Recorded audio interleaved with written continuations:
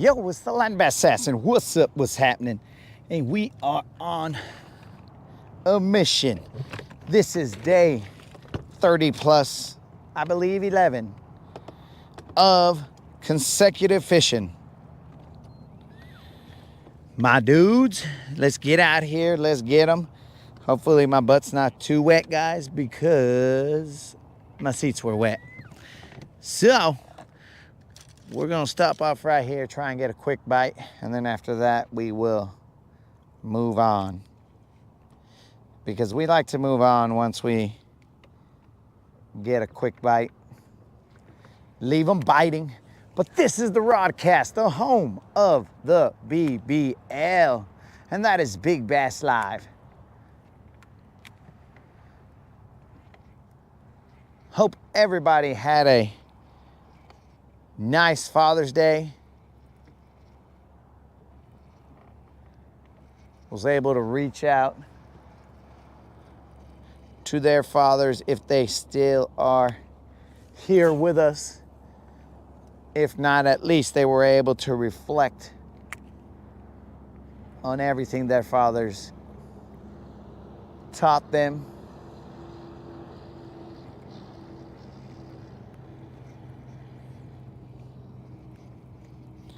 Yo, what's up, Al? Good morning.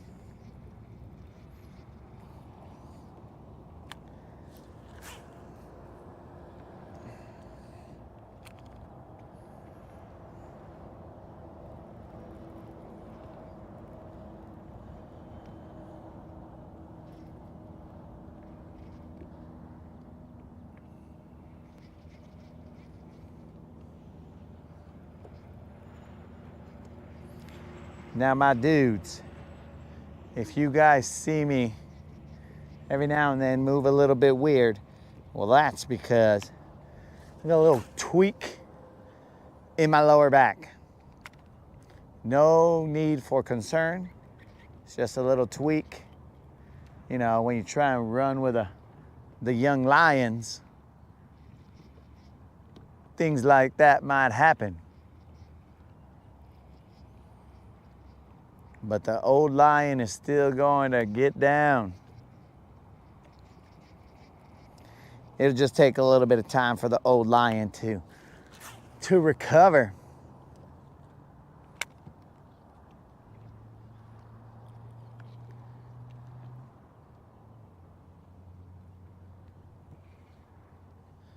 It's just, you know, the old lion wasn't expecting to run with the young lions, and there was no preparation. Poor lower back was all like, oh, we're just gonna go to 100. Oh, that's not a problem. Let me see what I got in the tank. Oh, that is correct, Al. Rise and shine. It's fishing time. We are on Sunset Hump. We are just gonna try and get a bite real quick. That way we can continue our non-zero streak.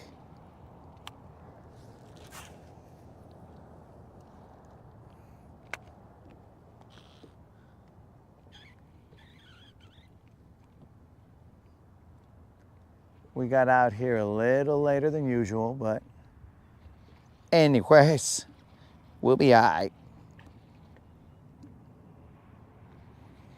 We will probably be on here till about 11 or noon because I have to go and address some adulting.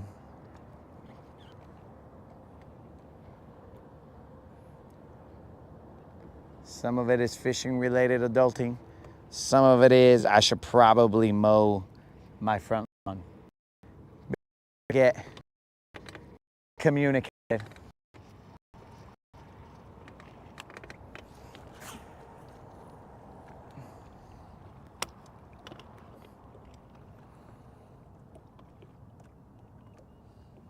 Today is 41 days. Moderator, it is 30 plus 11 days.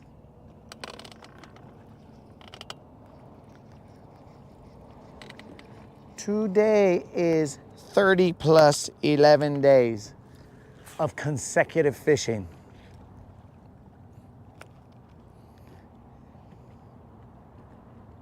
Now, one day, we will have to go back to reality. I can only tell you that today is not that day.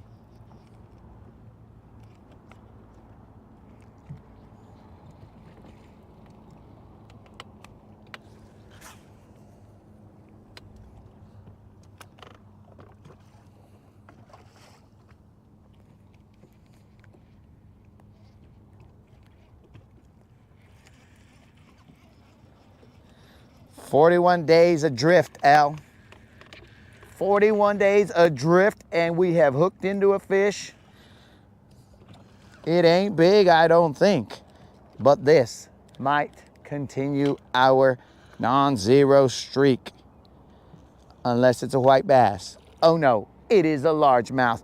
And there we go, guys. Let's have a waterside chat here. Hopefully it stays hooked. Why is this camera not turning? I don't know, but it's tough having a one-man show. Let's make sure we don't tweak our back anymore. This fish ain't too bad. It probably is a little Juan, but anyways, we will continue to try and land this fish. Come on, vato. Come this way. There we go, guys. We have caught ourselves a fish on Monday, continuing our non-zero streak.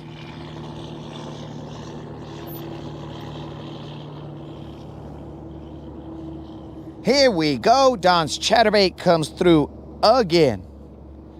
Don's chatterbait, Simba, has come through. By the way, guys, I saw The Lion King last night. Just FYI. It's neither here nor there. But I did see The Lion King last night. Oh, we got ourselves. We're going to start today off with a Little John, because this fish is okay. There we go, guys. We start off with a Little John. And apparently we start off hooking ourselves everywhere, left and right. We got ourselves a Little John, homies. He's okay. No tag. So, thank the good Lord we did not zero today.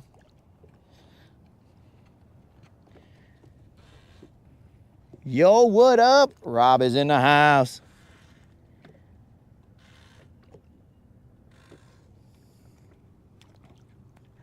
So we are unaware as to how long the non-zero streak is. It is probably into the winter time.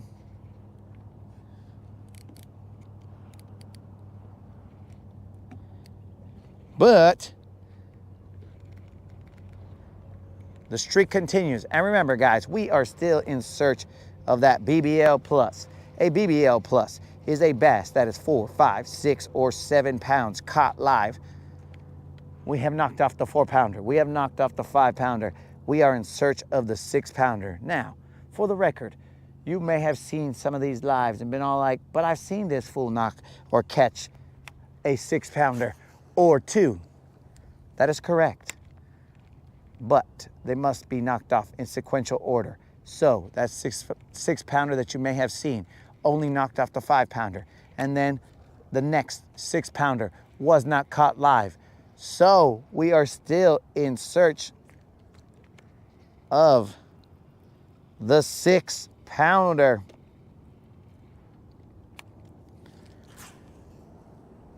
And if we catch that 6-pounder, guys, we will be paying out a $50 Bass Pro Shop or Tackle Warehouse gift card to some lucky winner from those watching the live.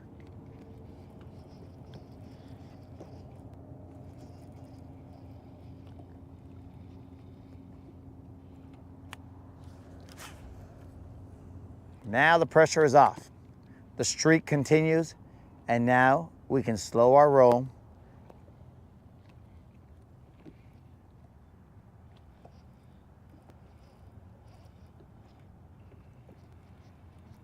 and fish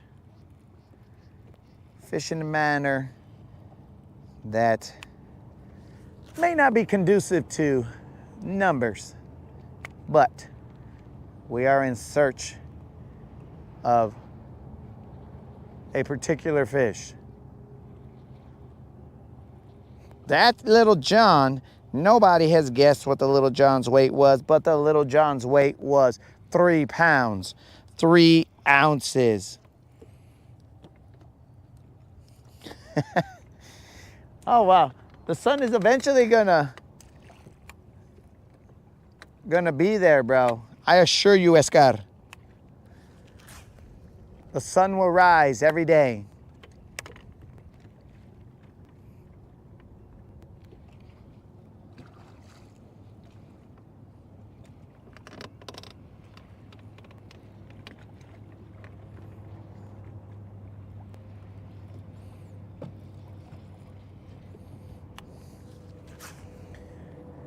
Let's check and see where we're at. Okay.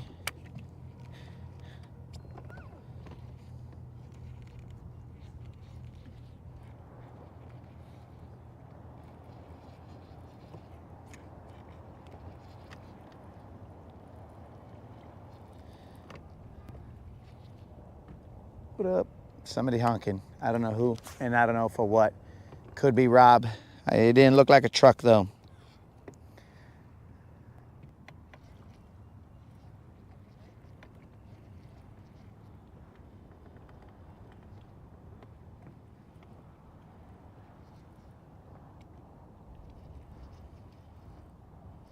So hopefully everybody's having a good Monday morning.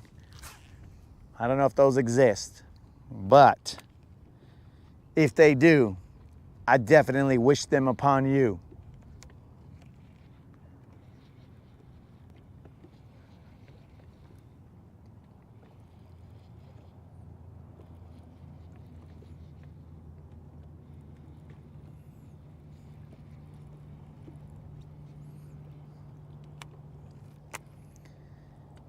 I think Simba, underneath the water, he might do some spins or two, because I haven't seen him spin much in the air as I cast him. But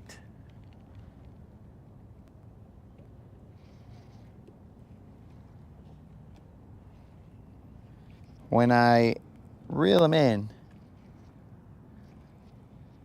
every now and then, I think it's only when I reel him in too fast.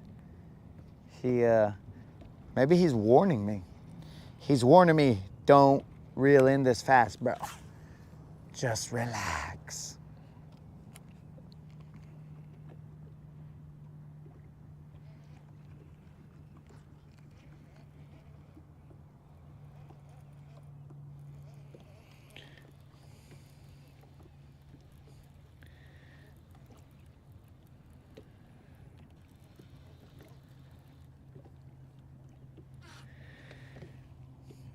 We got a pickup retired guy tournament this week. I think the worst, toughest lake in the state. Oh. The challenge. The challenge is before you, Al.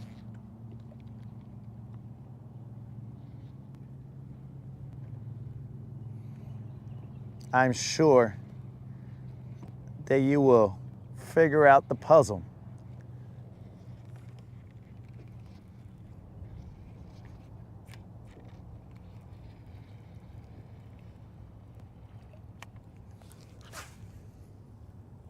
I have no doubt, my friend.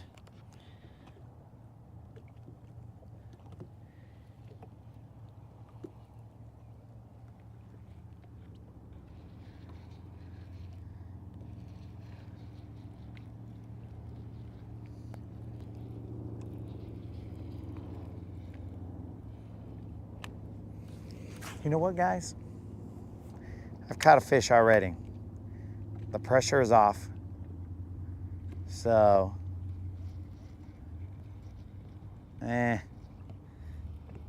I was very tempted to waste my time with a topwater.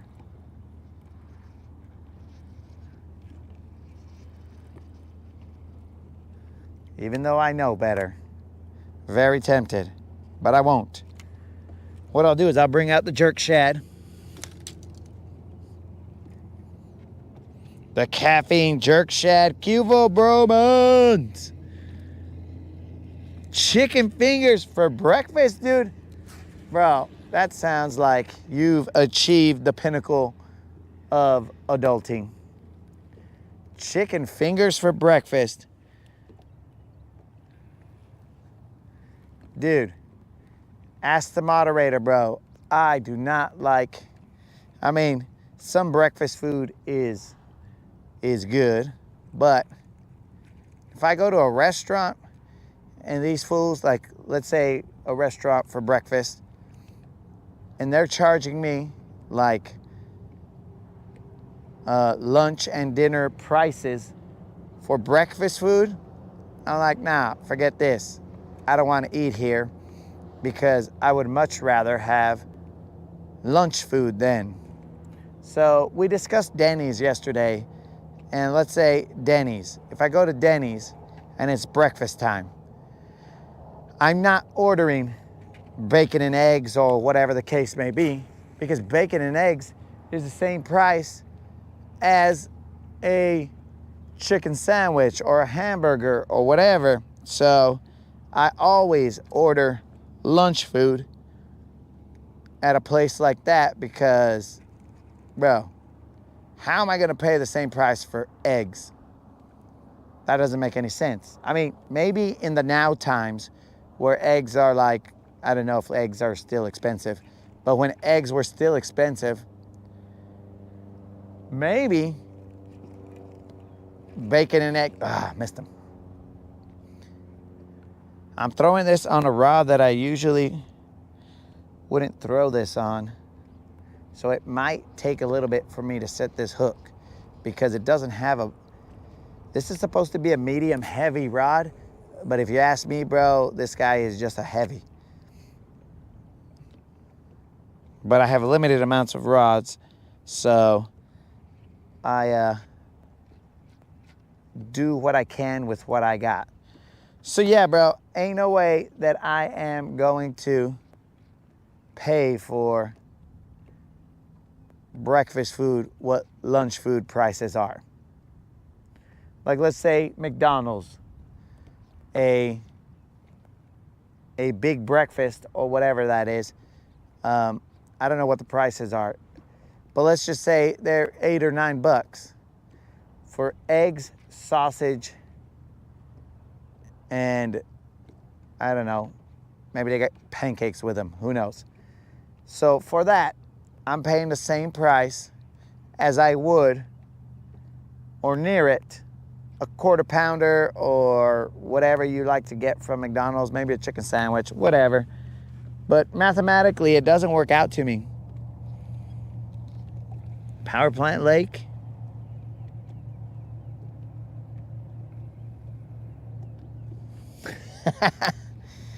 Do it, bromance.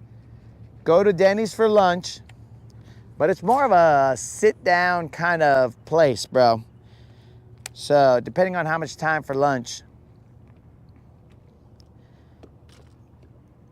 how much time you got for lunch, bro, that'll determine if you can. I guess you could order it to go. I don't know. We just usually go and sit down. But it's gonna be like diner food.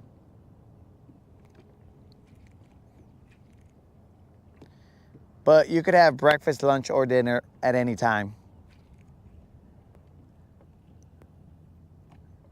But I'm telling you, bros, that is why Bromance has unlocked adulting level 100 chicken fingers for breakfast. I would much rather eat regular food if I'm paying regular prices. So like Chick-fil-A, that's one. These guys have a breakfast like chicken chicken biscuit or something, right? And that breakfast chicken biscuit is almost, or at least the meal, is almost the same price as the chicken sandwich meal. If it is not the same price, it is extremely close to it.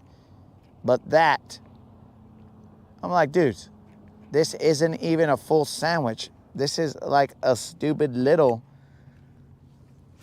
breakfast chicken biscuit. But I gotta pay the same price. So that doesn't make any sense to me. And that is where I say, I'll just wait till lunch. It makes no sense.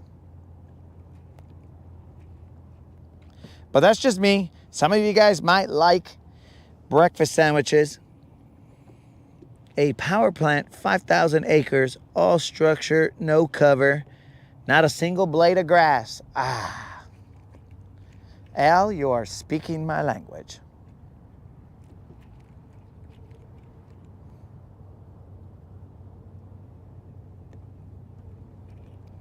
Not a single blade of grass.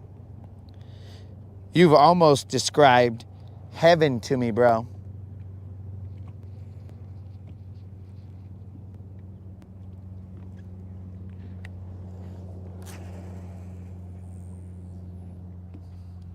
You got the radiated fish. You got the no grass. Yeah, I don't think this is going to work on this rod.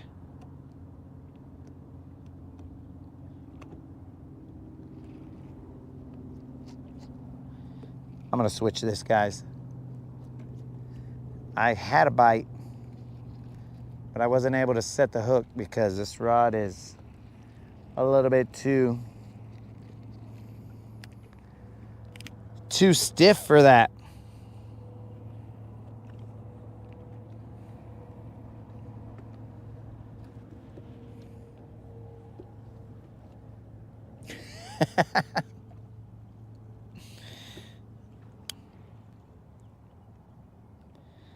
Now, romance. Remember, this might be a difference between American Denny's and Canadian Denny's.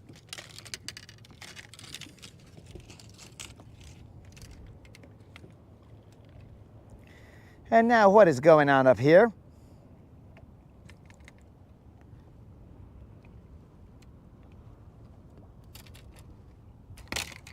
There we go.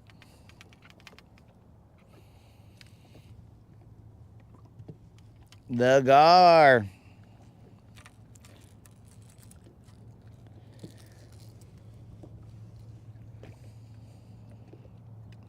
$50 feet deep. All right, bro. That might be, now the depth, that might be a description of the inferno rather than, oh, would you look at that, guys? You could use your seat location to hold your rod while you tie. But I'd still be careful because if that rod slips out of there, it is going to hook you, potentially. But look at that.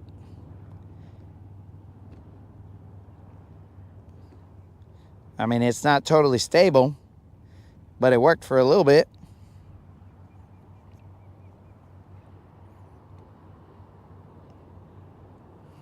Dudes, bromance, we got to call Denny's and ask them for a sponsorship.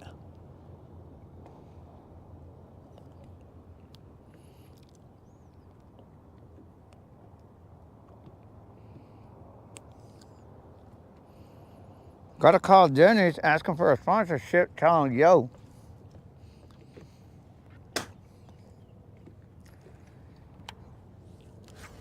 We were discussing your restaurant, and we were able to generate business for you, Denny's. Come on.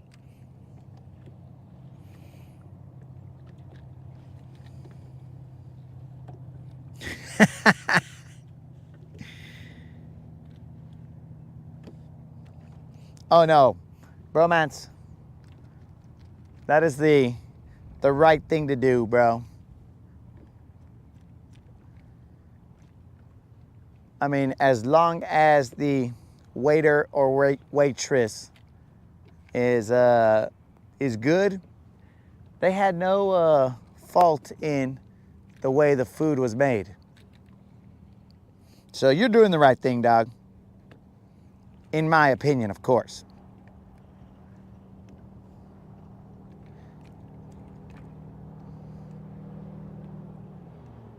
Now, if the waiting staff is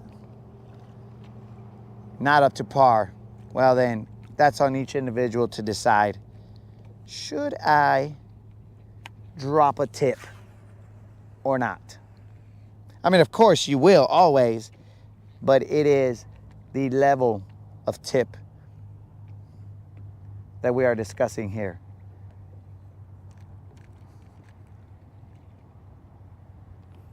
The quantity.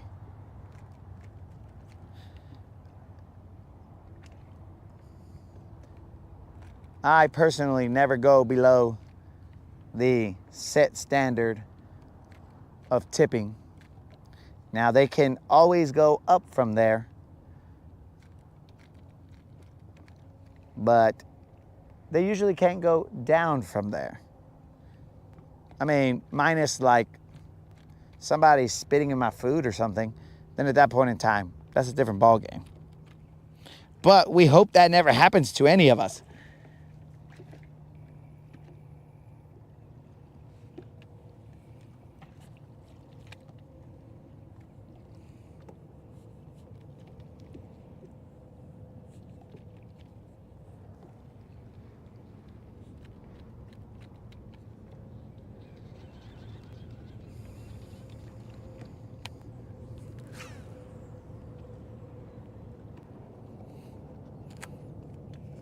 I'm gonna have to get out my predator band so that my tweak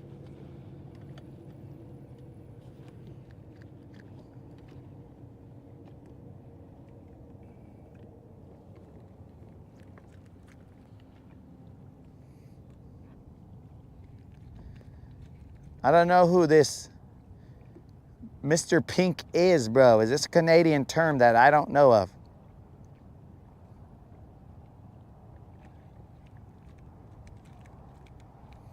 Is this the part of the show where we start learning? Might be a little too early for me, but I'll try. Guys, right now we are throwing a caffeine shad.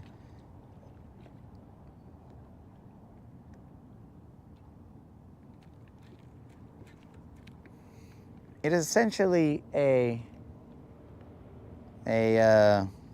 fluke, but salted so that it goes down a lot faster. I don't really like flukes because they just stay on. I mean, they take a long time to sink, so I have to work them high in the water column.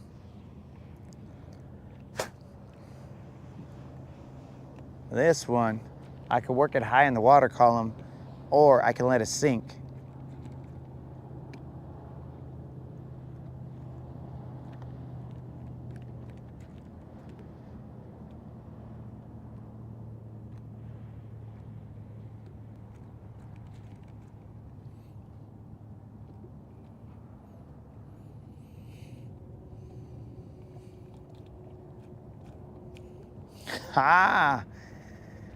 Takeout places.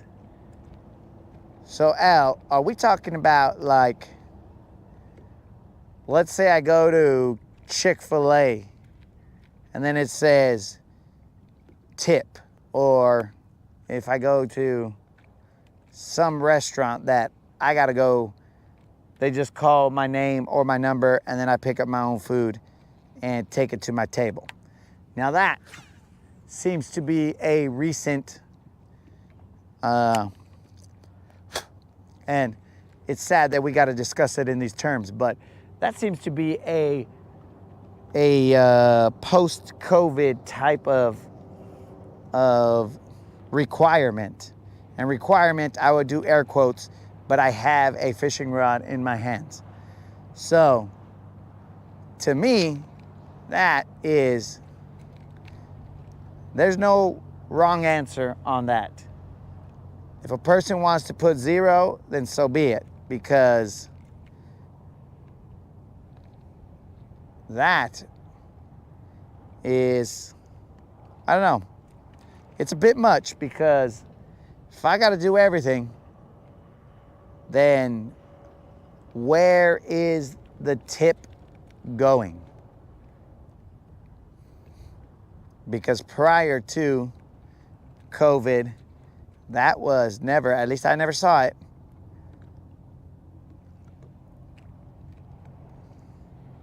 That was never an issue.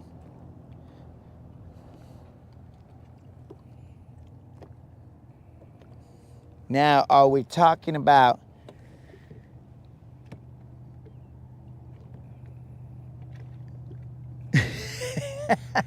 all right, so some dude doesn't tip and bromance doesn't like that. But now, are we talking DoorDash or something like that? Because that has always been around in terms of the pizza delivery person, right? So they bring your pizza so that you don't have to go out there. Now, that tip is understandable. Even though restaurants had started putting like a delivery fee. Well, I'm like, whoa, who's getting this delivery fee? Why are you charging me for this delivery fee? And one, not at least sharing some of it with the driver. So those are two different situations. DoorDash or something where they bring it to your home, okay, I'm more inclined to tip. If I'm at a McDonald's or Chick-fil-A or whatever, I'm less inclined to tip.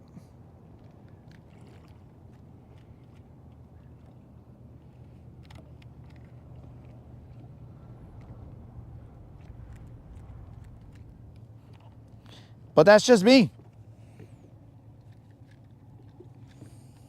Oh, bro. So those, yeah, a sandwich shop or an ice cream shop, I think they fall under the same category. I'm not really inclined to tip there, but that might just be me. The best ones, bro, are the ones where they're like, they do the whatever, and then they turn it towards you so that you could choose a tip or no tip at that moment. Because at that moment, and maybe it's just like a standing on principle thing, I'm like, bros, that's a lot of pressure for me to be determining tip or no tip while everybody's waiting for me in line and all eyes are on me. I'm essentially Tupac, all eyes on me. And I'm like, trying to figure out tip or no tip. But after the first few, where I was all like, okay, this is the first time I've seen this, let me just put a tip. So after the first few moments like that, then I slowly started to, as I was eating my ice cream confused, I slowly started wondering, what did I just tip? What just happened here? Because here's the other thing. Here is the other thing, guys. We got to think about this. Most waiters, waitresses, whatever, the majority of their money comes from tips. Now, those people who are at the cash register for like Chick-fil-A or whatever, their money doesn't come from tips. Their money, and I don't even know if Chick-fil-A does the tip or no tip. I just keep saying Chick-fil-A because I don't go to many restaurants. So, yo, what up, Colin? So, that staff does not get the majority of their money from tips. So, they are paid the hourly rate, whatever they get, right? So, that right there makes it a little weird. Because those who are trying to make a living off the tips, well, okay, then I got you. That makes sense. But those who are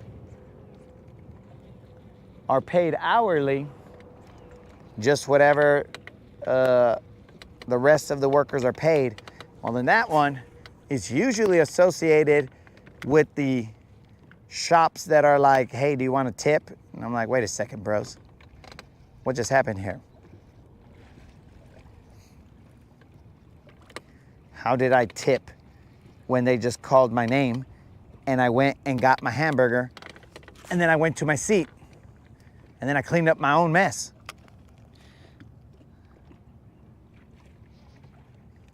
Those are two different situations. But like I said, the first one, they got me and I was all like, all right, cool. But then as I confusedly,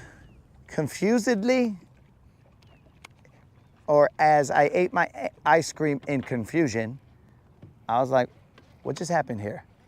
How did I just get taken for more money? I don't understand. But I mean, that's probably a confused look that I have on my face all the time. How did somebody take me for money?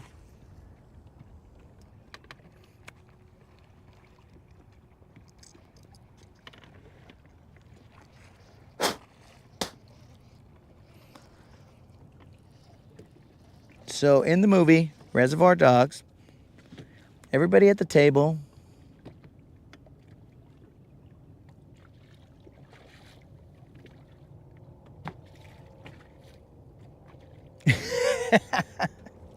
oh, well, thank you very much.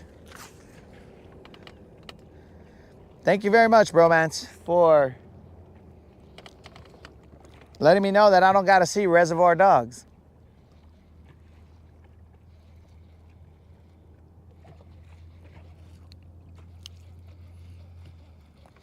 Dude, so one time the moderator and my brother, like, they were both, well, so here's the thing. My brother doesn't read that much, right? I mean, clearly, we're from a machismo culture, and so we're going to make fun of each other all the time. So my brother, all of a sudden, decides, oh, I want to start reading books. And we're like, what a wuss, he reads books, blah, blah, blah, this, that, and the other, right? Well, either way, he ends up reading, I believe, Reservoir Dogs. And then he talks to the moderator and says, oh, do you like reading too? But 2 was kind of weird because, like, that is the first book I've ever seen that fool read in my life. I assumed he read other books, but just giving him the benefit of the doubt, that's the first one that I had seen him read it in my life. And to do it for fun, then I was really confused. But either way, he talks to the moderator, and the moderator's all like, oh, yeah, I like to read, and blah, blah, blah, because it's okay for the moderator to be a nerd for multiple reasons. 1, she's a girl, so that's cool. If you want to be a nerd, don't worry about it. 2, we're from different cultures, so be a nerd, that's fine.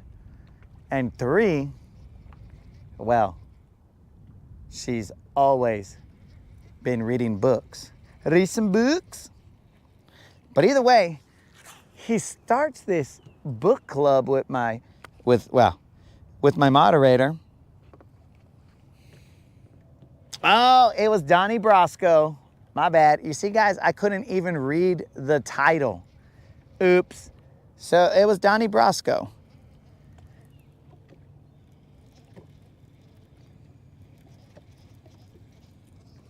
So it was Donnie Brasco.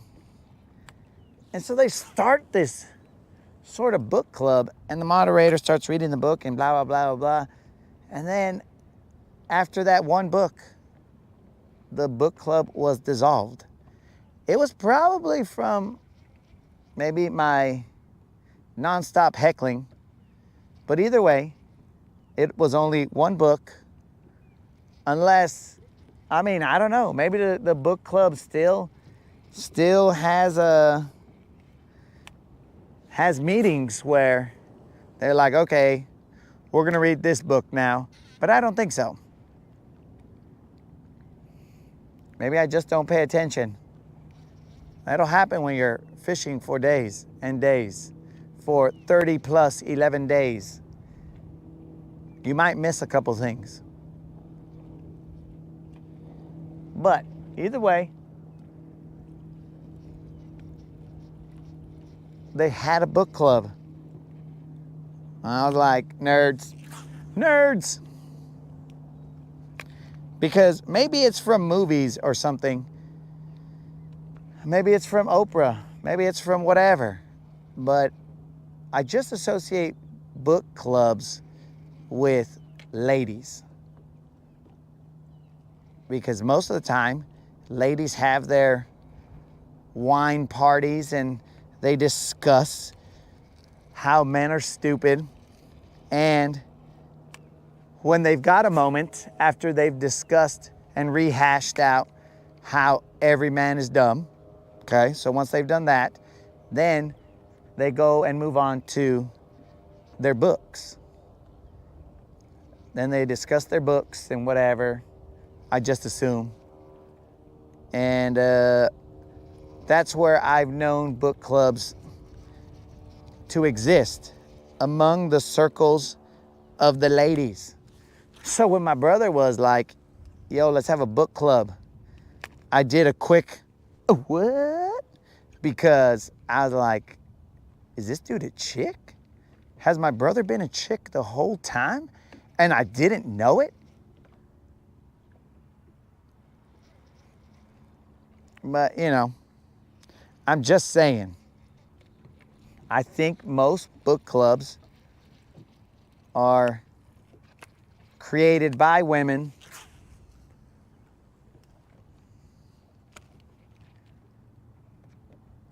I mean, there might be a stray dude in there.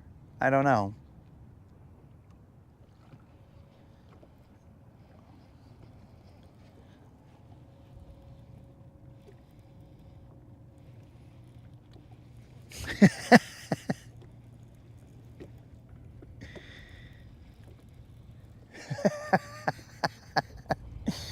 Romance. I don't know if you're better off or worse off for being allowed to express emotion. I don't know, because to each culture, they have survived this long, so not one is better or worse than the other. But I'm just saying, in order for me to have gotten to this spot, emotions were not allowed. So to me, I'm like, all right, that's cool. It got me here. But since you were over there in England, which is a place I've never been, over there maintaining the Queen's garden, then that allowance of emotional expression, well, it got you to England, dog. So that's good on you, bro. I've never been to England. In fact, I may have never been to New England. I don't think I've ever been to New England. New or Old England, I can only tell you I've been to New and Old Mexico. I've been to both of those. So There's that.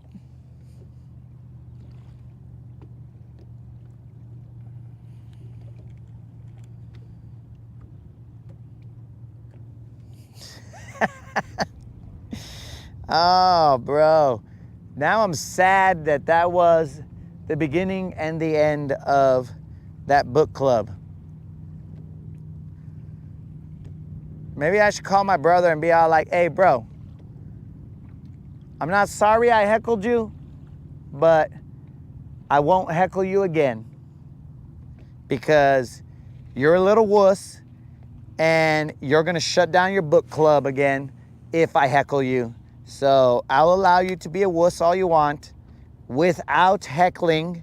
So commence your wussing around.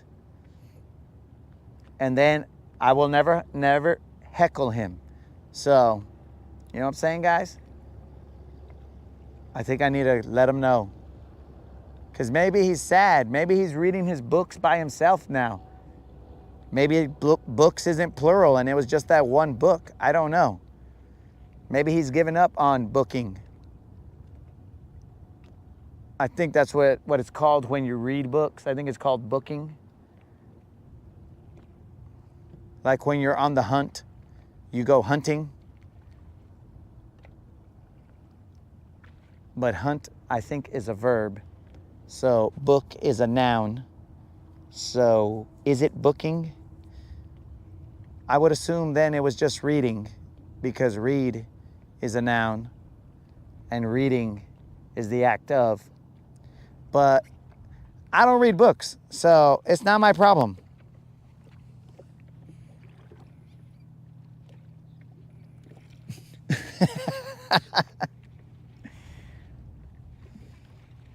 Oh, I appreciate that bromance.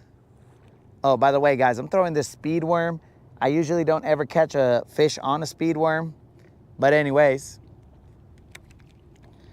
you got to give different things a try, you know, like reading books, stuff like that.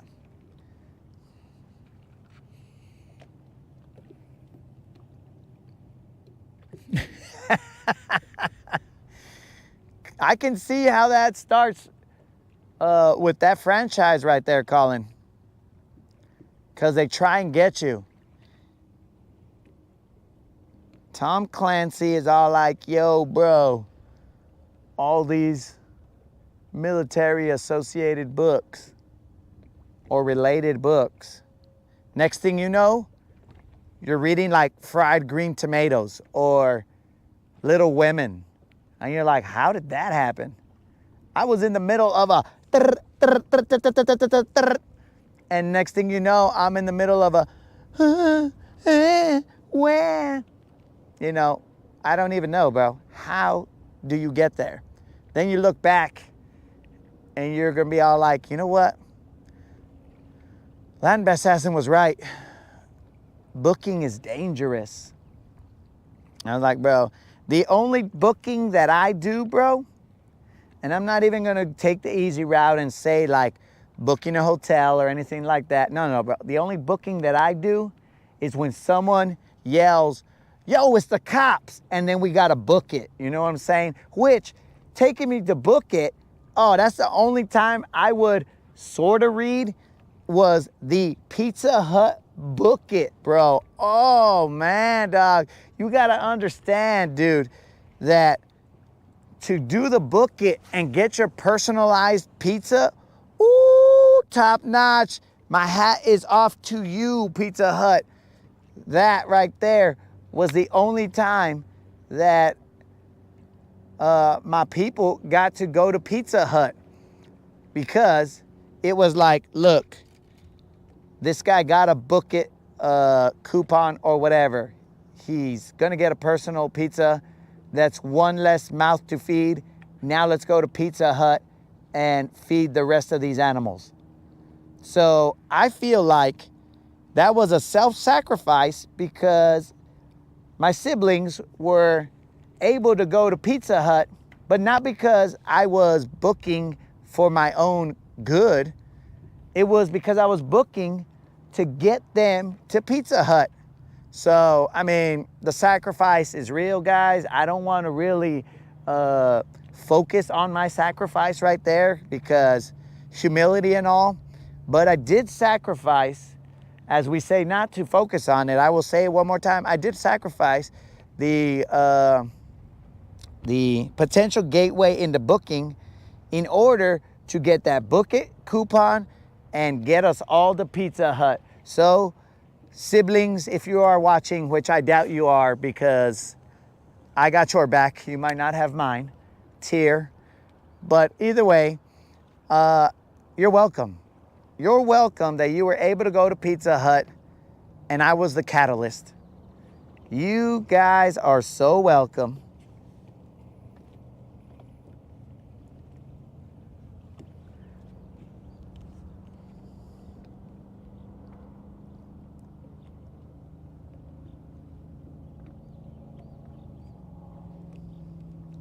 Yes, Clancy is some of my favorite booking. I agree. My dad didn't read much, but he tried to read the Tom Clancy's. What up, Krill?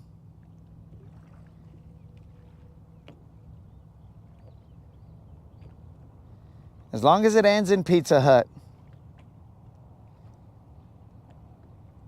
Also, Colin, I had a nice little laugh after I saw that on Father's Day. You told your pop, Happy Father's Day. It brought joy to my heart, dog. Yo, Al, you remember that Pizza Hut? Dude, bro, that Pizza Hut book it, dog. Ooh-wee. That was when I knew sometimes you gotta sacrifice, bro. Sometimes you gotta sacrifice por la familia, bro. I had to go and read these dumb books. I don't even remember what they were. I had to read these dumb books. Here's the other thing, guys. Now that we're on booking, I don't know how we got on booking, but I also have a theory as to why I am so opposed to reading. And I believe that this theory, it's correct.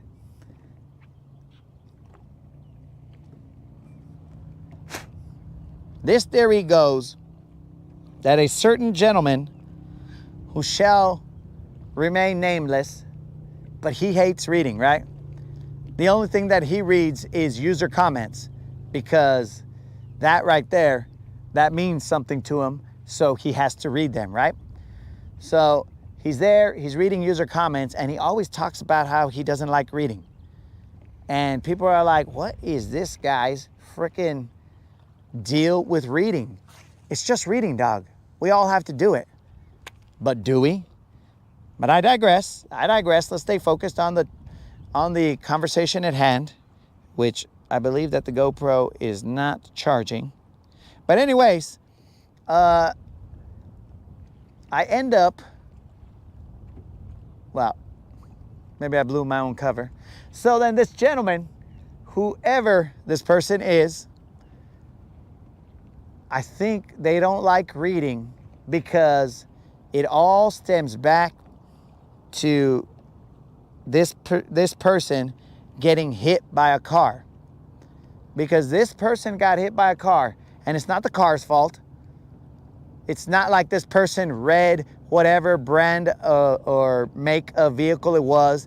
They didn't read, Chevy, boom, I'll never read a word again. Ford, boom, I'll never read a word again. That's not what happened. I believe when that gentleman found out that the person who had hit them,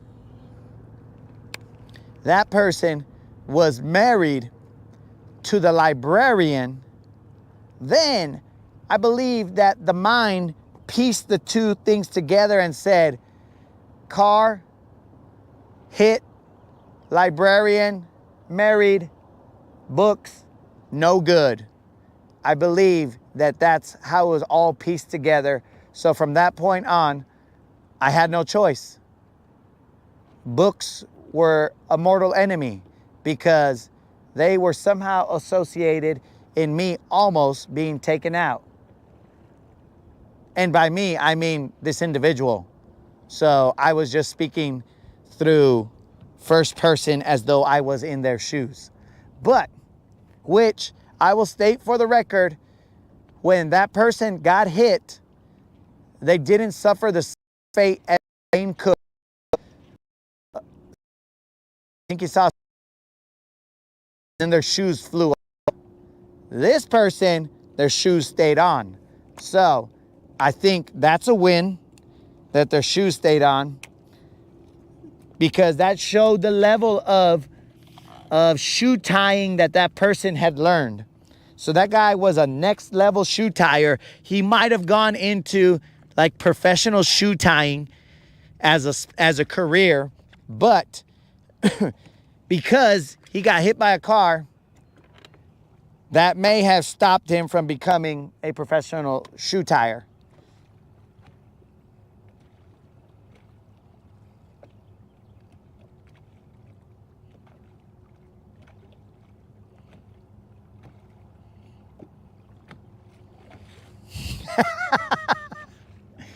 Bromance was bit by a chihuahua, and at that point in time, he couldn't eat Taco Bell for a moment. Well, Bromance, you have gotten over your fear. You've gotten over your fear, so you have healed, my friend. But this gentleman, who, I mean, we all don't know this guy, but this gentleman, he might not have healed from this car accident. I mean, probably physically, mostly, but not entirely, probably, potentially. But, like, that's right there, bro. That's true healing. That you can go to Taco Bell and eat. I can respect that, bro. I mean, this gentleman can get into cars and cruise around. This gentleman can also be around traffic. So, you know, there is healing there. And this gentleman has gone into a library. Dudes, I got it. I got it. I now know that libraries and books are not a good thing for me. It's all starting to make sense because, guys, now let me tell you, as I always tell you, 100% true stories. Hey, Colin's learning Spanish. Yes, Colin. The Dora the Explorer session of the Rodcast is helping people learn other languages. I like that. That's what we're here for, guys. So that we can all expand our minds.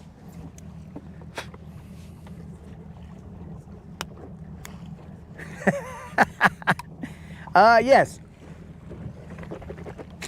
Romance, this gentleman can go into a Barnes & Noble. But this gentleman usually only goes into a Barnes & Noble to like get some sports cards. That's about it.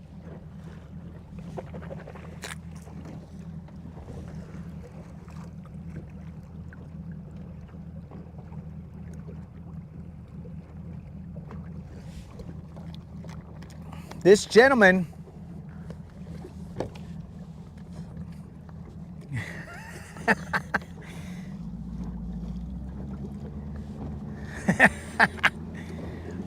so this gentleman can go into Barnes & Nobles. Mostly, the first time that this gentleman went into a Barnes & Noble was holding the hand of the moderator. I mean, his moderator. I don't know who this guy is. But holding the hand of his moderator, and his moderator pulling him in there, and he's fighting. He's fighting, and she's all like, it's gonna be okay. Why don't you wanna go in here? And he's like, no, I can't. And she's like, please, I just wanna go read this book. Let me go. And she wouldn't let him go. But I'm gonna tell you right now, guys, men will do stupid things for, let's just say, deep regard for women, right? So they will do stupid things for, I think the word is pronounced a love. Ooh. So they'll do stupid things for a love. And so he braved his childhood fears and he got dragged into a Barnes and Noble, bro. And he was just like, oh my God, oh my God, oh my God, this is not good. But the whole time he put on a brave face, guys. And as soon as I get out from the other side of this bridge, I will continue on with the rest of my story, my true to life story.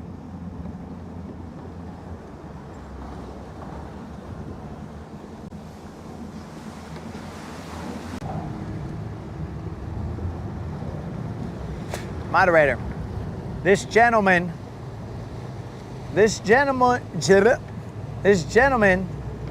not tie his shoes anymore because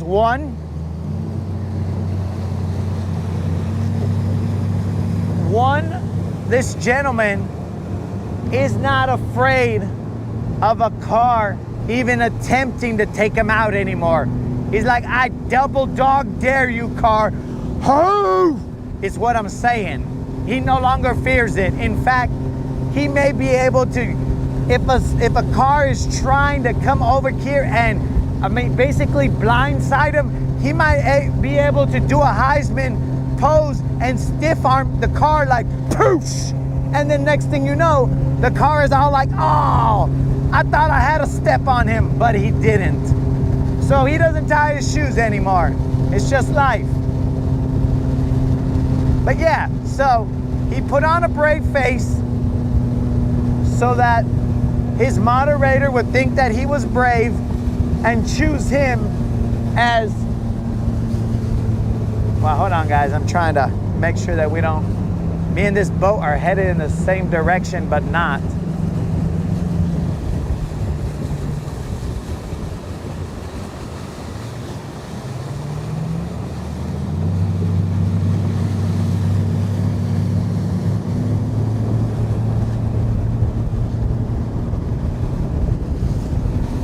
Okay, so we're back. So yeah, here's another true to life library story, guys. Now, Rob, I don't know if this is a tearjerker, bro. It may be a tearjerker, but not in the right, from some hearty laughs. But we'll still try and put that hearty laugh spin on it, dog. So one day, a gentleman who shall remain nameless, one day that gentleman was, he was young. He was in, let's say, high school. And I can tell this story because it is about a single gentleman. And that gentleman's sister will probably not get mad at him for saying a story that is about other gentlemen. So, currently I can't read any comments, guys, because you guys are on the floor, which is probably safer for me not to read comments while I'm cruising down the water. But this gentleman was in high school, and for some reason this gentleman had to do some kind of a report. And this was in the days where the internet either was only a rumor whispered you heard it whispered in the hallways.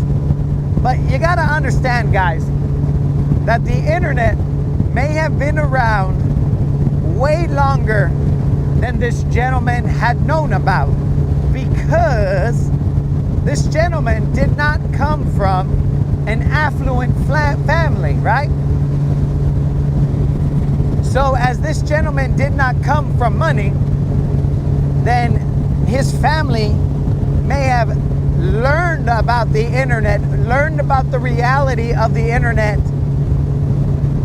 and it may have taken a little bit longer for this gentleman to ever see the internet and the interwebs. So this gentleman was forced to, if he had to do a report of some sort, this gentleman was forced to go to, I believe they call them libraries. I don't know the exact pronunciation, but a library. He had to go to a physical library, right? It kind of sounds like a quarry of some sort. You know, like you got to go do some work at the quarry. Hey guys, we're going to go to the quarry. We're going to go to the library.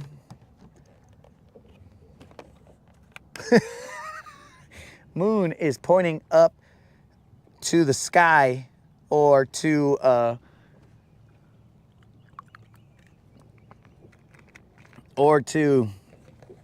Bromance's comment and saying that Bromance comment was number one. I have no idea. But either way, let us continue with our library talk. So this gentleman, guys, and I say gentleman, when I say that, I mean it loosely. This gentleman, because at the time, he was not fully curated. You know what I'm saying? Like he was still being molded. He was learning the ins and outs of life. So a true gentleman, he was not. Though the foundation was there, he was not a true gentleman in the truest sense of the word. Of course, he would open doors for the finer sex. And by that, I don't mean that he would only open doors for chicks that were fine. You know what I'm saying? Like chicks that he didn't have that kind of attraction to. He was all like, nah, bro, you open your own door. No, I don't mean that.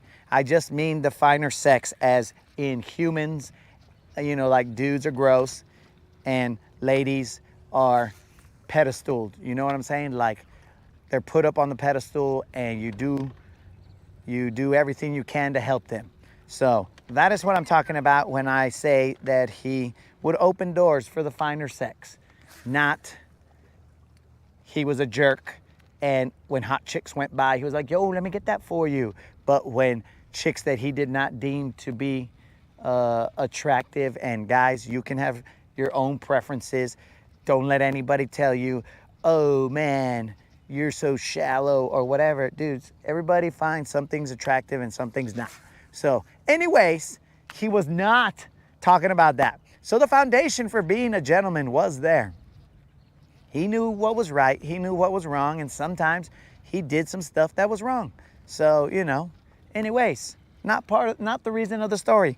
So this vato, he's there. He's at the library learning his gentleman ways. But he's there at the library trying to freaking do some stupid report. And dude, he's there like on a Saturday. So he's like really mad at this point in time. He's like, are you kidding me? I gotta be doing a stupid report right now. Because he does not know of the internet because he has to look in encyclopedias and stuff that are in the library. Because being not from an affluent family, he had to do it the old school way. So he goes, he's doing his report writing, his research as they call it. He's researching different topics, different things, and he's minding his own bees, bro. But he also comes from the streets, dog. So he's got, Spider-Man has his spidey senses. This individual had his streety senses. You know what I'm saying? So he was all like, something's not right. I feel like this situation is not right.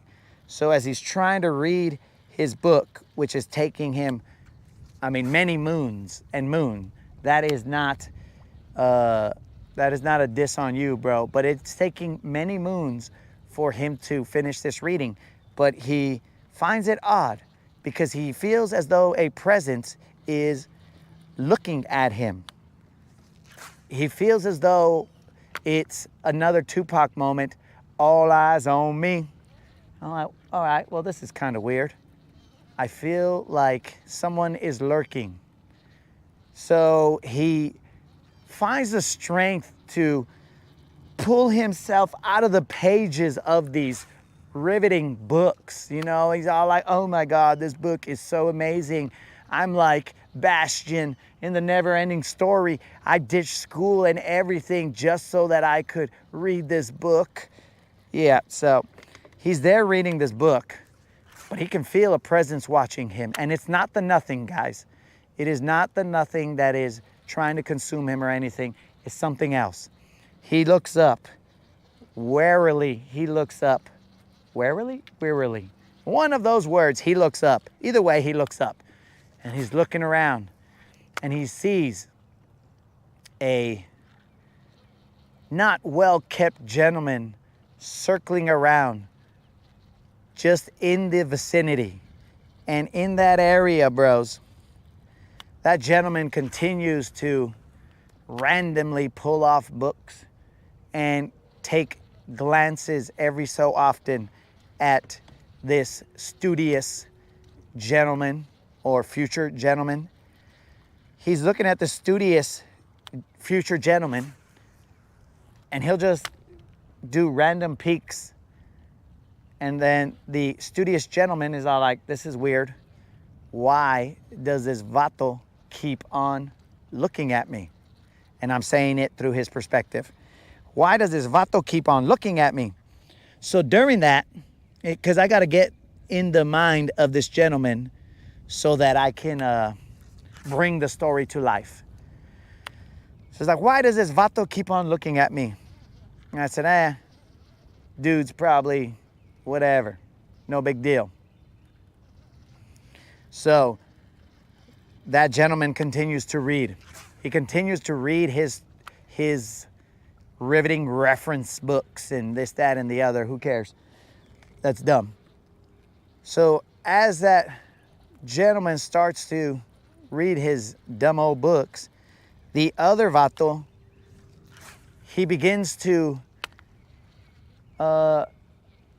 shorten the radius of his circle in which he was hovering around the studious gentleman. The radius starts to shrink. And this person who's got his streety senses going off is all like, something's not right. Why does this vato keep on getting closer and closer and closer? So in hopes of this just being a figment of his imagination, he goes back into the never-ending story and continues to read, but keeping up his spidey senses. And as the the radius of this circle begins to shrink, it gets ever closer. And this vato, who is starting to hover like a bird of prey, starting to descend upon its target, the vato gets closer and closer and now walks past the table at which the studious gentleman was reading. And just out of the blue, ever so cautiously, a piece of paper, just in slow motion, bros. Watch as this individual is being studious, right here, being studious. The piece of paper falls on the desk or the table and rolls towards this person, the studious gentleman. In slow motion, it goes, and it just stops. And this street smart, studious gentleman held steady. He stayed in the never-ending story. He stayed in the never-ending story, did not flinch, did not give the vato, the hawk vato, did not give him any sign, any sense that the studious gentleman had noticed the little note that had descended upon his table. He held steady. He continued to read. The hawk continued to circle, making small glances to see if the studious gentleman would ever read the note. But the studious gentleman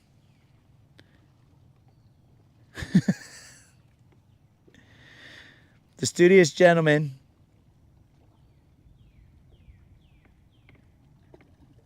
I believe, I mean, I'm not a wordsmither, a word geniuser, whatever the case may be. I'm not a word knower to know, but I would say streety is with like, with IE. That's what I would think, Rob. You know, that's probably a term that like chicks, like let's just say, chicks from a gang, they should be like, oh, that's my streety right there. Oh, I love him. He's my streety. You know, a little combination of sweetie and street. But yeah, so in case you guys want to use that, do your thing.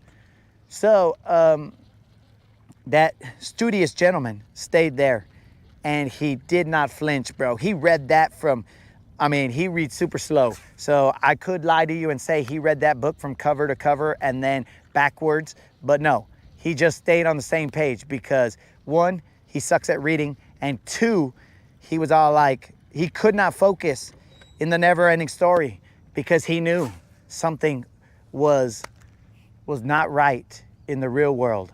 So he waited as the hawk vato, the vato hawk, continued to circle the library. He waited, and as a patient, I mean, basically the patience of a fisherman that he may later become. The patience of a fisherman, he waited and waited and waited, and eventually the hawk left the library. So at that moment, this gentleman had two options. This future gentleman had two options. He said, I can read this note now that this hawk has left, or I can just ignore it and be like, anyways. Because he knew that the note, who knew what was in that note, but also he knew that it would mean he'd have to read. So he was like, but I've already read this cover to cover. Do I really want to invest time in reading this note from the hawk?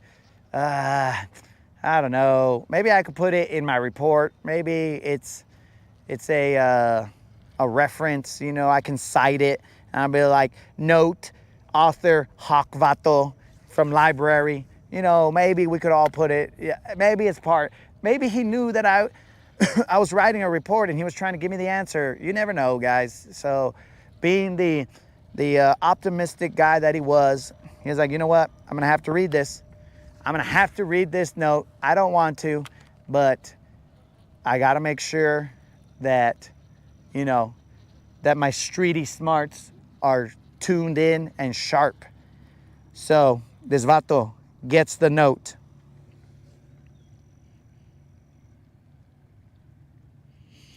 I'm reading right here. I'm gonna have to read these comments in a little bit. This vato, he gets the note and he reads it, guys. And as he reads the note, he holds back. He holds back a natural reaction that he had. There was a sense of urgency for his body to evacuate his last meal, but not through the, he would evacuate his last meal through the way in which it came. So he held back. He was like, ugh, what is going on here? And as this is a PG-13 show, the note read, come out to the parking lot and I will, how do we state this on a PG-13 show? Come out to the parking lot and I will, well, if you guys know the 50 Cent song, which is not directed,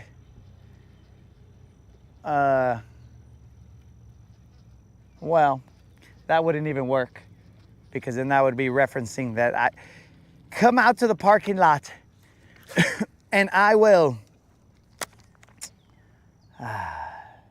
How do you stay this? It's a PG-13 show. Come out to the parking lot and I will.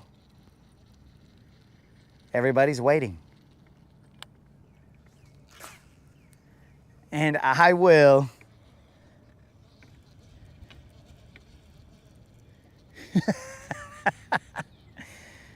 Come out to the parking lot and I will. I mean, I could just.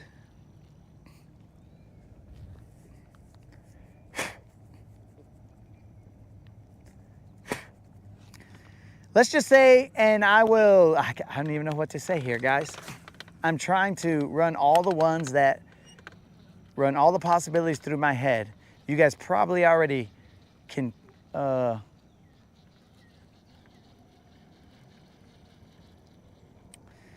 piece it together. Come out to the parking lot and I will blip, blip, blip, blip, blip. How do I do this?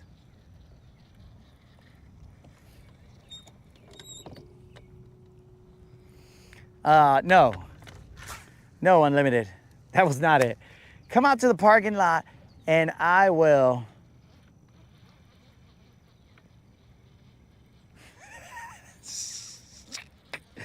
I'm not trying to draw the drama out, dudes, because if we were just all not PG-13, I would just tell you guys. But as it is PG-13,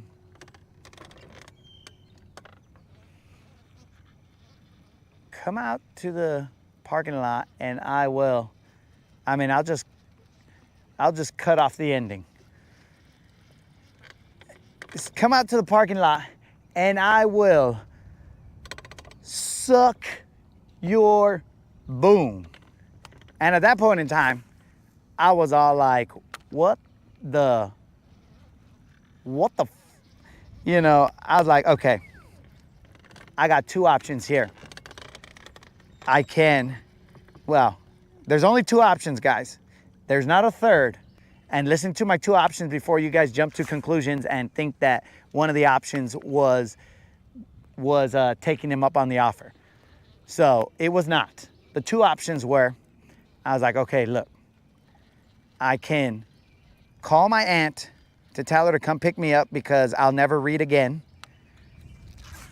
Or I can call the popo and, you know, let them know, have them come in, show them the note, and then that freaking come-around had fishing line on them. Show the popo, and then let's see if we can go bust the dude, right?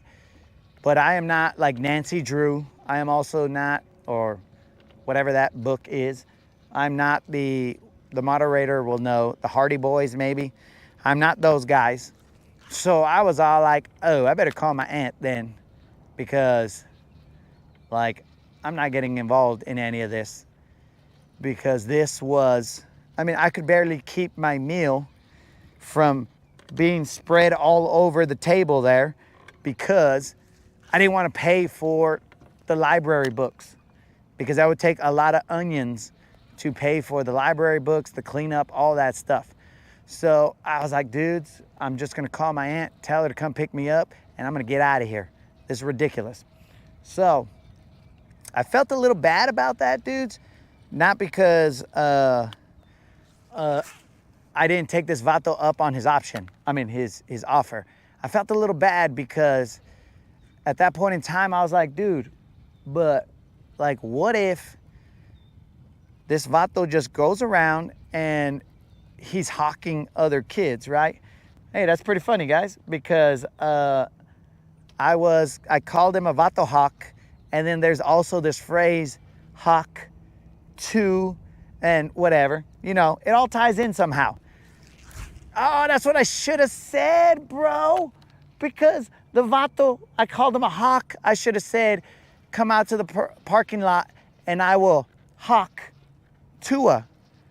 So that right there, dudes, that's how I should have tied it all together. That's how you keep it PG-13, because all I'm saying is the dude was a hawk. He was hawking around trying to get some prey, but the prey was smarter than him. But that's neither here nor there. So he ends up dropping that note, and then I call my aunt, and I was like, I shall never read a book ever again in my life. And then she says, why, mijo? And I say, check it out. And she's all like, and this is just me through this person's eyes. And then she's all like, oh my God, mijo, I will never leave you at that library again. And I'll be like, well, it wasn't your fault. It's not every day that a frickin', well, I hope it's not every day, that someone propositions a high school vato for some hawk action. And at that point in time, bros, I never read a book again. But that is through that individual's eyes, not mine. Because, you know, anyways. So yeah, bros, that happened. But I did feel bad because later on I thought, you know what? If there's somebody whose streetsy smarts is not, or streetsy senses, streety senses are not on, they might have done something and then they would have been missing. So what I should have done was set up a sting. I should have been there and I should have been all like, yo, officer, do not show a strong presence. Just come in here real quick. I can identify the perpetrator and then we will go from there. Just mic me up, officer, and we will go over there and I will bust this fool. But you guys have to allow me to use, you have to deputize me because I'm gonna have to use brutal force on this guy. And I gotta be above persecution, because if this fool tries to lay a hand on me, he could potentially be meeting his maker, because that will not be allowed. So I felt bad because others may have fallen for the trap. But, you know, I got out alive and without a scratch. So libraries, librarians, all of that, they're just not friendly to me, bro.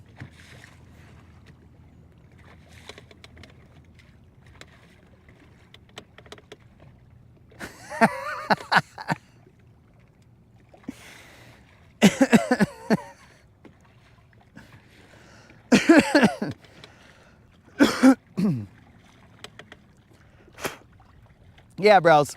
So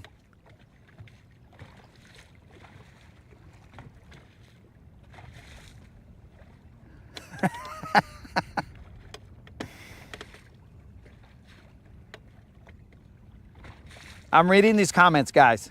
So that's what's taking me so long. I don't even know. I don't have a fish finder, so I don't know where we're headed, but we're going forward.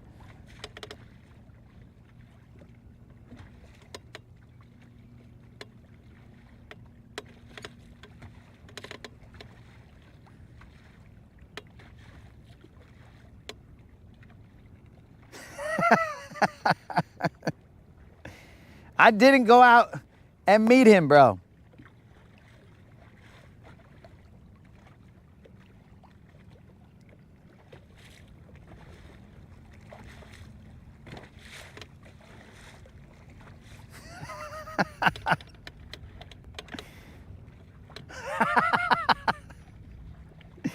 I think this is the story of when he first met Kendall.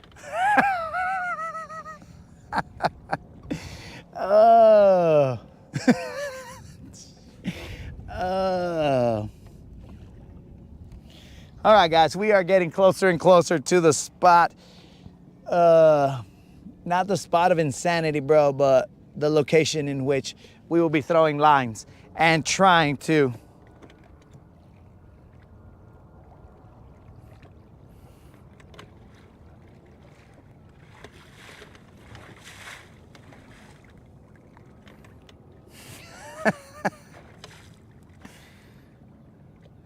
Tom, you're gonna have to rewind that one, bro. That one was a long story.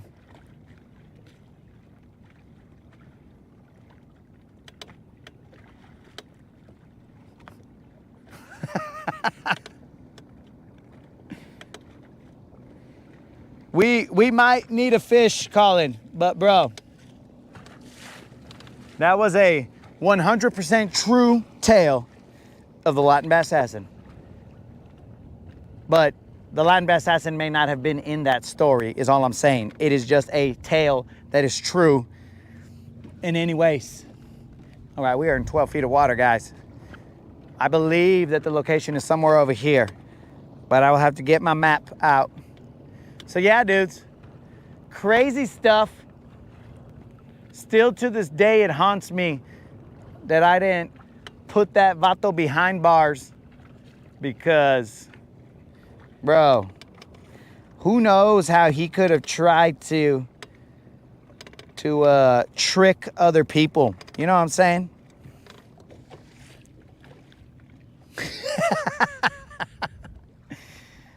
Oh, it's a Monday, dogs. It's a Monday. We got to start off with Maniac Story Mondays. Not Mustache Maniac, but you know. So I told you, Rob, that one wouldn't have been a straight tearjerker from laughter, though to me it was somewhat funny in some parts. Not the parts where the story got real, but you know, the parts like where he was a gentleman. I did it again. Where is he? Simba! No! I did it again, guys. Don, Simba is gone.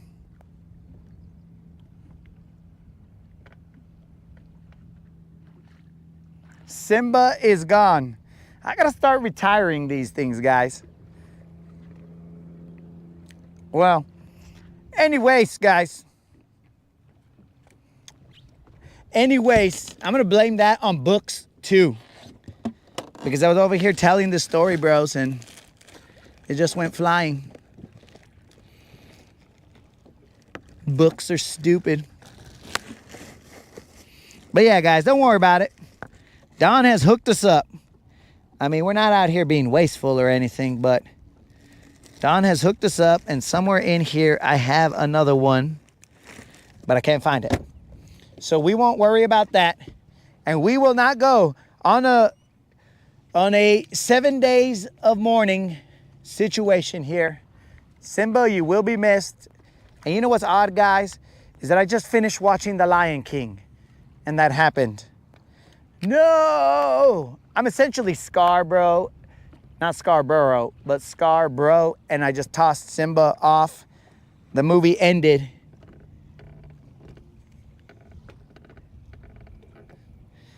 Oh yeah, Creel, it's FC Sniper, but I believe that the rod, I think that, I mean, that's like a 20-year-old rod. It keeps aging as we're going, guys. But that's an old rod, dude. And I'm thinking that keeps getting wrapped up on the guides. We'll have to see what happened. We'll have to see the tape.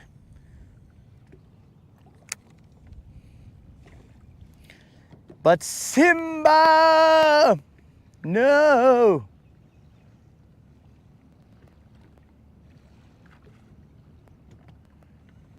Something is happening, dudes. I'm gonna have to investigate.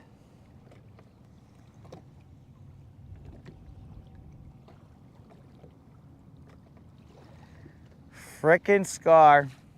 He got the last laugh. Simba is gone, ladies and gentlemen. That might just match up with the story time, guys. No! Monday, why? Why have you done this to me, Monday?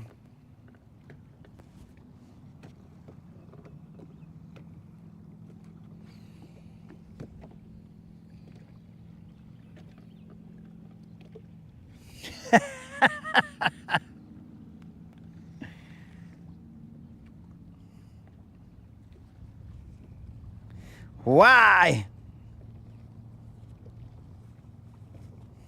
Yo, Rob, the Rodcast keeps it real, bro. Not every story is going to be a funny story. Some of them are going to be stories of unfavorable outcomes. Not that one was, because, you know, this dude came out unscathed.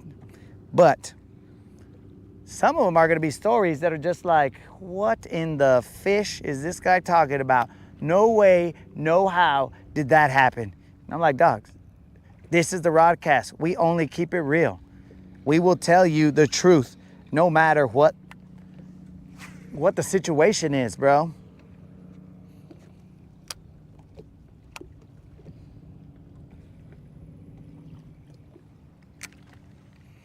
So yeah, that story was only compounded by the loss of Simba. Simba, you son of a... You know what, guys? Simba couldn't take the pressures of being Mufasa, so he just flew off the line, and I could hear it, bro. As he was flying, he said his last words, Hakuna Matata. What a wonderful phrase. And he just went flying, bro. It means no worries for the rest of your days. That's what it was, dude. He couldn't take the crown is heavy, dogs. When you want to be on this boat, the crown is heavy. So he couldn't take it, and he was like, yo, I'm out. You could have the Pride Lands. Hakuna Matata for me. And tell Sarabi, peace out. I'm like, yo, bro, I'm pretty sure you and Sarabi got kids and stuff. He's like, I'm out. I don't even care no more. Probably going through a midlife crisis, I would say. I don't know how long lions live, but I don't think it's that long. So he was probably going through a midlife crisis. It was like, yo, I'm out of here. I can't take it anymore. Fishing for this many days straight. Nobody does this, bro. I can't take it anymore. Tell Sarabi I'll miss her, but I'm out. So, guys, we have had the next person drop out in the 30 plus 11 fishing days. We had our fish finder drop out. We had Simba tap out. Now, Don's original chatterbait, that was an OG, bro. He didn't tap out. He got sabotaged. Oh, would you look at this little guy? You will not look at that little guy because he didn't make it into the boat.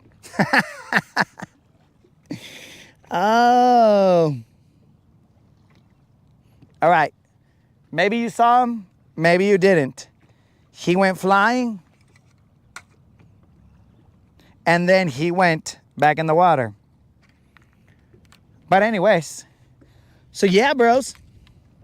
Simba has officially left Sarabi. Wait. No, not Sarabi. My bad.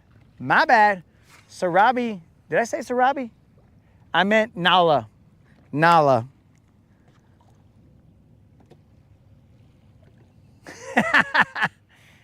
Moderator, hold on. Don't you get on your high horse of knowing knowledge, because these are lions. So we don't understand, or I haven't done a study on lions. So lions, possibly, they may mate with their moms. So do not get on your high horse of knowledge, because you might be incorrect. Now, I was definitely incorrect by calling her Sarabi when I meant Nala, but either way, I could have inadvertently been correct, because that's how I get through life. I just somehow come out smelling like roses, even though I was incorrect.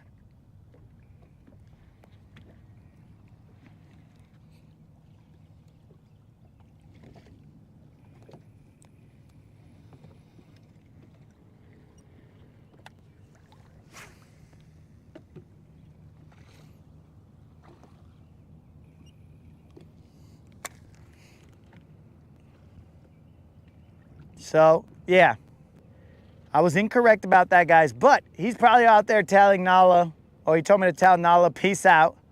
He's going to go with Timon and Pumbaa, and they're going to live as bachelors the rest of their lives, because it means no worries for the rest of their days.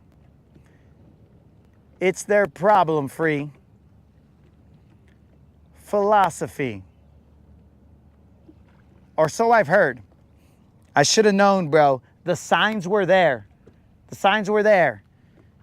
I saw Lion King last night, or at least portions of it. It should have told me, be careful. Simba's next. You got to read the signs, guys. They're there. That takes me back to whoever sings, signs, signs, everywhere there's signs. Do this, don't do that. Can't you read the signs? I don't know who sings it, but somebody sings that.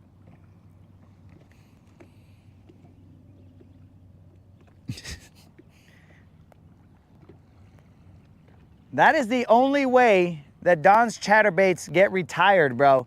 They get shot off into space because that's the funeral that is worthy of their efforts. They get shot off into space.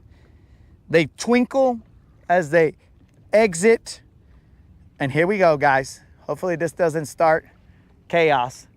As they exit the firmament, they twinkle. They twinkle out there. And enter their next life. Potentially, I could catch him if I throw a worm out there and I do it low enough to where I get hooked up with Simba. After I get hooked up with this fish. This fish probably isn't that big. But I'll tell you what, guys. This fish right here is a surprise fish because this is probably the first or second fish I've ever caught on these worms. I threw a different worm on there. I threw the speed worm, and I've never caught a fish on this worm. And if I have, it wasn't very many. So this is probably a little one. But guys, while I'm at this right here, if you guys want to enter the 2.5K subscriber giveaway, all you got to do is be a subscriber and put a comment in said 2.5K subscriber video, and you will be entered to win a $50 Bass Pro Shop. Relax, vato. You've been hook set by the Latin Bass Assassin dog. You ain't going nowhere, player. Keep it real. So this guy, probably looking like a little Juan. Apenas a little John, if possible. Oh, the last little John we caught, guys, was a 3-3. So let's turn the camera this way as we weigh this way. For those of you who are not bilingual, that was funny. But either way,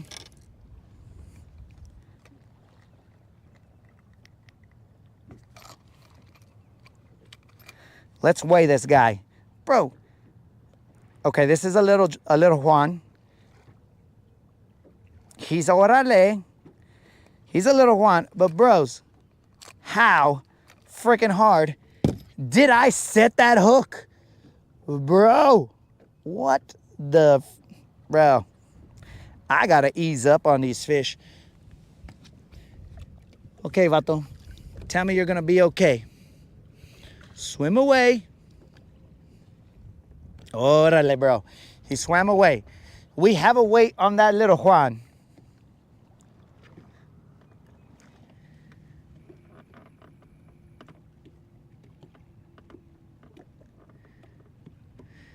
I thought it was a good movie.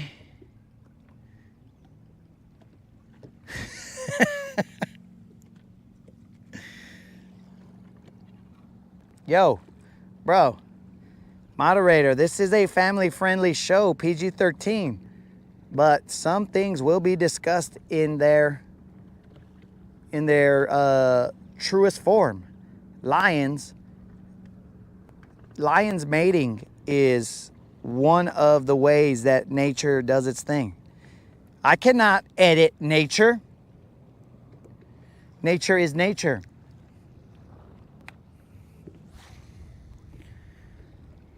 All right, guys, so we ended up catching one right here on this speed worm, I believe.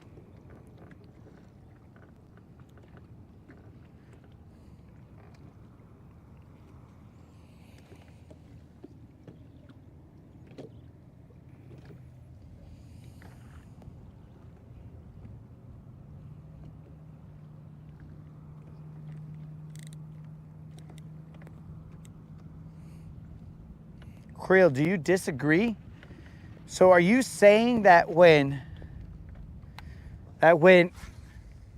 the National Geographic or Discovery Channel is putting those, oh, maybe it's because I didn't say it in a British voice. That's what it is. That's what you guys are having a problem with.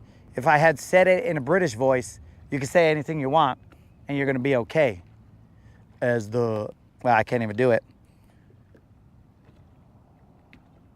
But if you say it in a serious British voice, then you're good. You don't got to worry about it. It's science.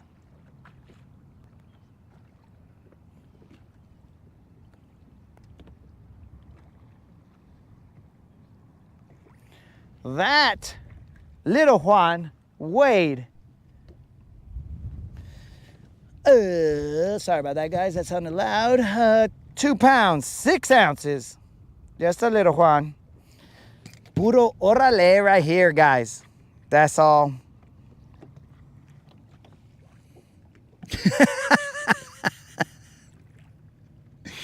Oh. Oh. Whoa, bros. Look at the size of the shad over here. Colin dropping 5 on it. Colin's got 5 on it. Fishing with Silver and me. Colin's got 5 on it. Grab your fishing pole, homie.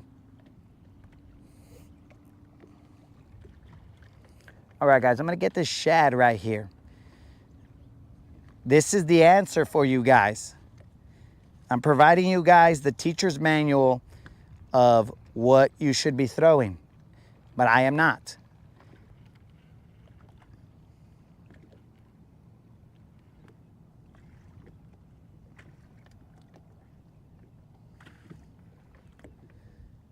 Come on.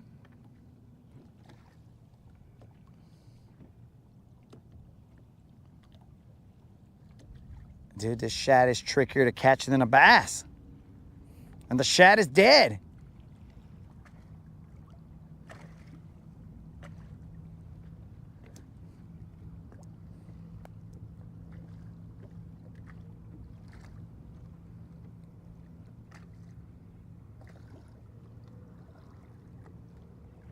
It was a... Hey. Come on, shad. Don't make me fall in the water so that Creel can get some joy out of. Watch out, little bro. He's close. He's close. I was in wrestling.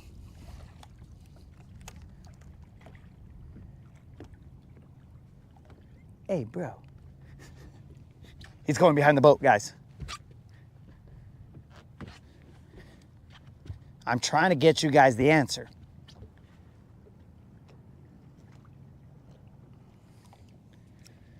Come on up, son. Are you kidding me, bro? What's taking you so long to get up here? Yeah. All right, guys, here's the answer. This right here is the answer. This shad right here has a little bit of iridescence up top. He's got kind of a little bluish, purplish situation up top. And he's got a little bit of a chartreuse line down the middle, if you guys can see that. Interesting.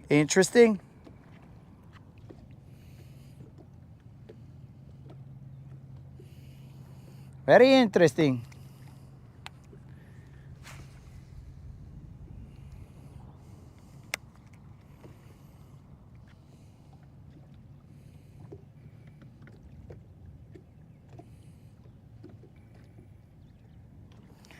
Krill, are you trying to curse me to lose my mic? Moderator, Krill's trying to cost some money. He's over here trying to speak things into existence, moderator. Tell him something.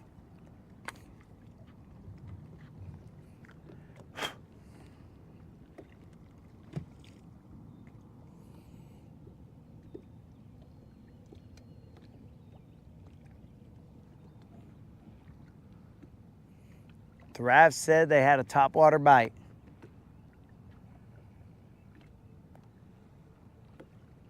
The legend is real.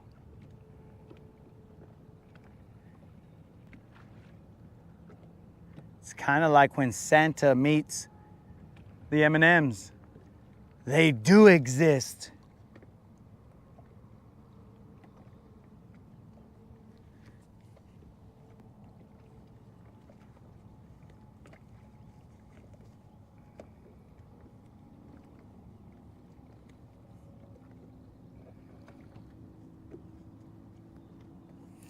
Oh, moderator, I'm also thinking now that I believe that I just stated that to tell Sarabi and the kids that I'm out. So when I stated that, that was just everyone else assuming that I meant it, that they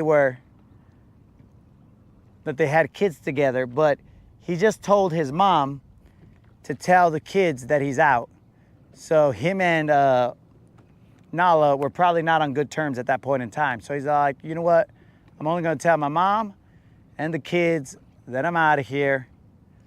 Nala, not so much. And to the B, what's up? Oh, yeah, he caught 13 yesterday. 13 what's? I don't know, but 13 somethings. 13 is still 13.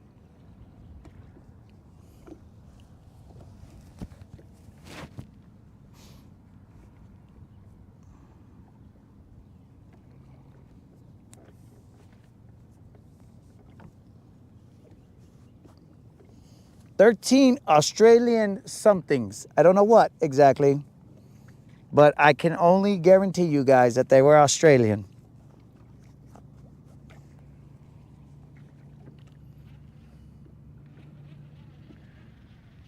I should have drank some water before I put this on. So again, dudes, that speed worm, that is only the second one that I've caught off of a speed worm.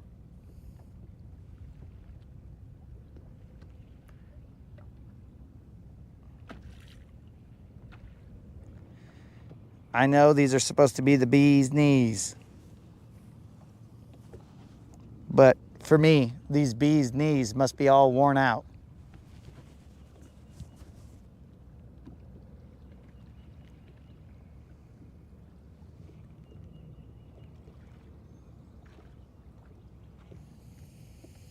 Flathead and brim. Okay, bro. Now we know. It could have been Crocs, bro. I caught 13 Crocs because I can't assume, because you Australians are like on another level of, I don't want to say sanity, but let's say reality.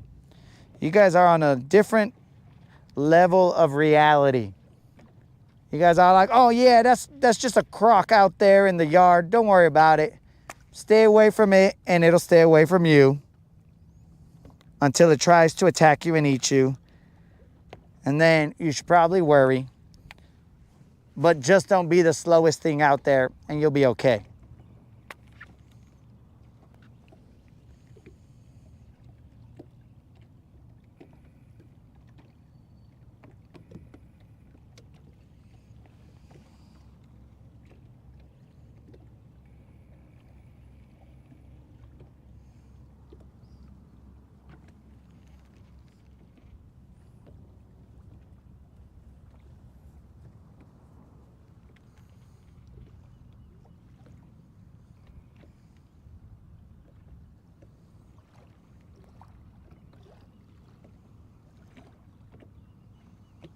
Dang, Colin. Is that your street name right there? Is your street name C?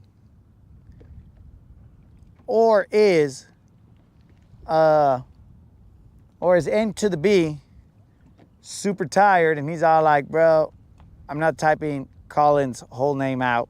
Yo, what up, C? Colin's street name is C. I thought it was El Norteño, but anyways.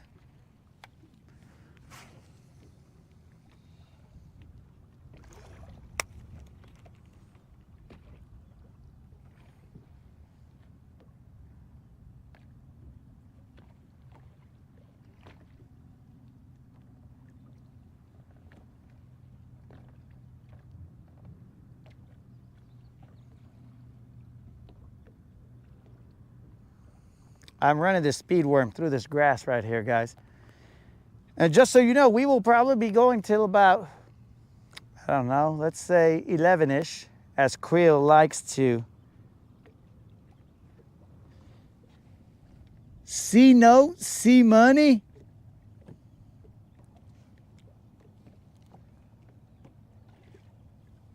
Ah, okay, you got different names, different street names depending on where you're at. In the barrio, he's El Norteño. In other areas of the streets, he is C Money, C Note. Dang, bro, that makes sense.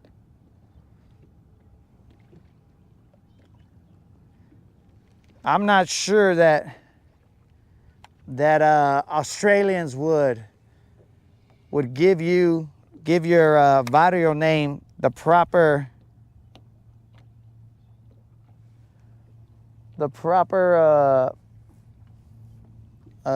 enunciation, bro. I don't think they're out there El Norteño. They're probably like El Norteño. El Norteño. Who's that? El Norteño. You don't know El Norteño? I don't know an El Norteño. Oh, you mean El Norteño. Oh, okay, yeah, I know that fool. He's well known in the streets.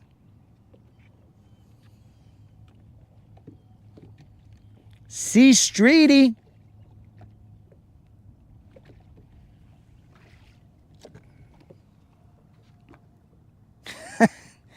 Rob, I thought we decided that streety senses were IE.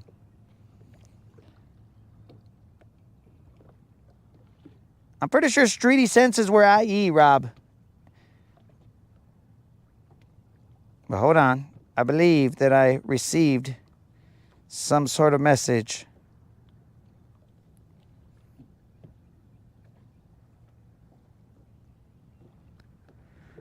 Allow me to take a look at said message.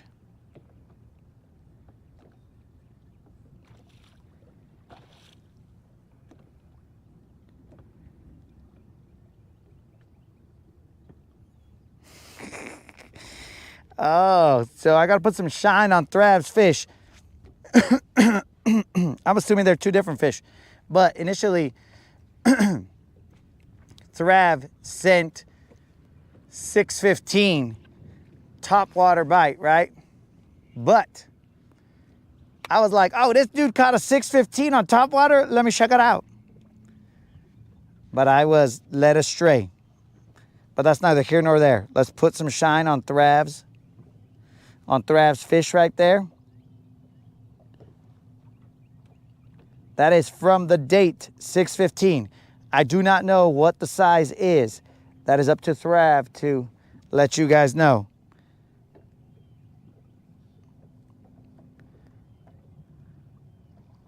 And then here is another one. That looks like a hardy beast. Not that the other one didn't, but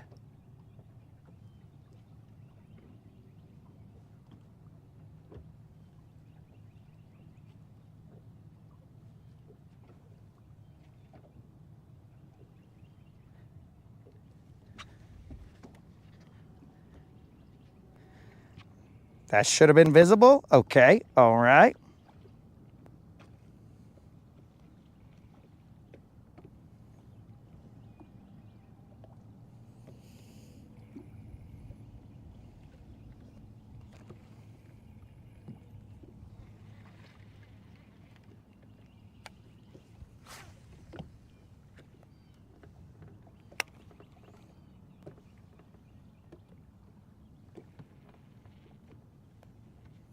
Well, Simba, we will have to move on from your graveyard.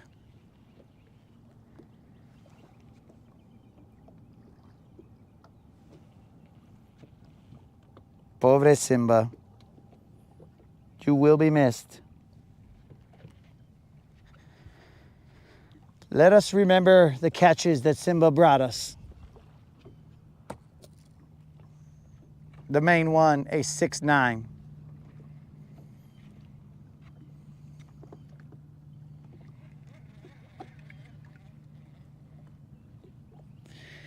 Just sent you some pics to your email.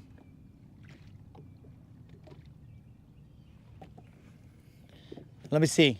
Let's see how long it takes for an email to get here from Australia. Oh, here it is.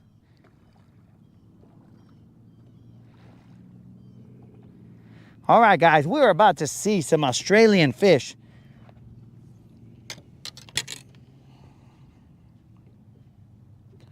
So let's check out these Australian fish, guys. I do not know what these are.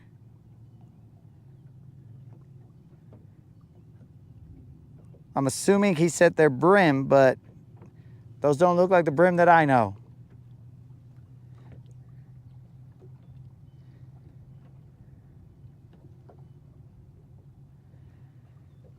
And here are a lot of brim and catfish.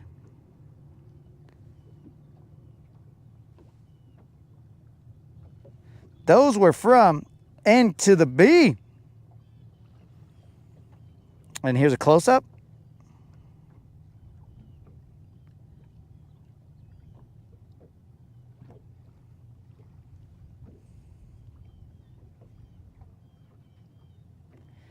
And I believe those were all of them.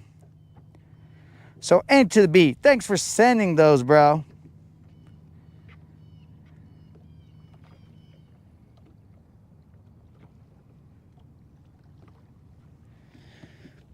That gives us a little bit of a sense of what they catch out there in Australia.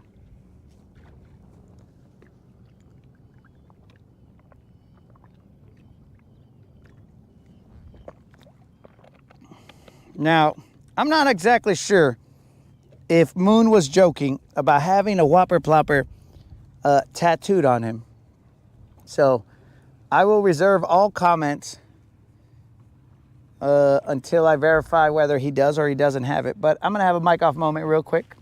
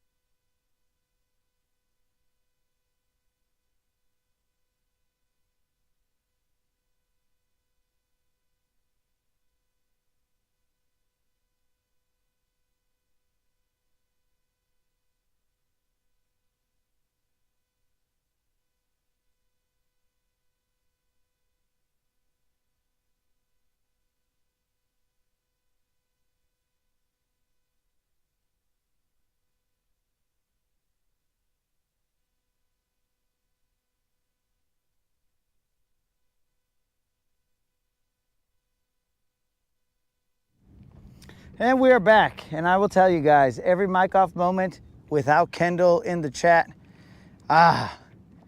it is a glorious mic off moment. Moment is over. We just go on about our business, trying to catch fish. We no longer have to have speculation.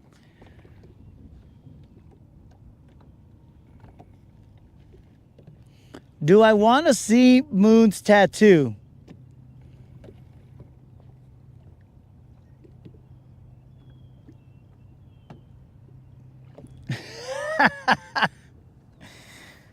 I got the cops on standby right now, Moon. So just know, apparently, in those type of situations, I'm an informant, bro. I'm a narc. Ever since I didn't narc after that story, bro, I feel guilty. Now I have to go and save everybody I can.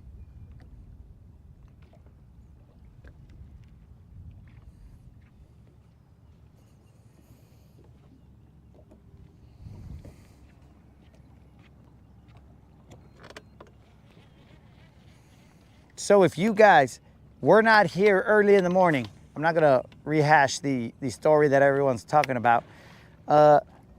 I do have a little tweak in my spine, my lower back, I should say, because that's what happens, bro. When you wanna go run with the lions, the young lions, sometimes your body is all like, yo, bro, we weren't prepared for running with the young lions. It's like, don't worry about it, dog. We got this. So there is a little bit of a tweak. So every time you guys see me bend over to read the comments, I'm going to do a little curtsy like this. Okay. That way, I just make sure that I don't,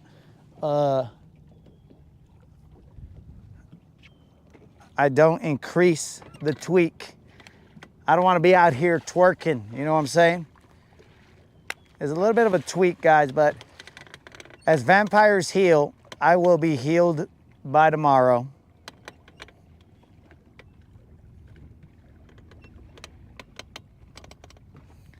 That's the vampire healing process.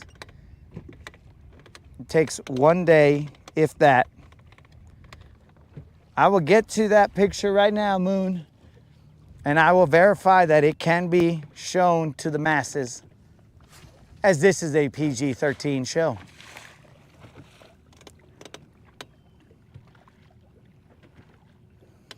So we have caught 2 fish today, guys. Both of them, well, the first one was a little John, and the second one was a little Juan.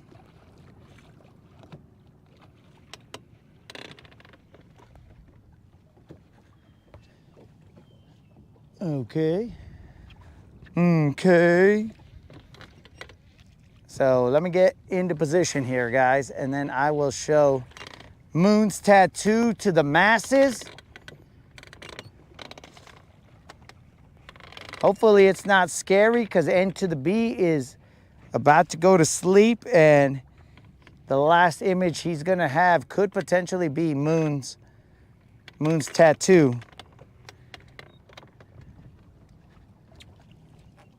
Yeah. Does Moon have a moon whopper plopper? I don't know.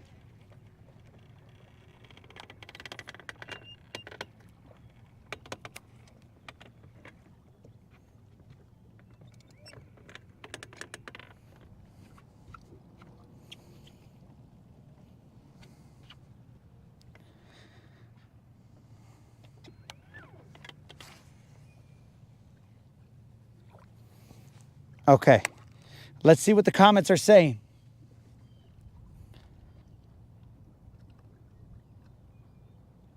Okay, let's see.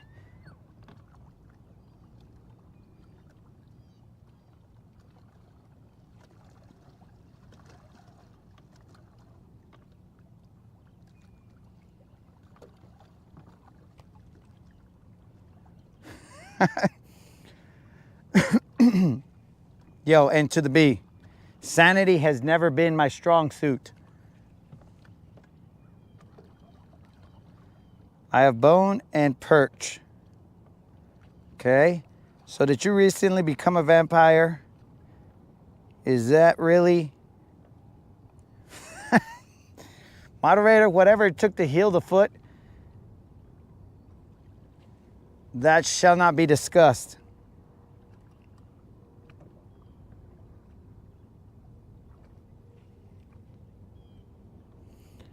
All right, guys, here we go.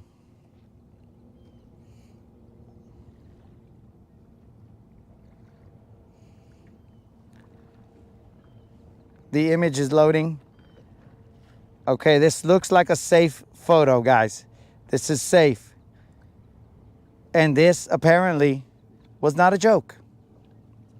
Moon is down for his game. Let me reel this in real quick.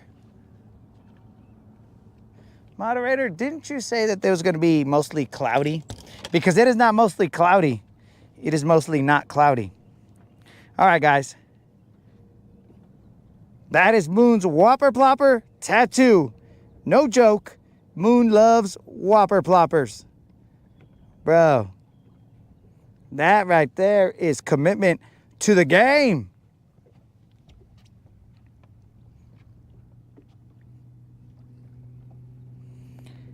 And there you go, Thrav. There's an inside look as to what bait he likes to throw.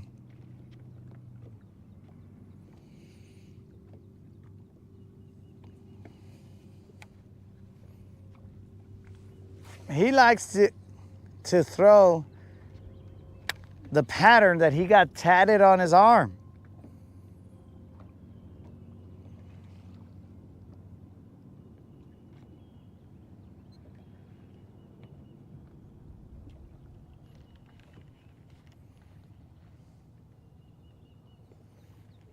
Guys, we are going to go to a section of the lake I've never taken you guys. We're going to go into the fancy.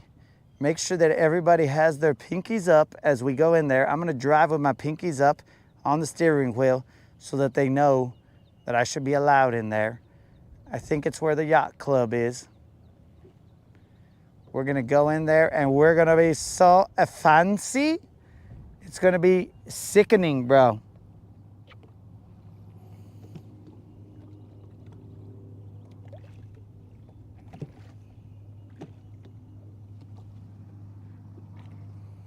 Moon, if you had got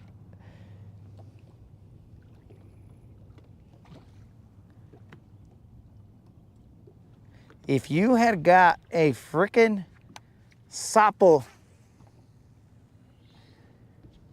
a rana, a frog on your arm, bro, you may have inadvertently been sentenced to the realm of the sapo blanco. And there's no returning from there, bro. When you get to that, it's over, dog. It is over. So good thing you got that Whopper Plopper, dog.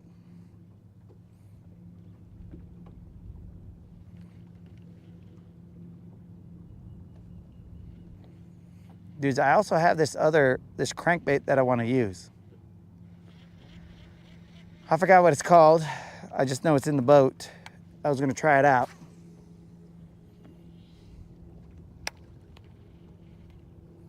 But again, we got to get to the conditions where we can fish that.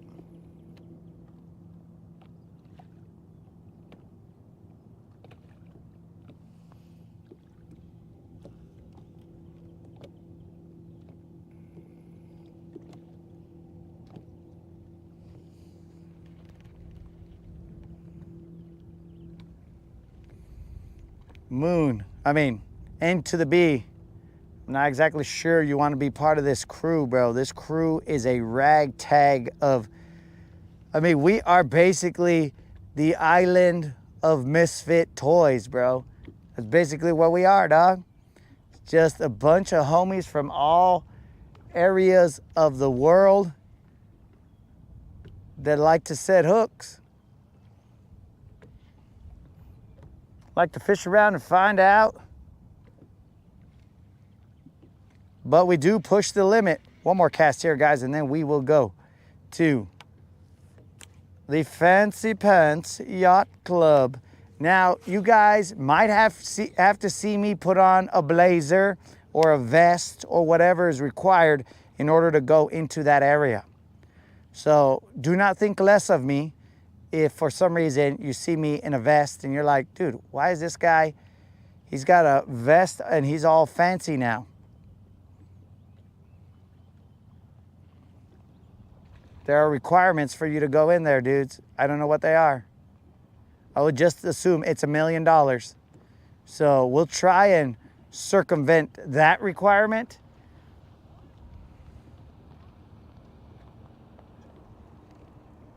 Dude, we'll walk in there and we'll be like, we'll cruise in there and we'll be like Robin Leach.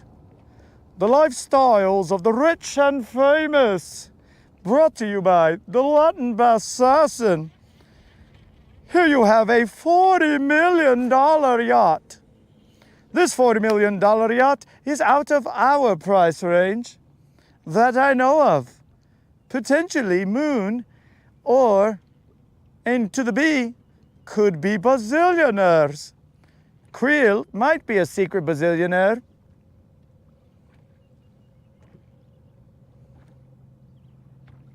Colin and Bromance are known billionaires. They're street billionaires. But whatever it takes, bro, we will get in there. Let's ride.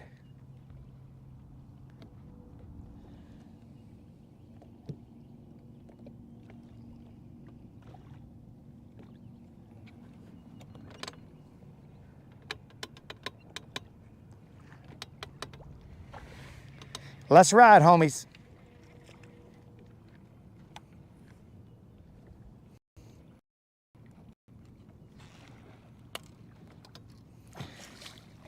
When I say let's ride, I hear that Bone Thugs and Harmony song, but it's with Biggie, so I don't like it.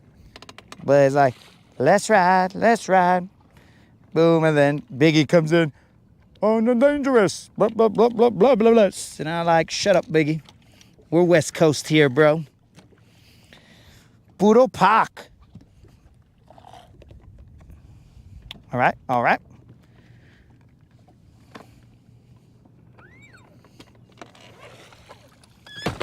On this episode of the lifestyles of the rich and famous, we go to the quaint town of Guntersville, located in northern Alabama.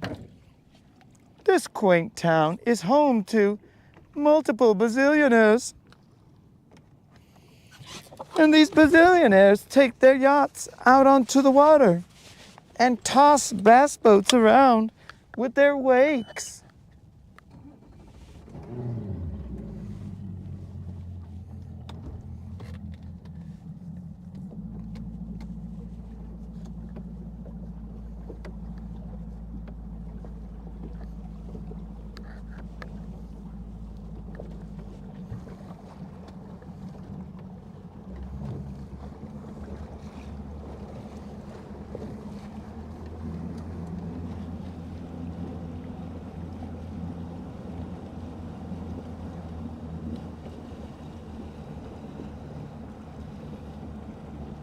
All right, guys, as we are cruising to the lifestyles and rich and famous, we will be reminding you guys about that subscriber giveaway. All you got to do is be a subscriber and put a comment in the 2.5K subscriber giveaway, and you'll be entered to win.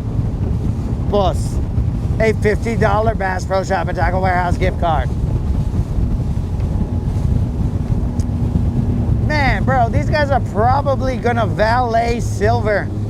They're gonna be like, sir, shall we put your mare in a stable? And I'm like, bro, how much is this? Oh, it is more than you can afford. I'm like, just leave her here at the entrance, bro. I'll whistle, she'll come back to me. As you enter the yacht area, there is a clear no wake sign. So we must go quietly with pinkies up, slow, no wake. Why? I don't know. Let's put on our blazers, boys, as we have entered the realm of the fancy pants.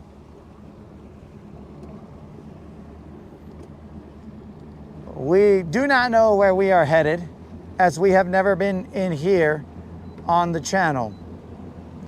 It does not look like a lot of area to cover, but we will go in there.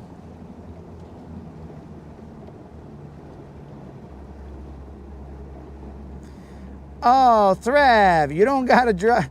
Bro, if you're rolling with me, we good, dog. But I do appreciate it. I do appreciate it, dog. Thrav out there dropping 5 on it. Thav's got 5 on it. Fishing with Silver and me. Thav's got 5 on it. Grab your fishing pole, homie. No wake, idle speeds in harbor. State law enforced. Washalo, bro. Relax, vato. I heard you the first time, bro. You don't gotta threaten me with the po-po. Come on, dude. We good.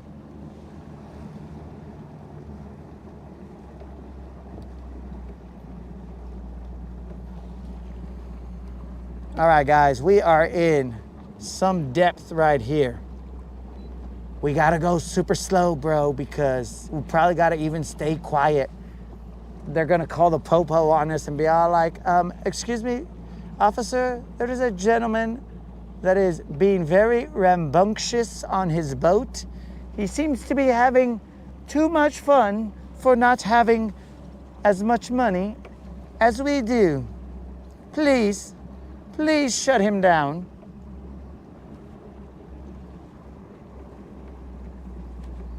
And I am not hating on people who got funds, bro. If you got funds, then good on you, dog. Much love, much respect.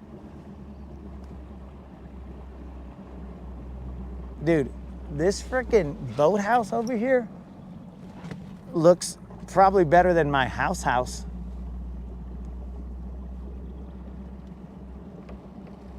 We should have never come in here, guys.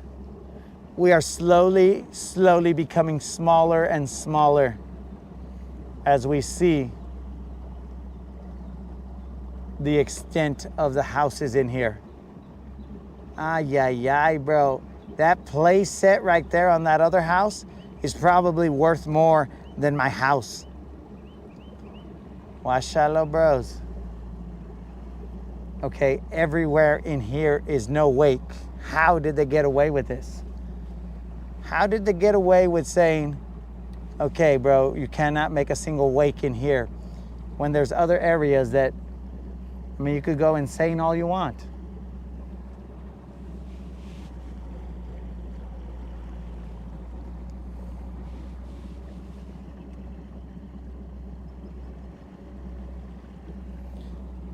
Now, I think out here, I don't have to still maintain the no wake. But as I am not looking to get a ticket, then I shall maintain the no wake.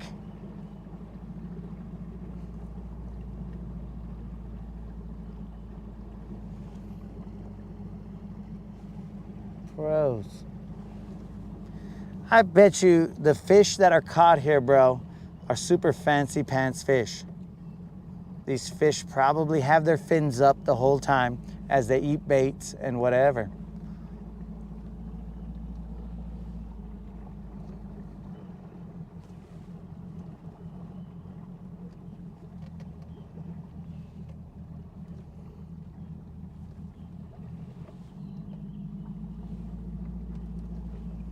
We are doing a little bit of side imaging, bros. There is not a single blade of grass out here. We are in 10 feet, but there's more than likely some grass closer to the shore.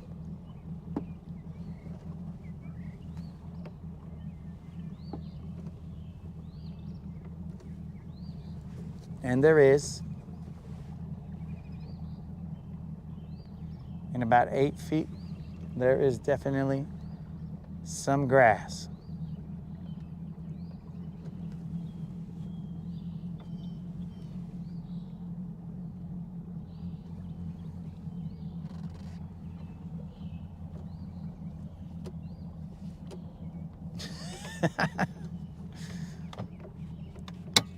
Yo, fueled by fishing. This happens, bro. That'll happen. Okay, guys, so we got a little bit of an issue because I don't have a fish finder in the front, so I can't really... Anyways, we'll just make it work. We will just make it work.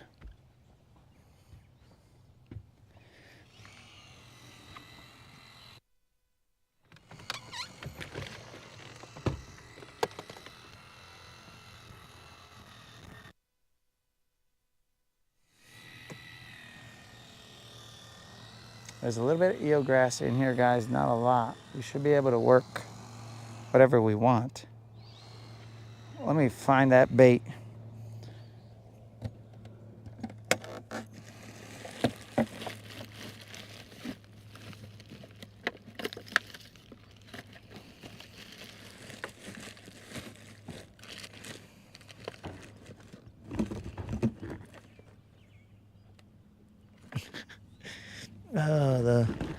The mustache maniac left his box for his Yozuri.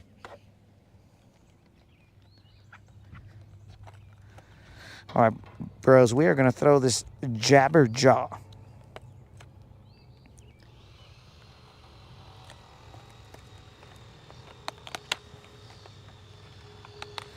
Let's show you guys this jabberjaw.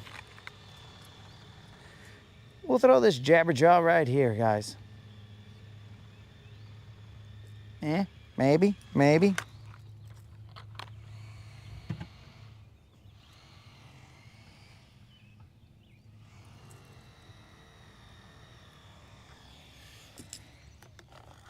I don't know what is so special about a jabberjaw, but we'll toss them.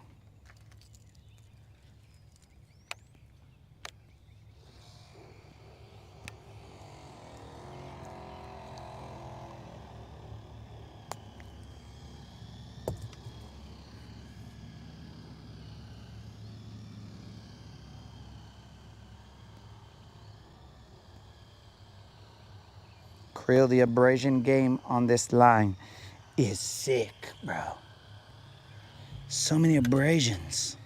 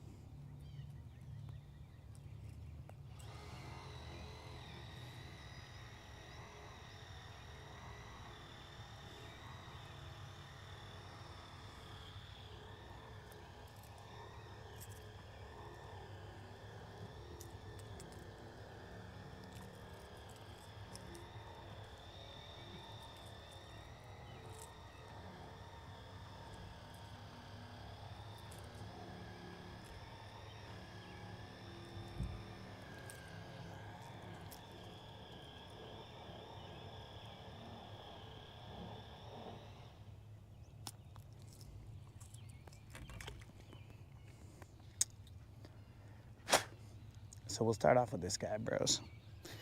Let's see what happens.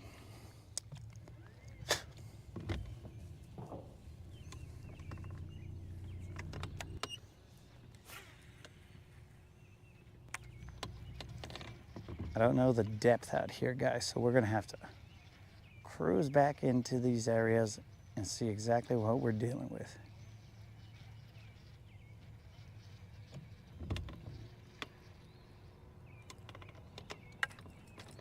This jabberjaw ain't jabbering too much.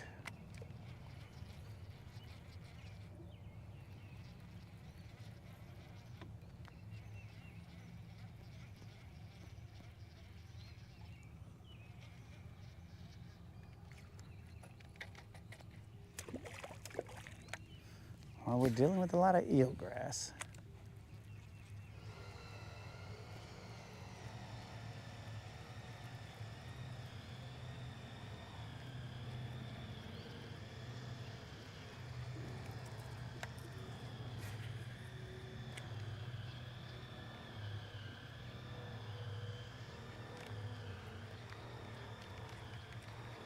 terrible. Eelgrass on the first cast. Somehow he's in his own lip. He's trying to jabber my line. All right, guys, you got to be careful with this jabber jaw because he will get your own line caught up on it. On the bill of the crankbait because the bill moves a little bit.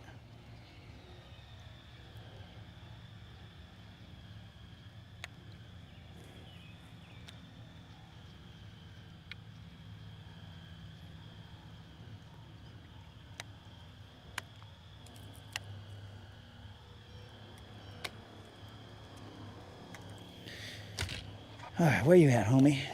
I have switched over to a jerk shad. A caffeine jerk shad.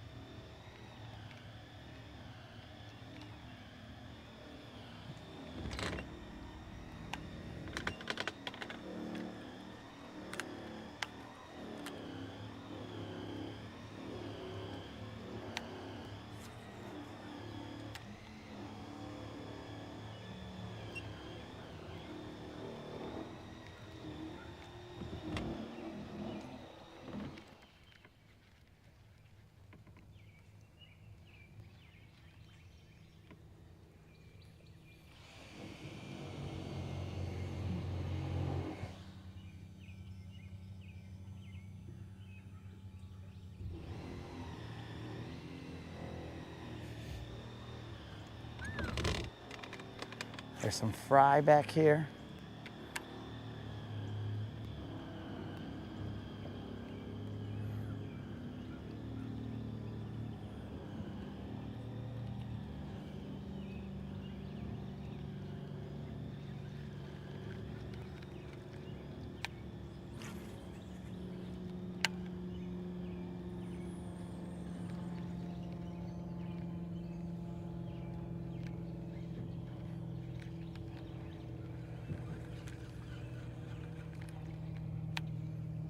There's a ton of eelgrass.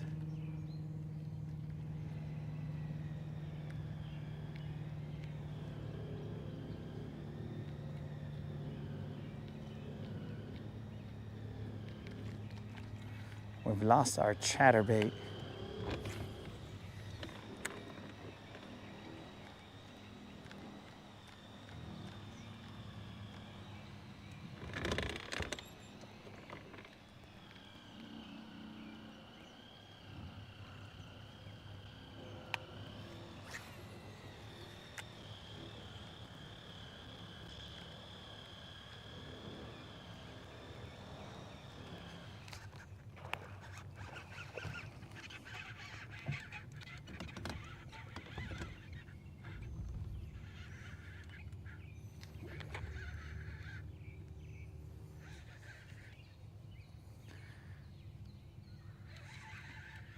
There's a lot of grass with this guy if he's still on here. He's definitely still on here. He ain't big. He is not big, but that right there was with a... Oh, did you guys not see it? That was caught with a jerk shad being swam like a buzz toad, sort of. That's the only thing that I can get to work in here. No tag.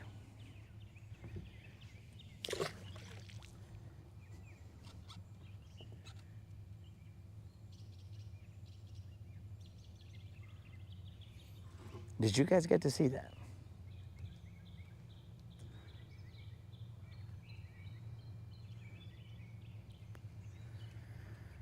So I was running this jerk shad through there. This is just a caffeine shad. I was moving it pretty fast over the top of that, and then killed it in the opening. How you doing? Good, you all right? I'm all right. Just caught a fish, so we're good. I seen her on bed all day yesterday and the day before. You said they're on beds? She was on bed right there. She's right there in front of you. Right there at this grass right here. She was there just hovering all day long yesterday. I think that's what she was doing. I mean, I don't know one of the reasons why she stayed there all day. And then yesterday, the day before, I threw at her one day. She swam up and she come right back. Something's in there. Some's here. They busted out here all day on both sides of this thing. They just stomped right over there. They busted around. Okay. I don't know what they're hitting. What they're eating up in there, something, I guess. Well, hopefully we figure it out. Oh, yeah. I got to know how to pull something and use all that in here.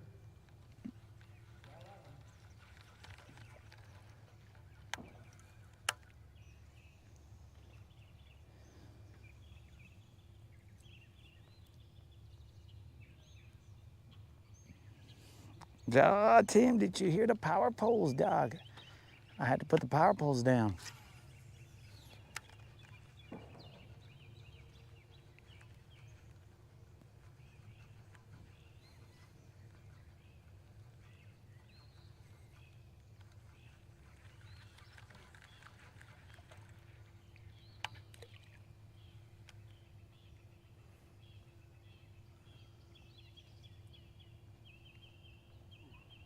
You seem to be working hard, man. I'm telling you, it's about to wear me out. I got one going 3 doors down over there we're working on. I don't want to come to this one today, I believe.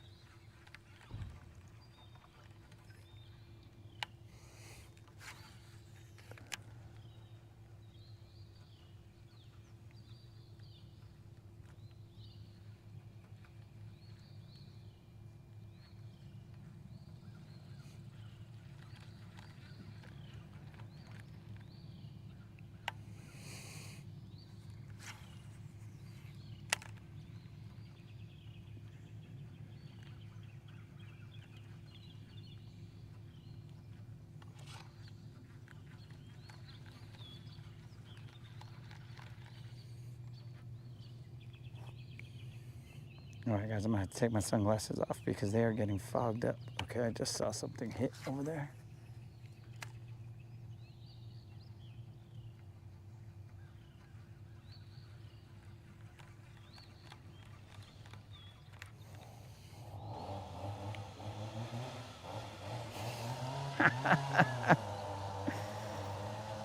You may be trying to, Unlimited.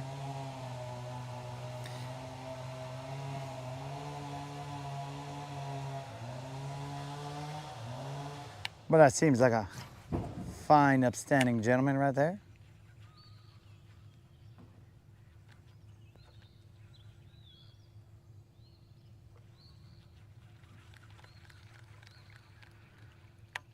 All right, guys, I don't think I have a single frog on the boat.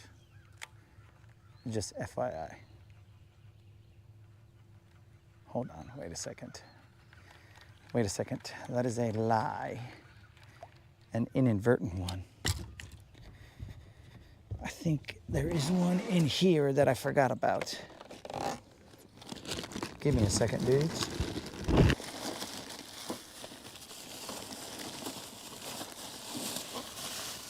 I think he's in here. I know he's somewhere on this boat.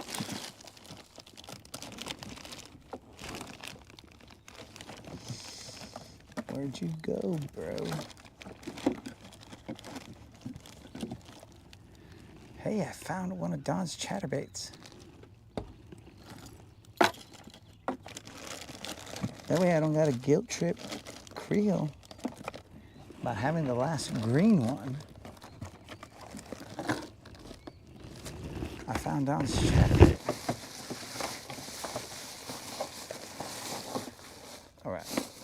Doesn't seem to be in there, which is weird. Where else could it be? What about? He left his rage toads here. I gotta clean out this trash can because this trash can has a lot of stuff in it. Dude, I know I have a freaking...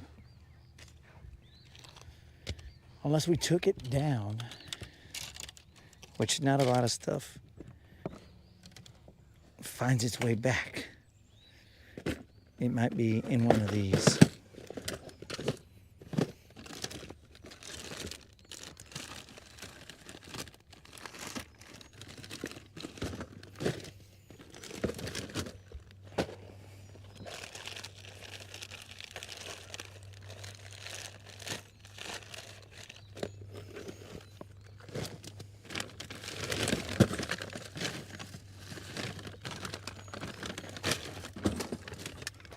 Where are you, Vato?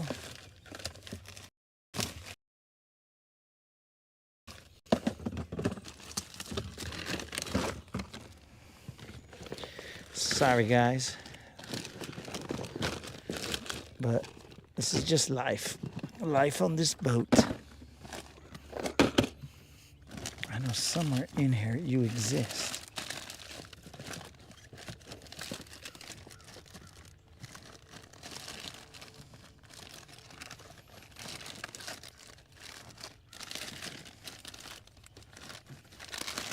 What's going to be the worst part is I'm going to be at the house and then I'm going to be all like, oh, there it is. And then be all like, well, so much for that.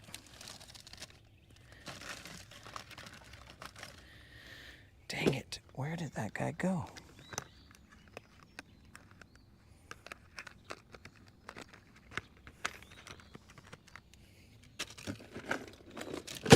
I know he's somewhere, bro.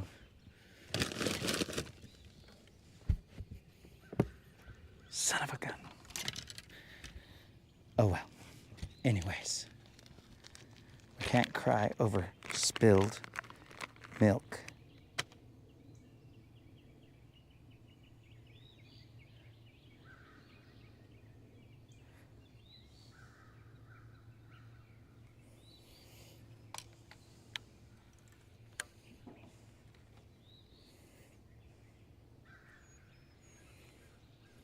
All right, guys, we're gonna try this Rage Shad. In case you guys haven't seen this bait right here, this is a Rage Shad.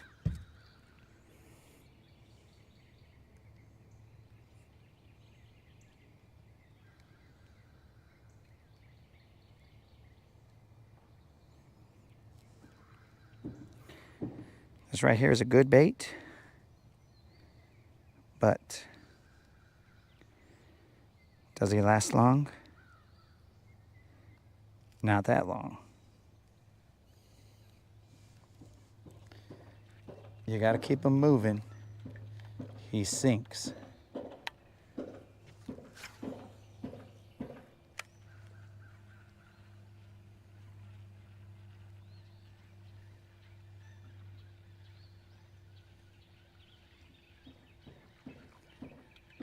So he's not gonna work here, apparently.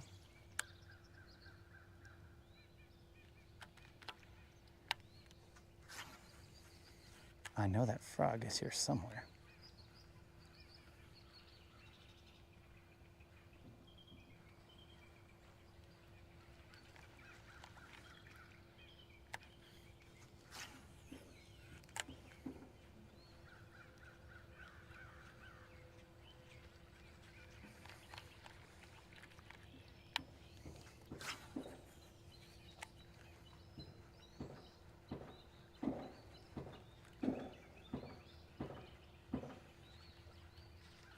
I mean, I got Rage toads,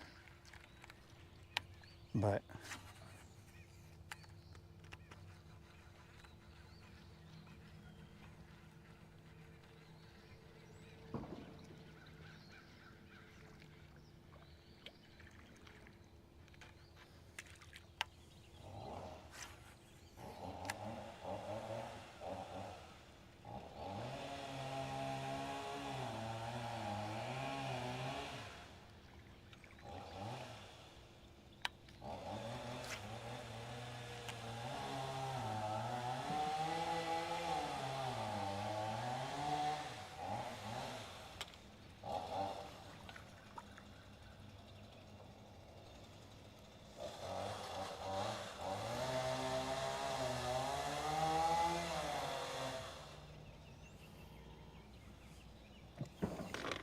All right, guys, that would probably be the first time that you guys have seen me engage the power poles.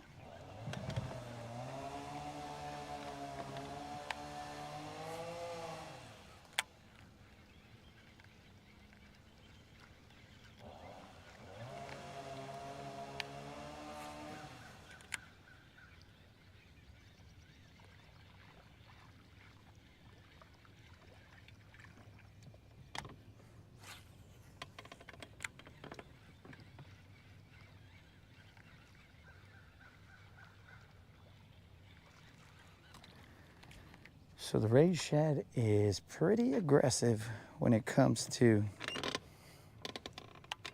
plopping around.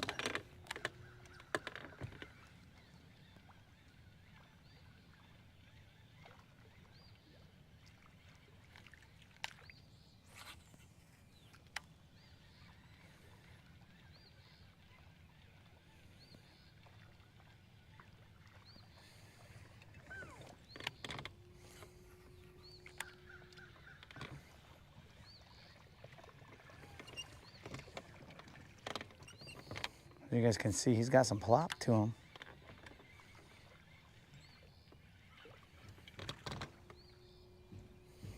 He's not as subtle as the rage toad. The rage toad will.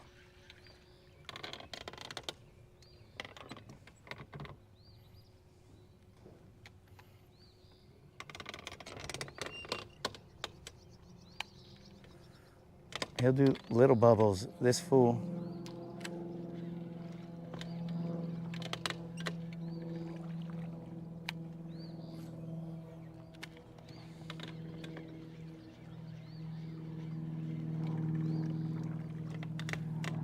This fool out in open water with no eelgrass. He'll be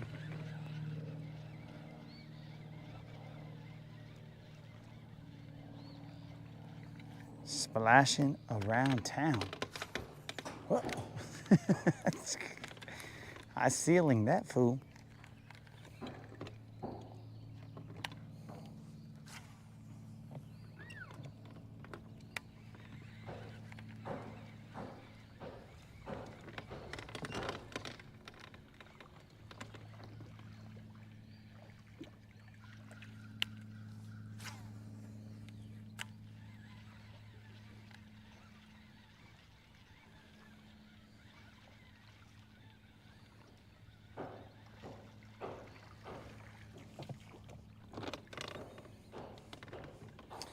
Now, somebody is going to tell me, skip it underneath and blah, blah, blah, but I'm not good at skipping, dudes. So we will skip that.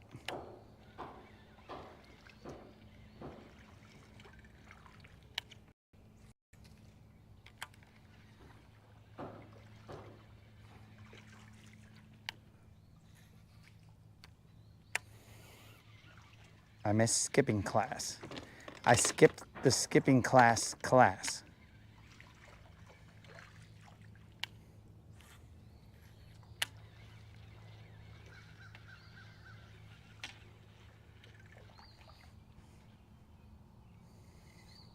It's kind of skinny back there.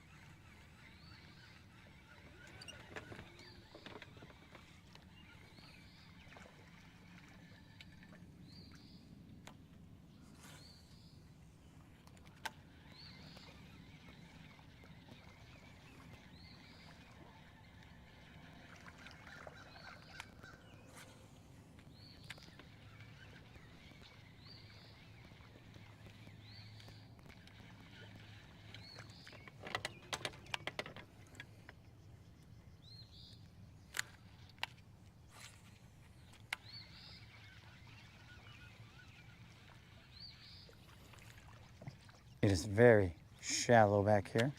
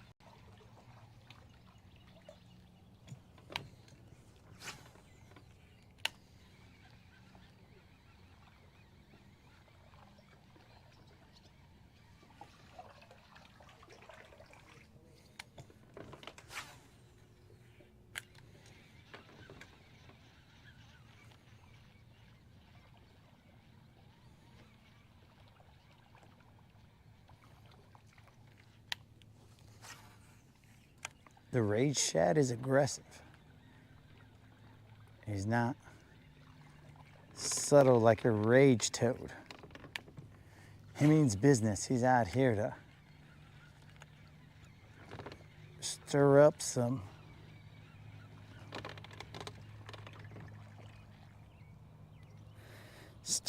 things.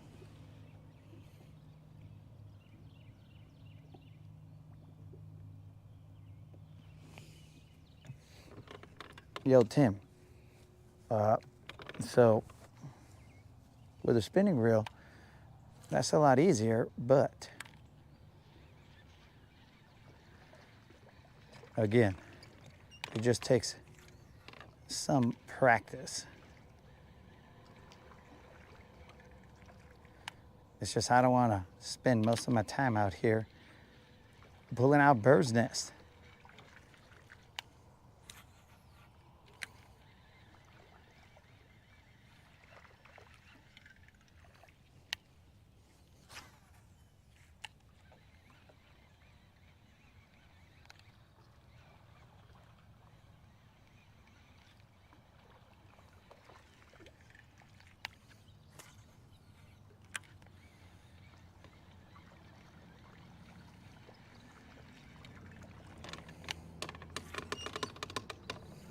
See what I'm saying?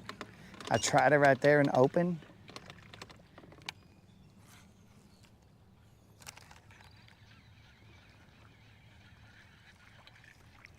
Plus I got this camera pole here, dog. It kind of hinders my ability to cast.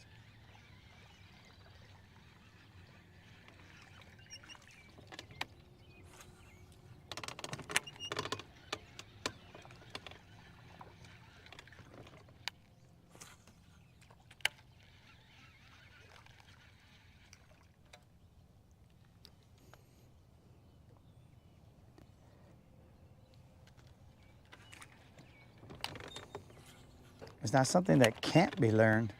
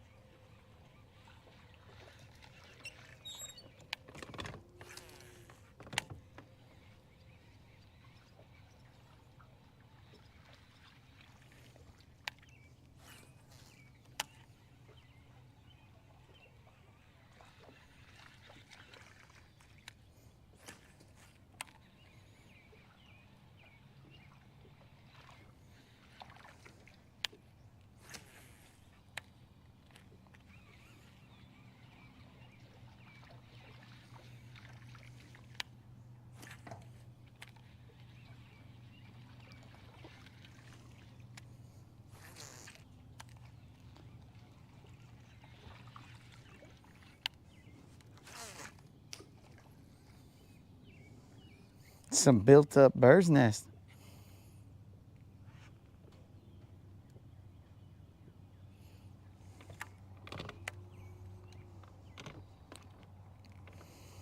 So this bird's nest was building up little by little. I just paid it no mind, bros. And it's gone. So we got under there. No bites.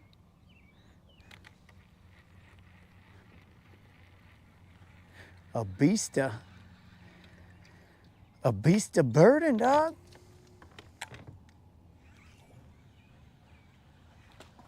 Oh, missed it. Interesting.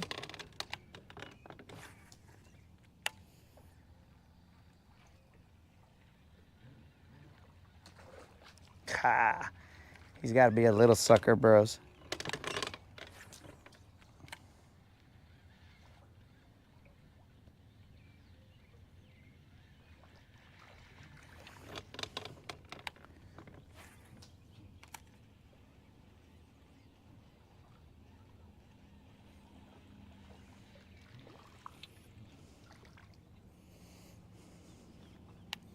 I wouldn't even have anything else to throw to him, dog.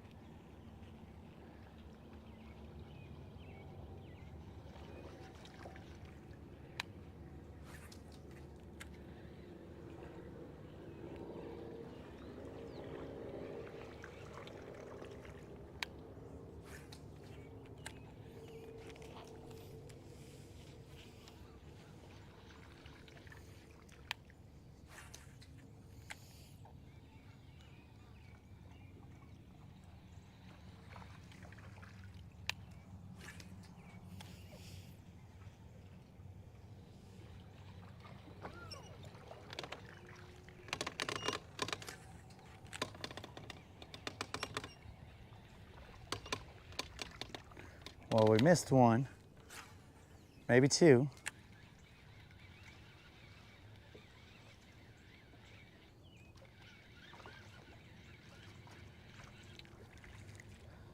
All right, guys, so my guess is that it just depends on the angle.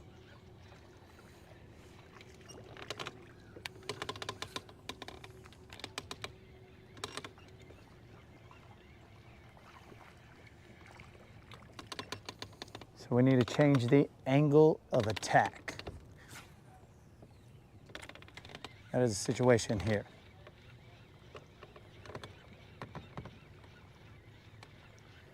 So if we change our angle, that makes it more conducive to our limited ability to skip. So now I should be able to skip down into that.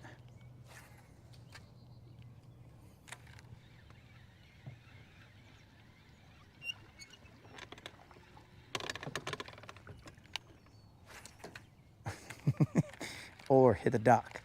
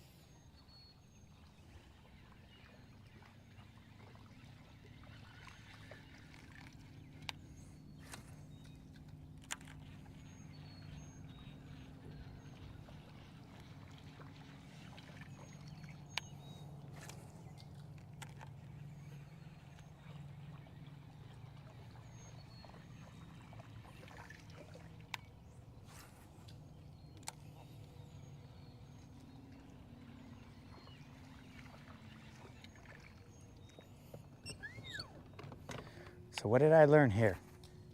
Angles matter.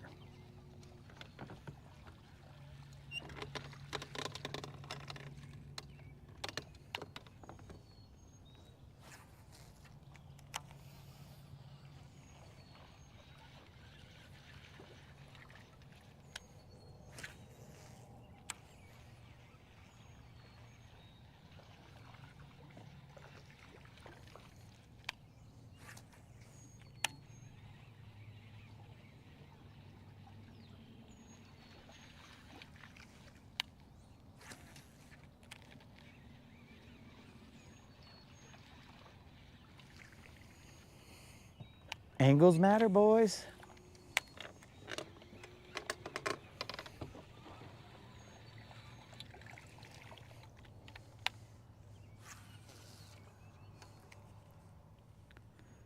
Now let's take all the bird's nests out.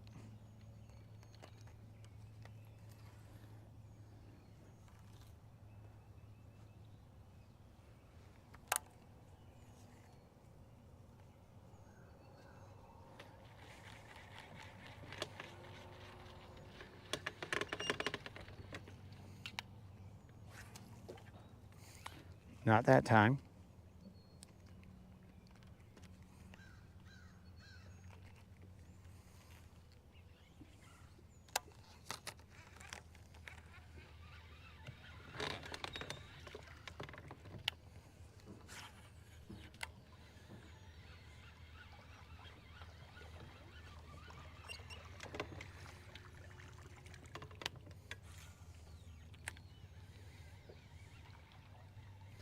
All right, guys, so there's specific angles in which I can get a decent cast. But it seems like I gotta be facing it, because I am not a master. I'm a master of disaster, but not a master of skipping underneath. So the angle's got to be right, because here's the camera right here. So I can't really do this angle.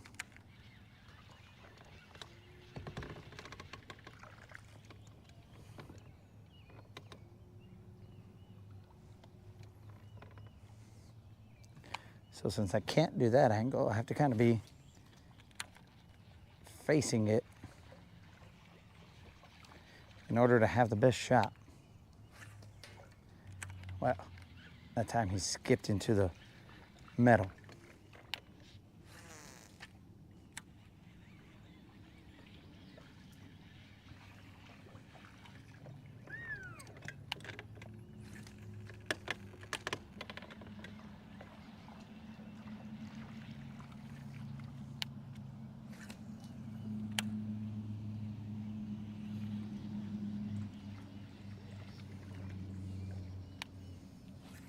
Ah.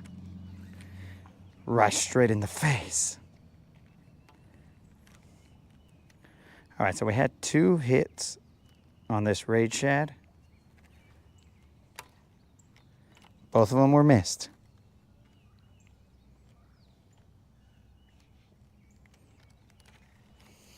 Let's see what I missed in the comments. What up, Lane?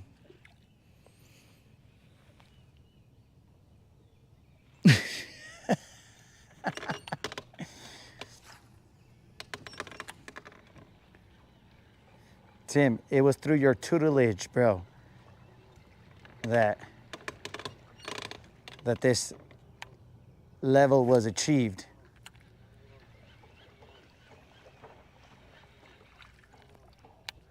Whoops. That was not my best. Okay, those openings are kind of small right there.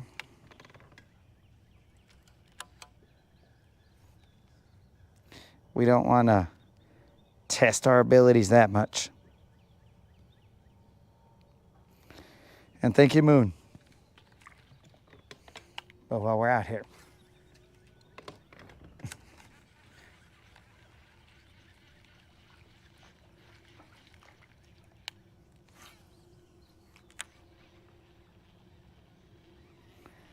let's see if we can't just get one out here in the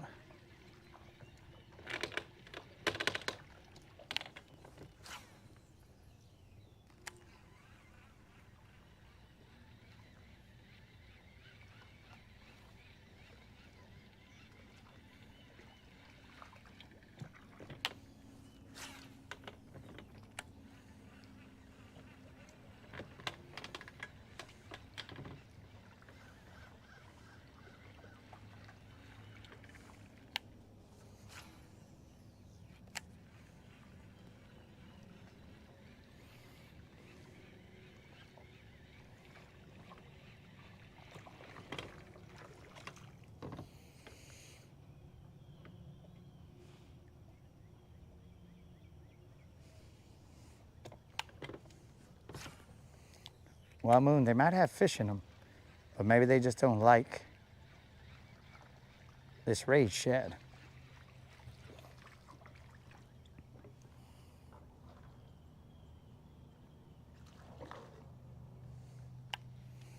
Let's find out.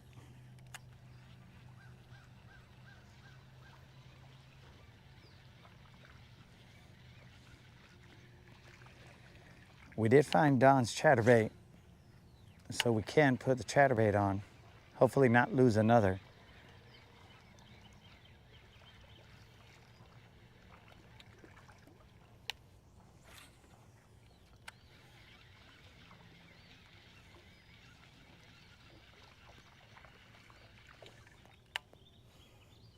While we're here, assessing the next move, I'm gonna throw this speed worm out there and I see exactly what we're dealing with.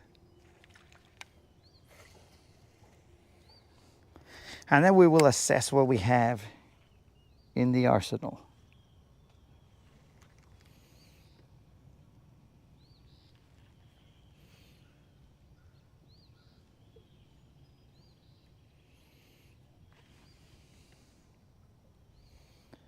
Do I have lizards? I believe there might be a lizard or two on here. I don't think there's a June bug lizard.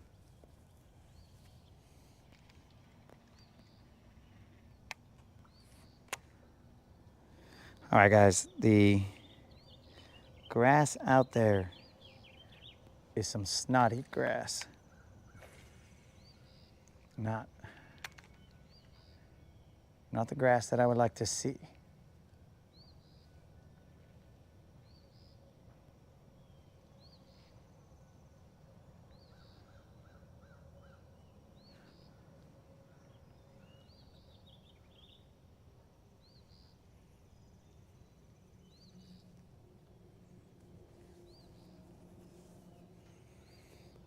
Time check, 9:42.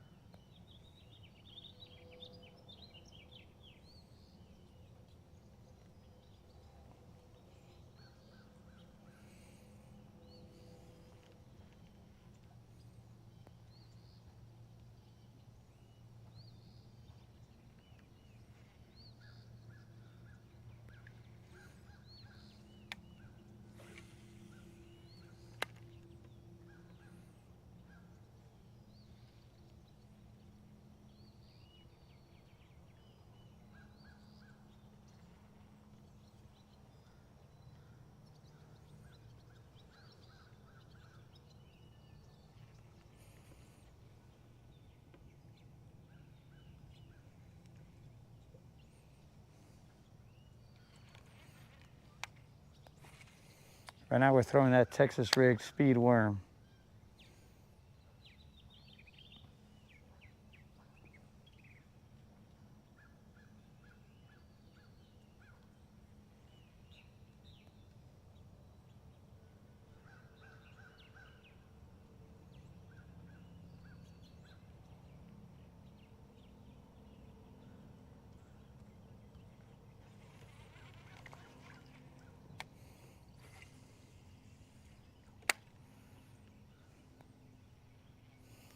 This water is dirty.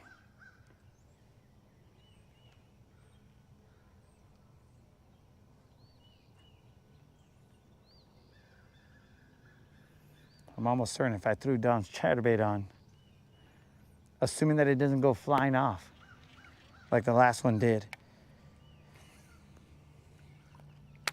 then we would get a bite in here. Also,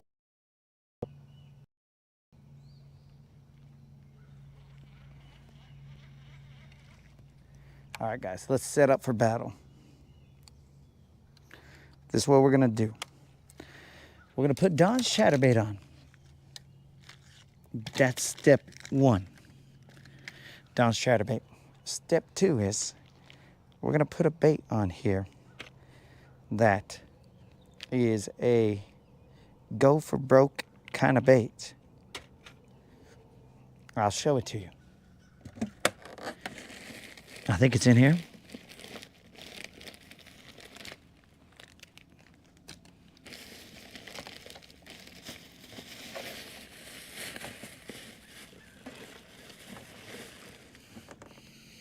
It's somewhere.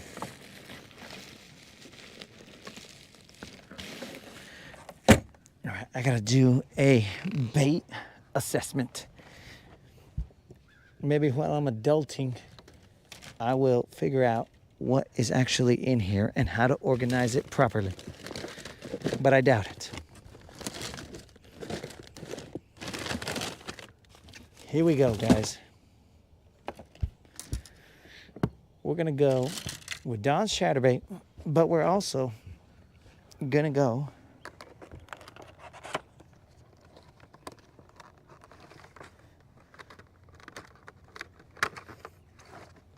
with this vato right here. This is the 9-inch Nessie. We're gonna throw this 9-inch Nessie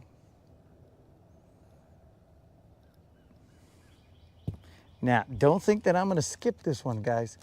If you think I'm skipping it, you're crazy. It's probably skippable, but I'm definitely not gonna skip that.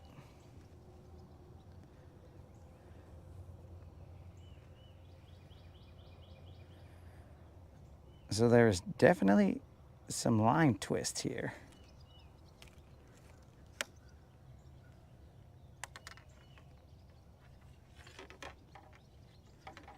I'm gonna try and get past all this line twist.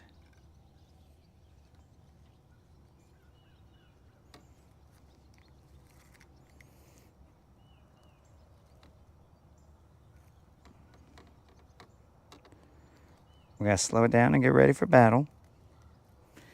But dudes, we have seen the power poles put down twice today. That's like a miracle on this channel.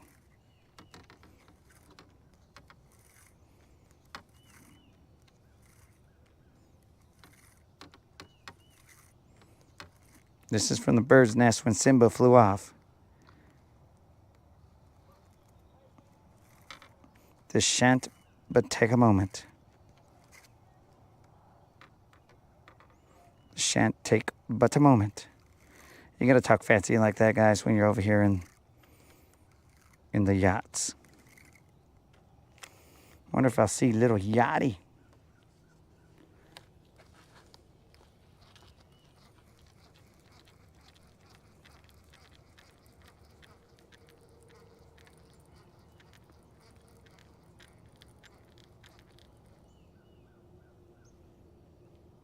All right, so from here on, I will cut this off.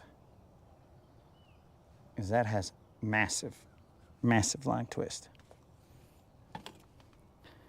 Might be how it got wrapped around my guides or whatever stupidity happened that Simba flew off.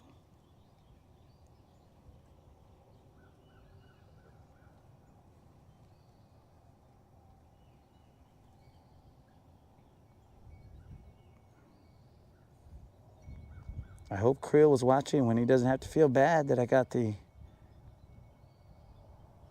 I know the white one's somewhere in there, but I found the green one.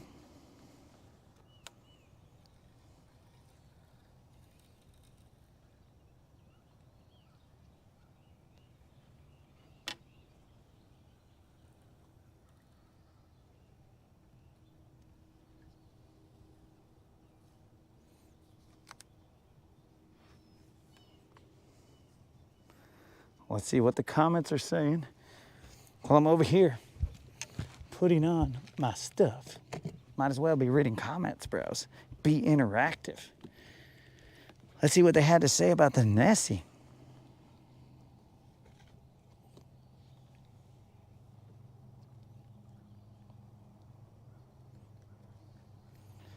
They said the Nessie looks like a real fish. Bros, we ain't seen it dance yet. When the Nessie dances, then we will see.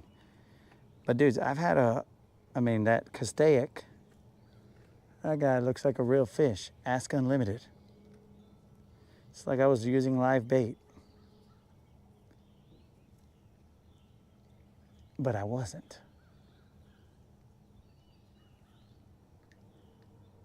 There's a shit ton of line twist here.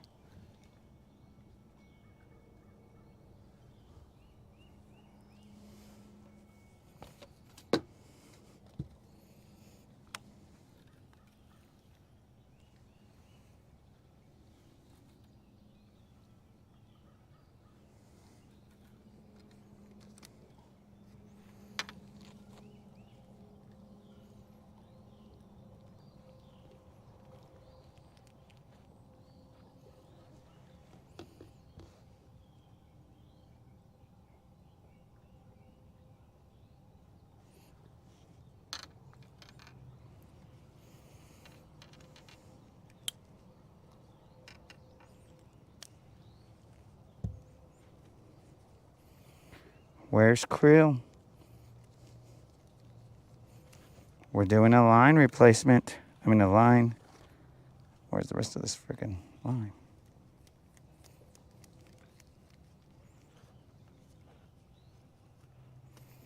So let me ask you guys, when you have a ball of line like this, what do you guys do with it? Do you just throw it in the trash? Because I snip it multiple times so that it's just a bunch of little pieces. So I'll snip it on these loops. I'll snip it on these loops, and then I'll snip the sides so that it's not a tangled mess. That a fish, a bird, an animal, whatever the case may be, will not get it tangled up. Krill act like he's working. I'm working too, Krill.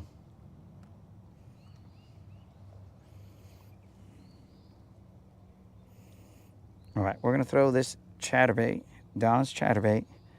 You have been freed of the Mexican guilt, Krill. Because I have Don's chatterbait in a sunfish color. The Mexican guilt has been lifted off of you.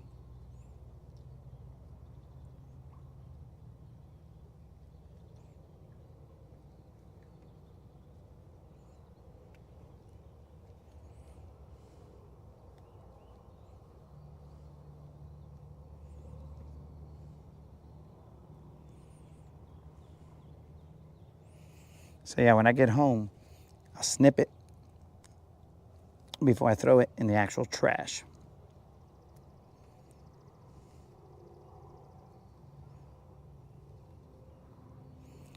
That way, it doesn't tangle up any wildlife. If it were to be in a landfill or whatnot.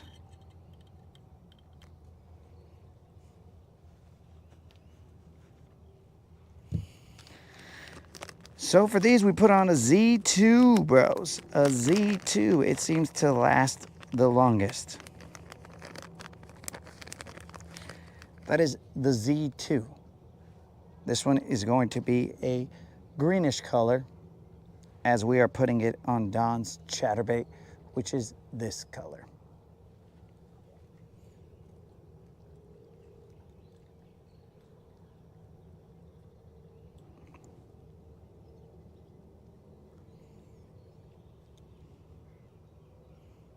You line it up, measure how far you want that hook to go.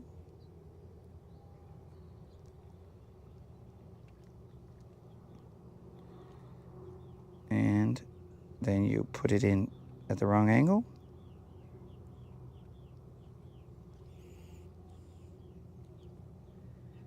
And voila, you have yourself. You gotta kind of snap it over that thing. But voila, you have yourself a chatterbait setup. known to bring all the big girls to the yard. That's Don's chatterbait. And now we are going to take this 20-pound test. I believe this to be FC Sniper. We're going to take this 20-pound test and we are going to put that Nessie on it. I hope you guys can see the Nessie as he's working.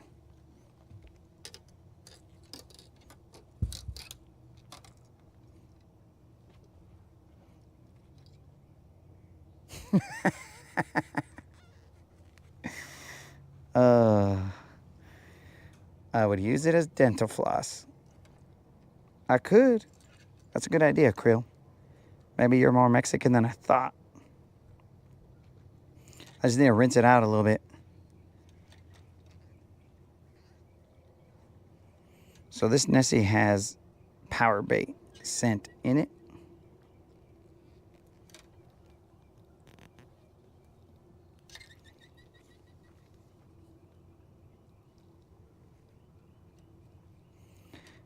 I don't think all Mexicans have tooth gaps, bro, but they're human. So you know, some of them will.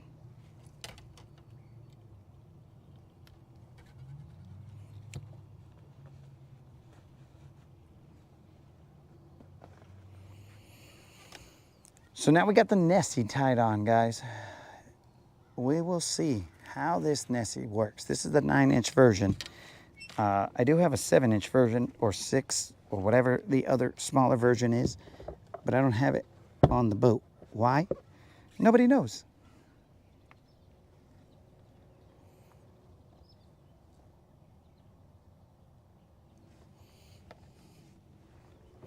Now we are ready for battle. We'll be going till about 11.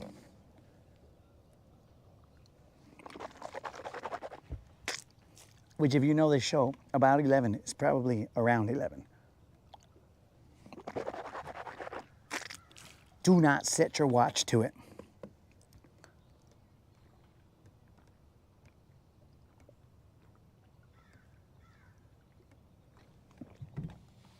Because about 11 is not really about 11.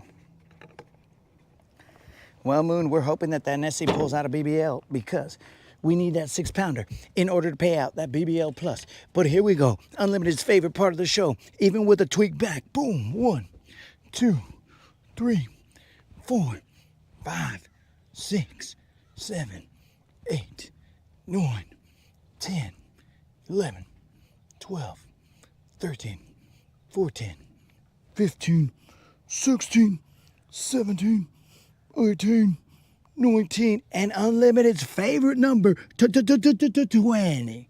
Boom. We had to get those in. We haven't done those in a while. And Unlimited is sad because we have not done those push-ups in a while. So let's see, guys. We have not moved a single inch. We do not have shade for our phone. Well, maybe we do. A little bit right there.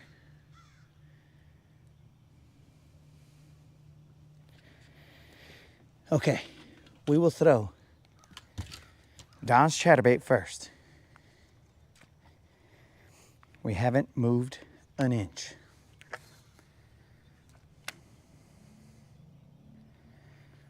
With Don's chatterbait, we like to let it hit the bottom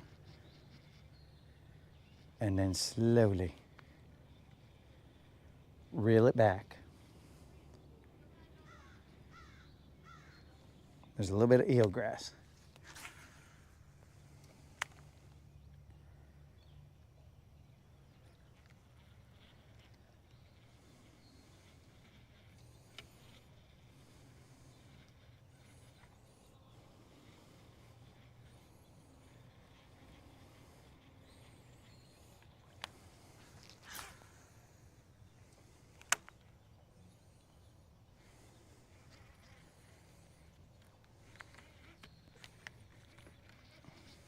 That felt weird.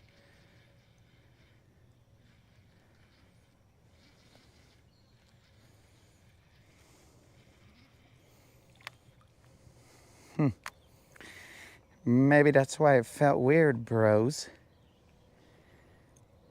So we got hit down there. We just missed it.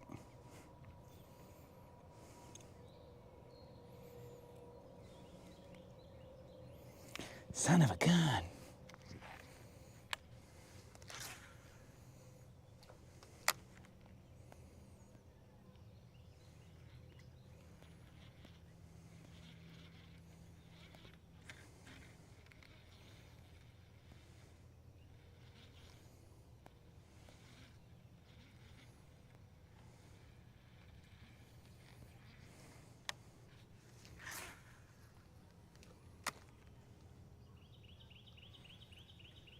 Now, this chatterbait does not have a name. So we will have to see exactly what we call this chatterbait. We will let it earn its name.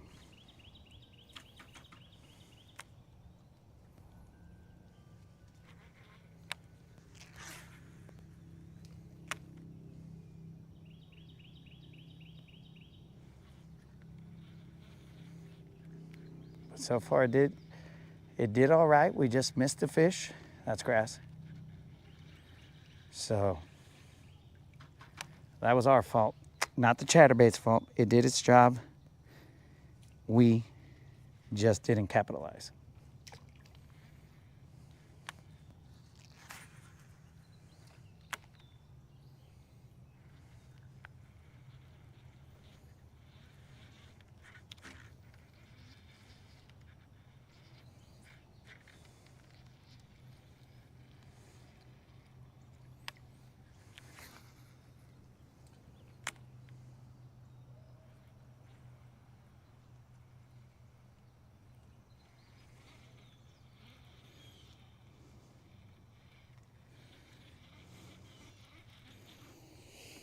Let's see what the comments are saying.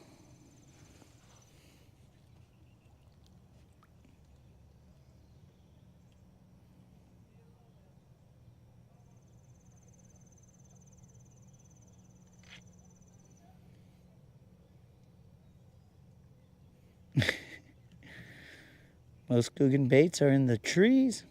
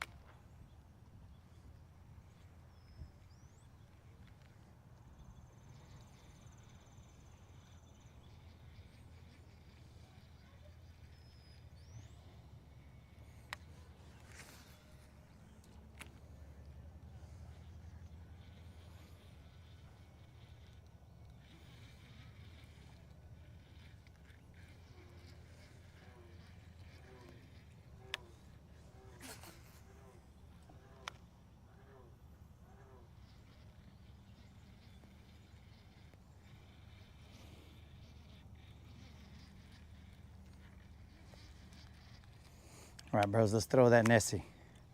Let's get a feel for it here. Let's see what exactly we got to do with this baby. First, I got to take out this bird's nest.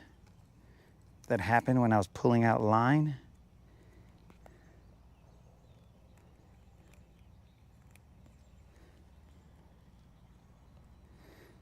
That right there is how loose my line is, or my brakes.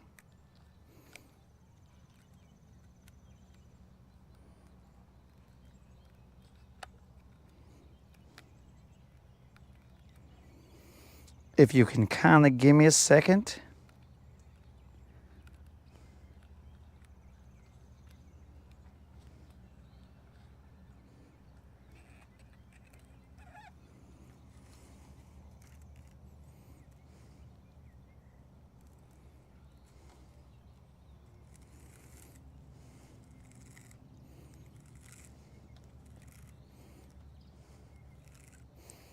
And voila. Hopefully the Nessie didn't just immediately get stuck. All right, guys, here is the Nessie. 9-inch Nessie. This fool is huge. Let's see what happens.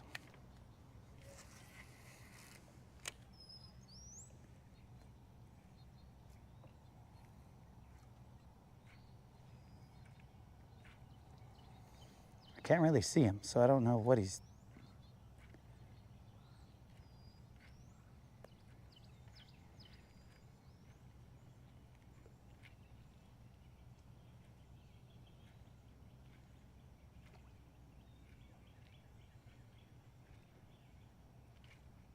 Oh, he's got eelgrass on him.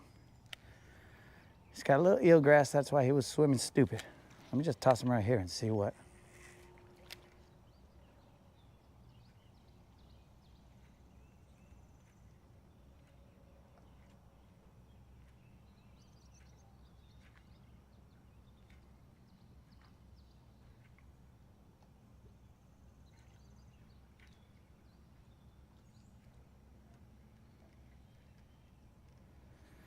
Okay, swimming action. If I'm swimming him,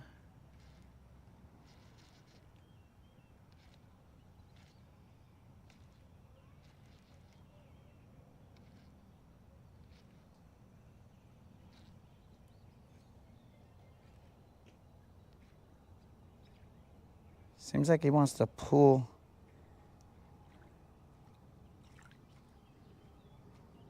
to one side mainly.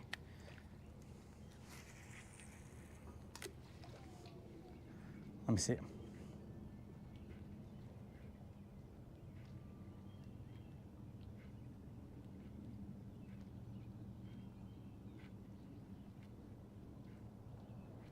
He's got to be slow pops, bro. All right, let me see if you guys can see him.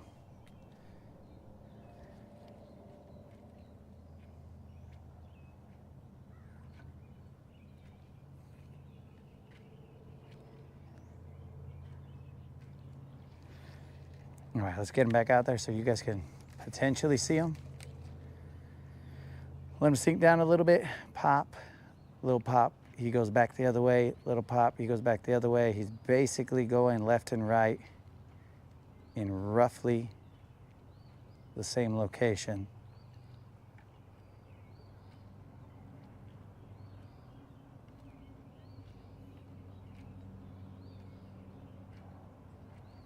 That time he did a spin, but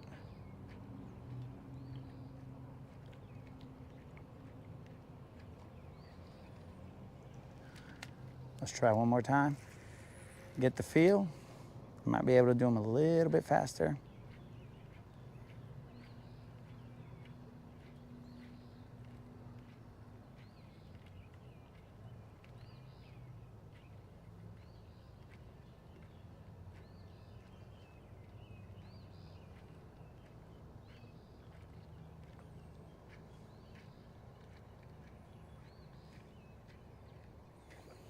I don't know, every time or every now and then he'll do a little twist, a little twist, but we'll see what happens.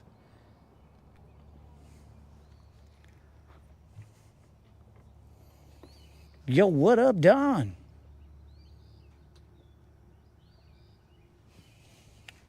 Dead rabbit, I already tried that.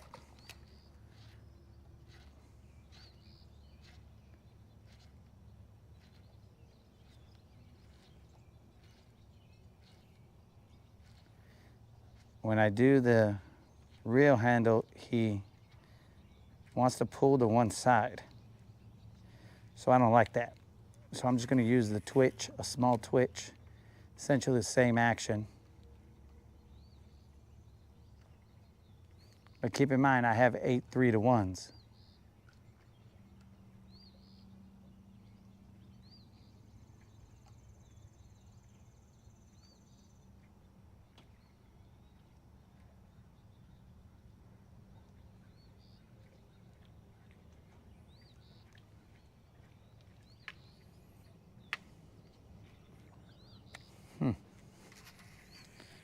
We'll try a little reeling action.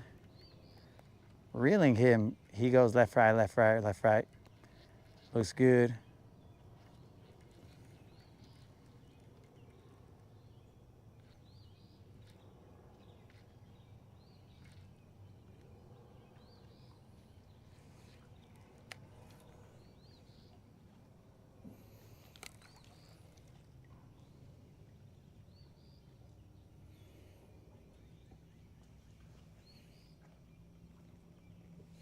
Creel is out of here. Okay, guys, let's catch BBL while Creel's gone.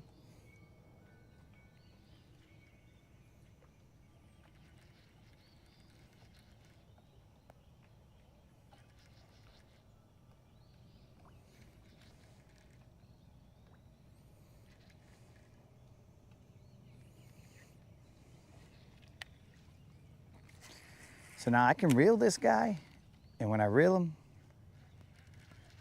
when he doesn't have eelgrass, he goes left, right, and then on the kill, if you give back to him, he'll turn back a little bit.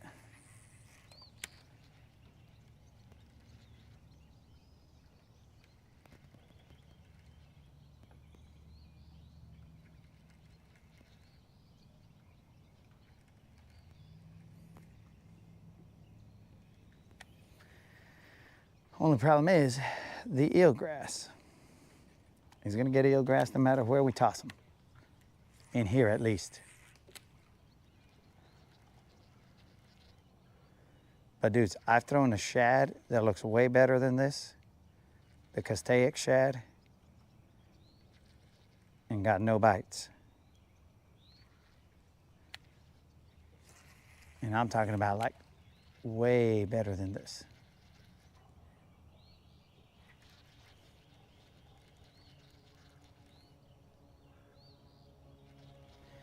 Unlimited will attest to the beauty of that other fish. He saw it firsthand.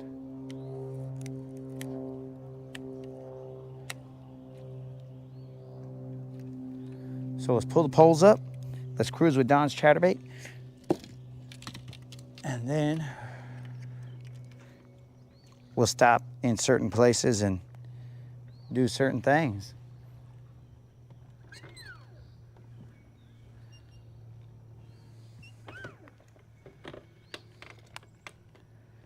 Hopefully some of those certain things is catching a fish. Cool, the scenery is here is different.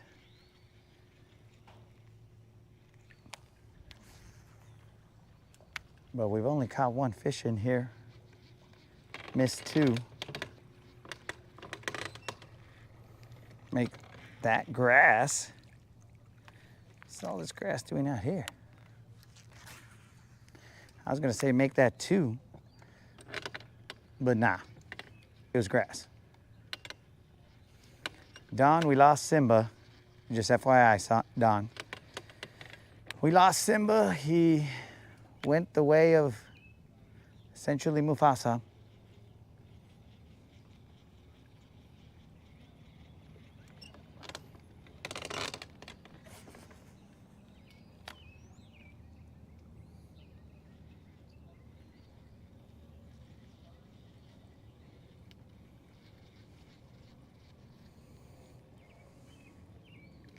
If I could figure out how to, not bad. Might be able to skip this guy.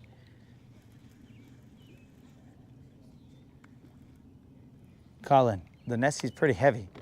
I don't know the actual weight, but that Nessie is heavy. Let's try this.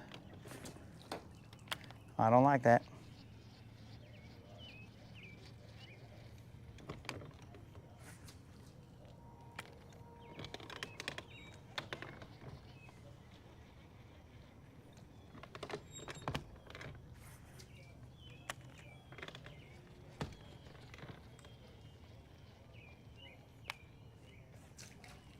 Terrible.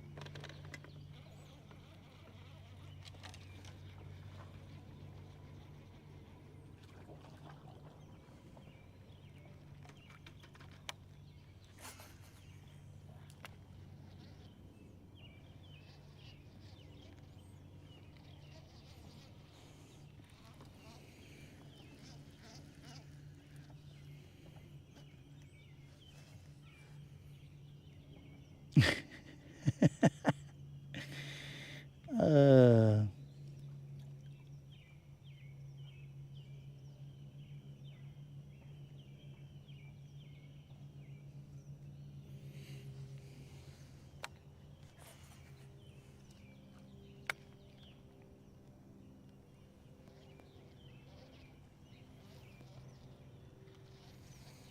Yo, Moon, you said that the Nessie only weighs 2 ounces, and I'm over here saying that it's heavy? Shh, bro, you make me sound like a wussy boy, huh? This guy is just a little wussy, huh?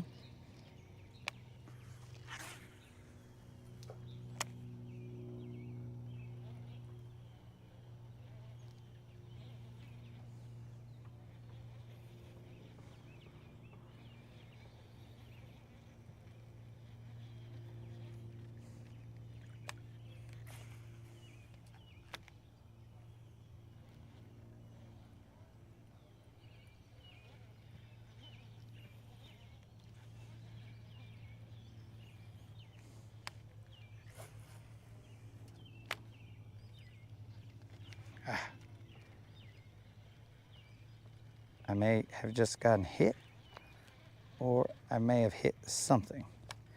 One or the other.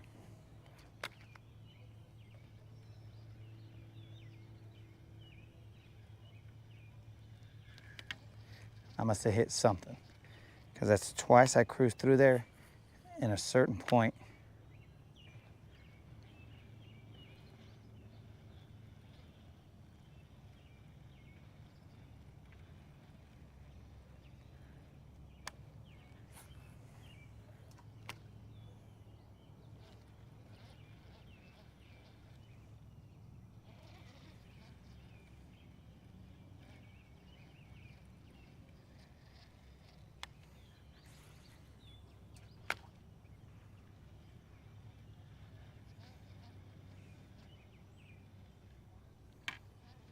Yeah, I'm hitting something because every time I go through there.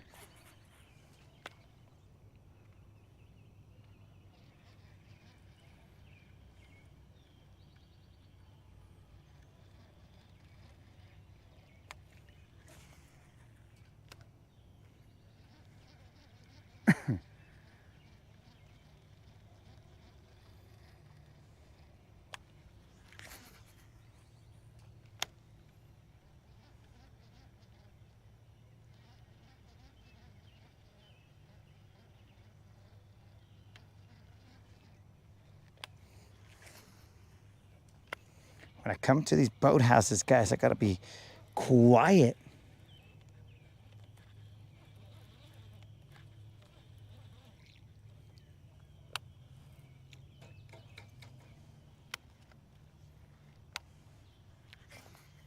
It messes with the conversation.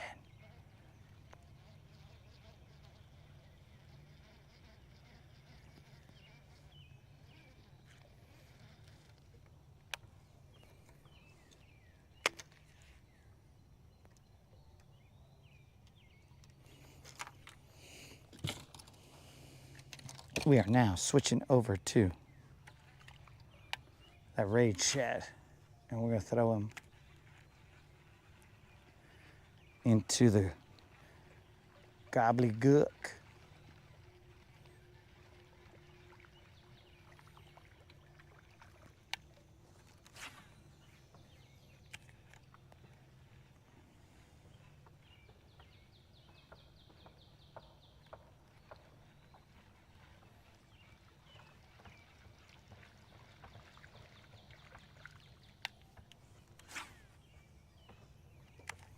Onto the dock.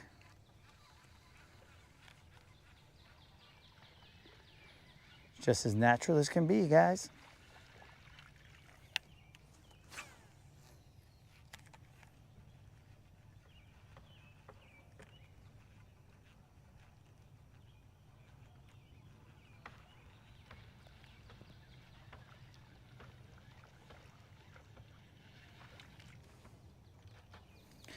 The raid shad is not subtle.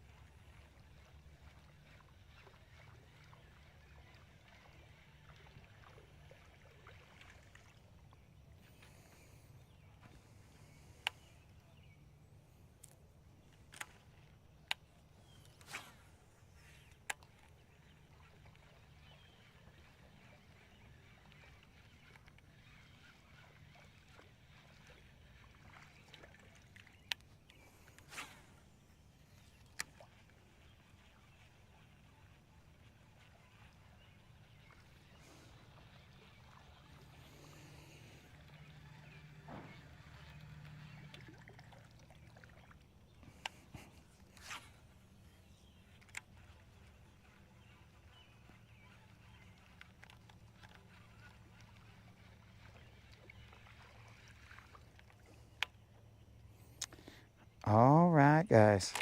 The rage shad is not all the rage. All right, Nessie. There's a lot of eelgrass out here, Nessie, but let's see what you do.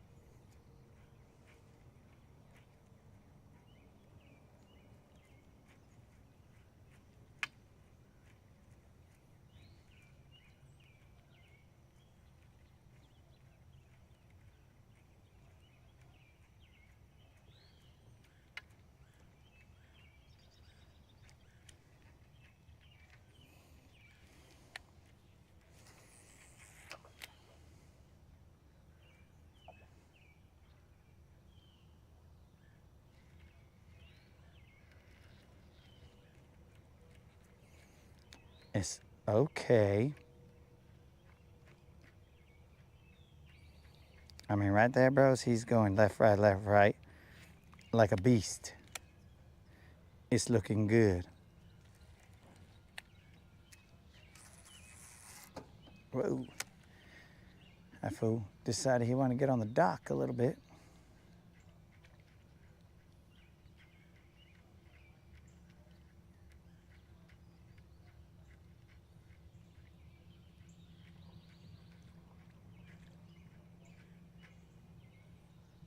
Oh, there's a follower.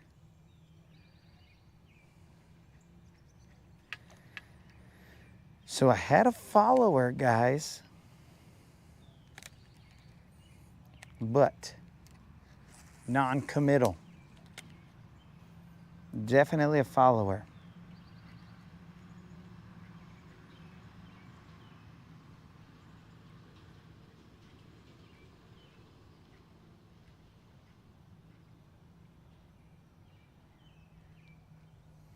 So there's that.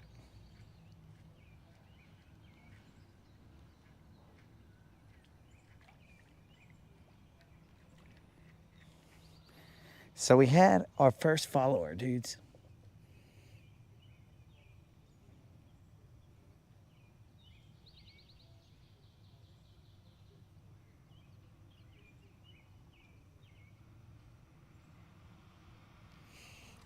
"30 hours with a virus, yo, unlimited. What's the deal, dog?"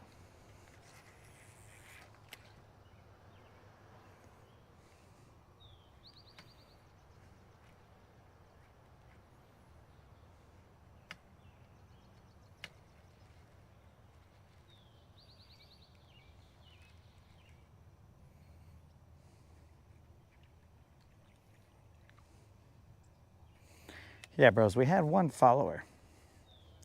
I saw him right underneath it, just kind of looking. He didn't look giant, but he was one follower. So that gives a little bit of confidence.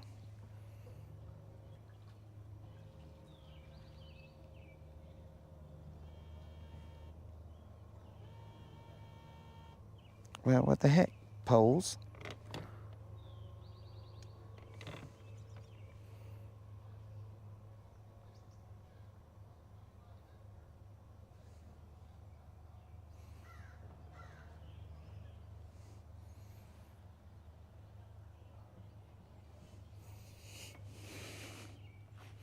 Did that battery die?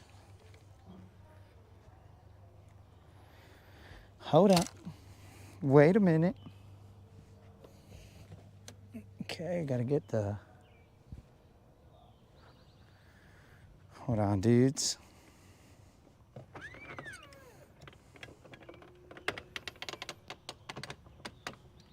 There's big trouble in Little China. Old school movie reference.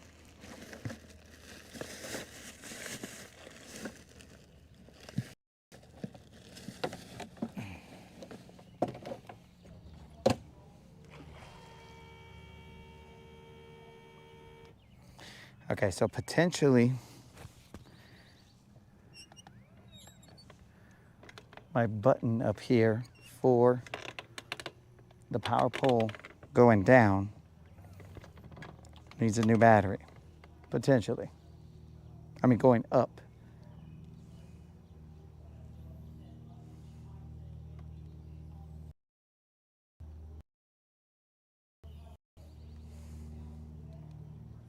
Time check, 10:30.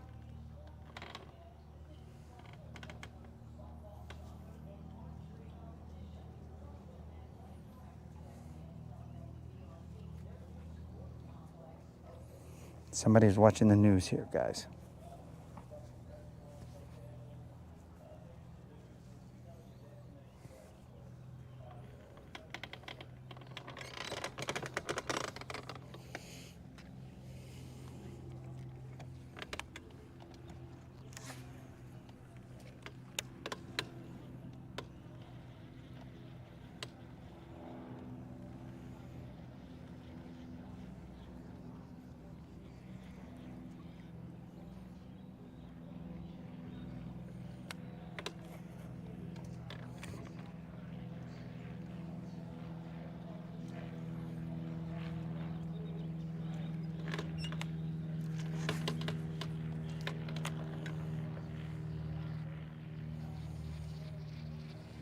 So guys, apparently one of my nieces, her graduation starts in 30 minutes.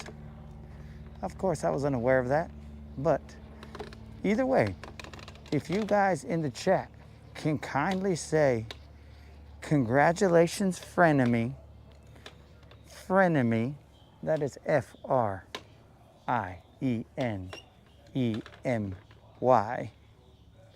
frenemy, just so that we can wish her a congratulations on graduating from Oregon University.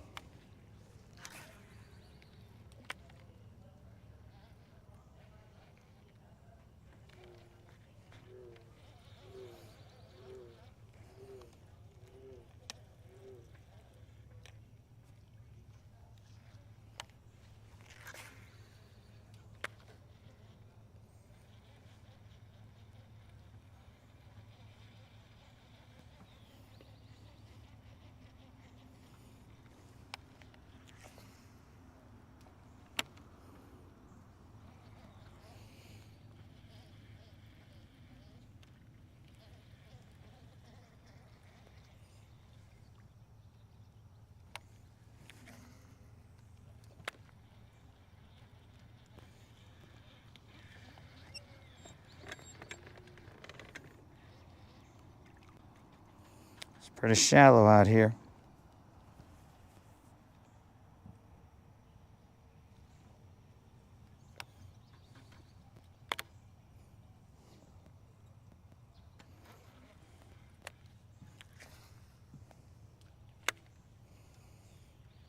When she was growing up, we would always call each other frenemy because we were always fighting, but of course, play fighting.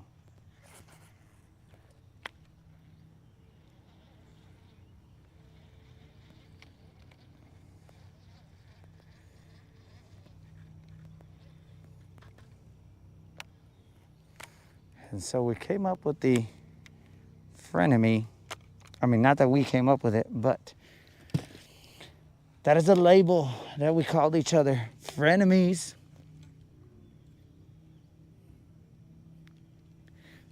I appreciate that, homies.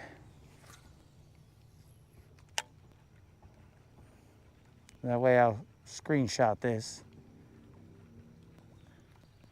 and then send it to her to let her know that the homies are proud of frenemy.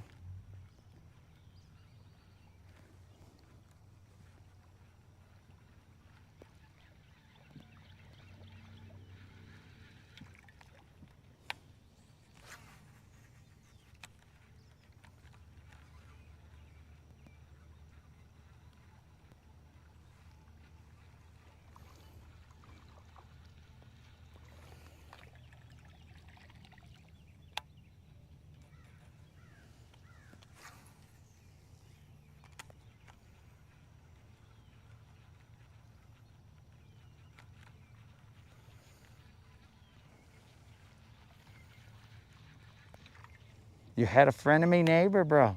Is that what you're saying? Dead rabbit.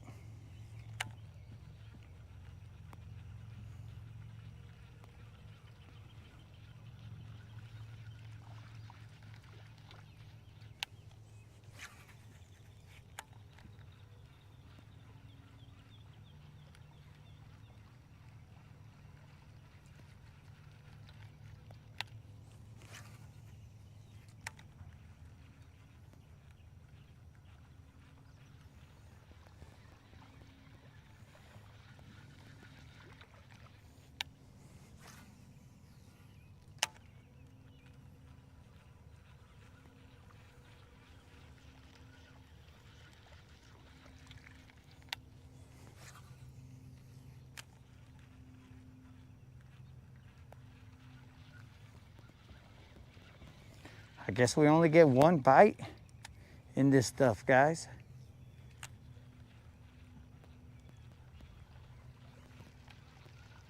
It's probably because we weren't fishing with our pinkies up.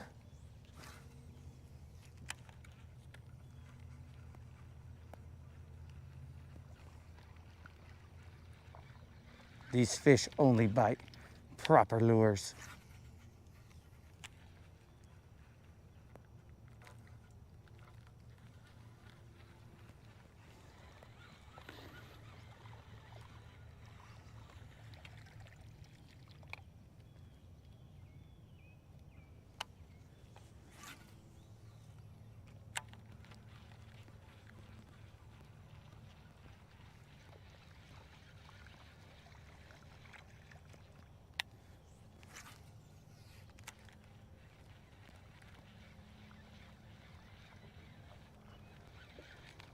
Thank you, Dead Rabbit.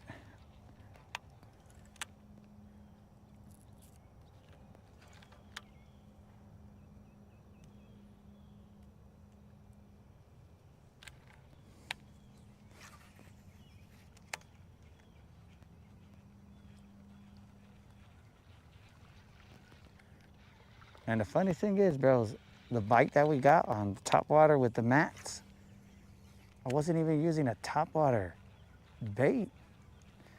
I was using a jerk shed that I utilized as a top water bait.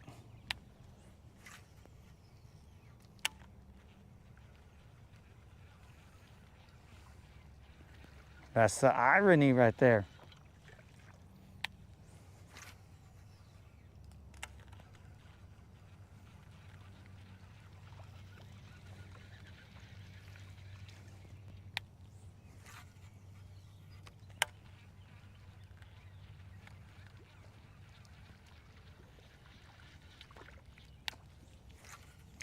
Did you guys see that freaking fish blow up right there?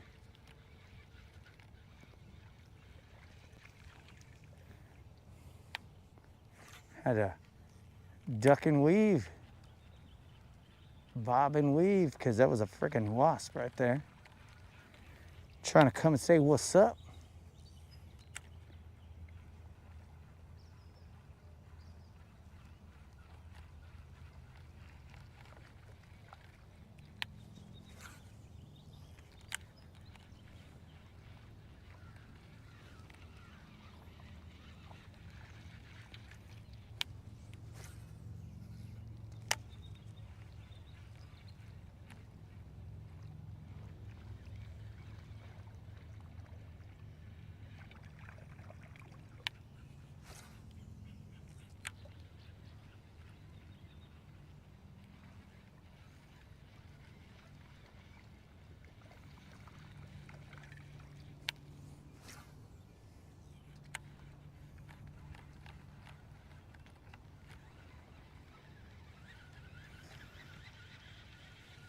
Well, bros, I don't think we're gonna get anything out here.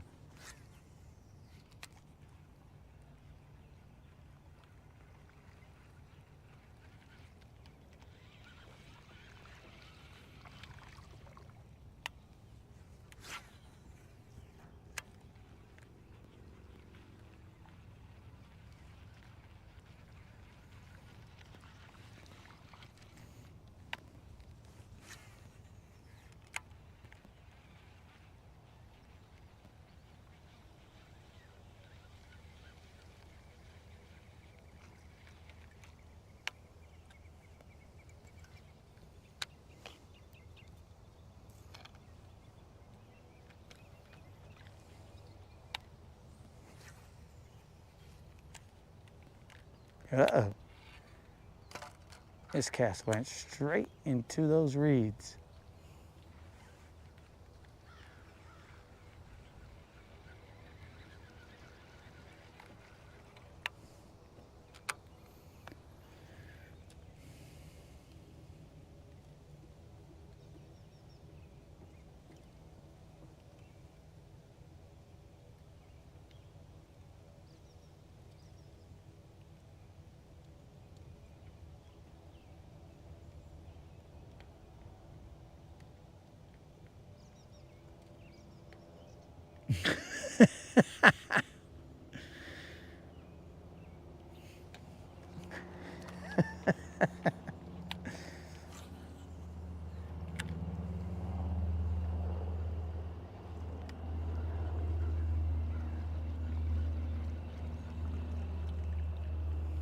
We got ourselves a chopper.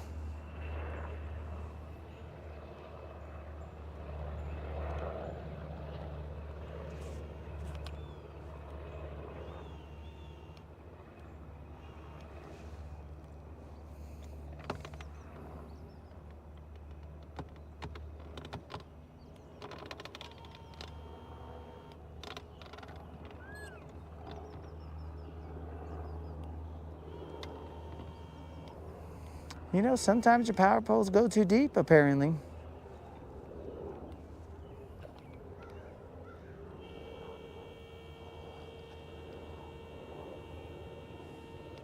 There we go. And now we're free.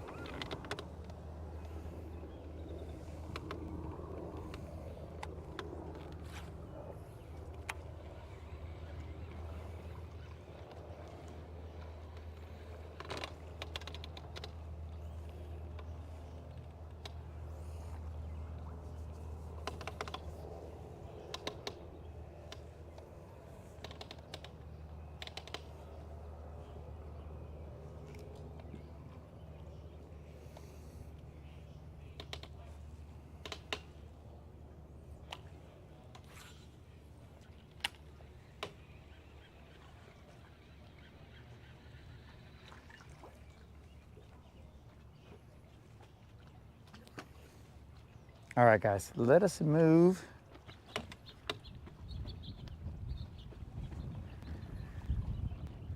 It is 10:43.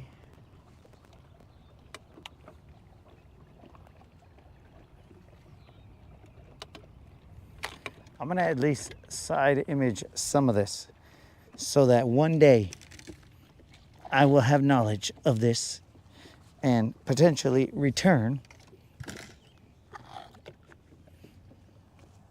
to this area to see what the deal is. Unlimited, I do not believe that you guys are being punished. I don't think that's the case. But the other thing that that this will give us the ability to do is have a mic off moment, because I don't think these houses really like mic off moments in their neck of the woods.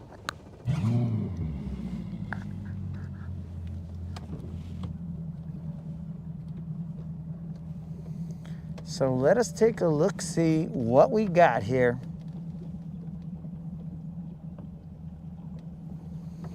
So we attempted to do something a little different.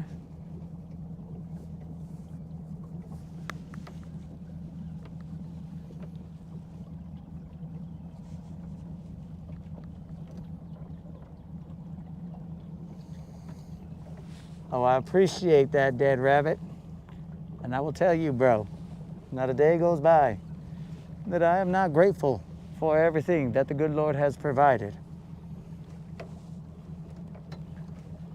Through a belief in Him and putting in that grind, putting in that hard work, I believe that that is why we found our way to here.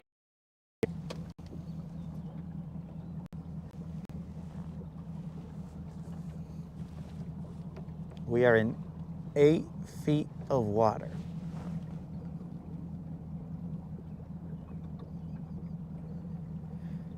We were definitely in the shallow out there.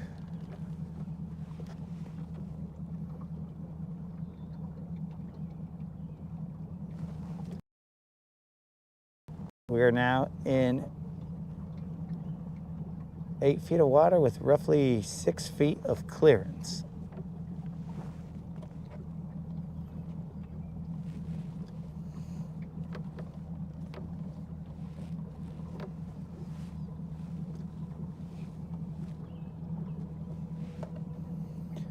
Nine feet of water.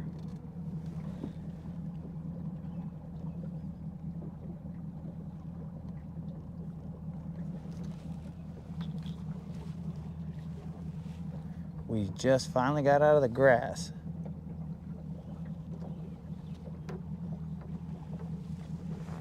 I should more than likely focus on that grass line if I were smart.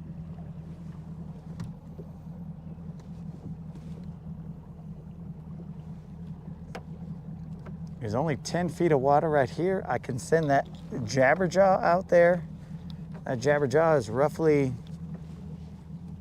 4 to 5 foot diver. Let's just try that. I'll hold in my mic off just so that we can throw some lines to this area.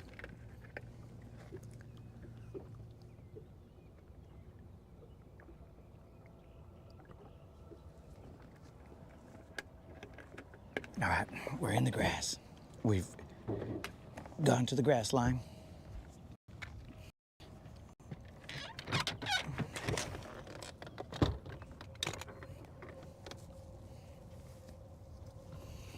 We'll toss this jabberjaw down there. He goes about either 3 to 4 or 4 to 5, one or the other.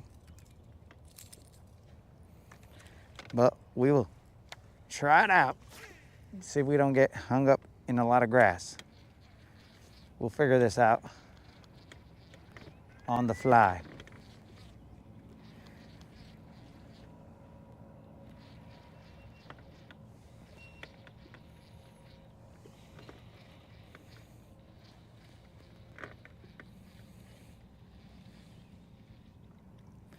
This jabberjaw looks like he was going like 1 foot. This guy's like a 1 foot diving crankbait. What's his deal?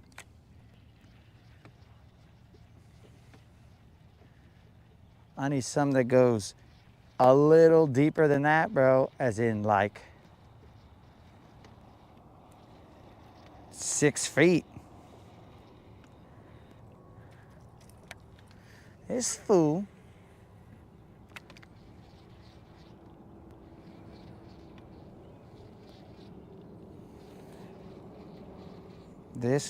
is tripping. Let's go see what we're in. We are in 10 feet of water, still outside that grass line. Let's see what we got here. Oops.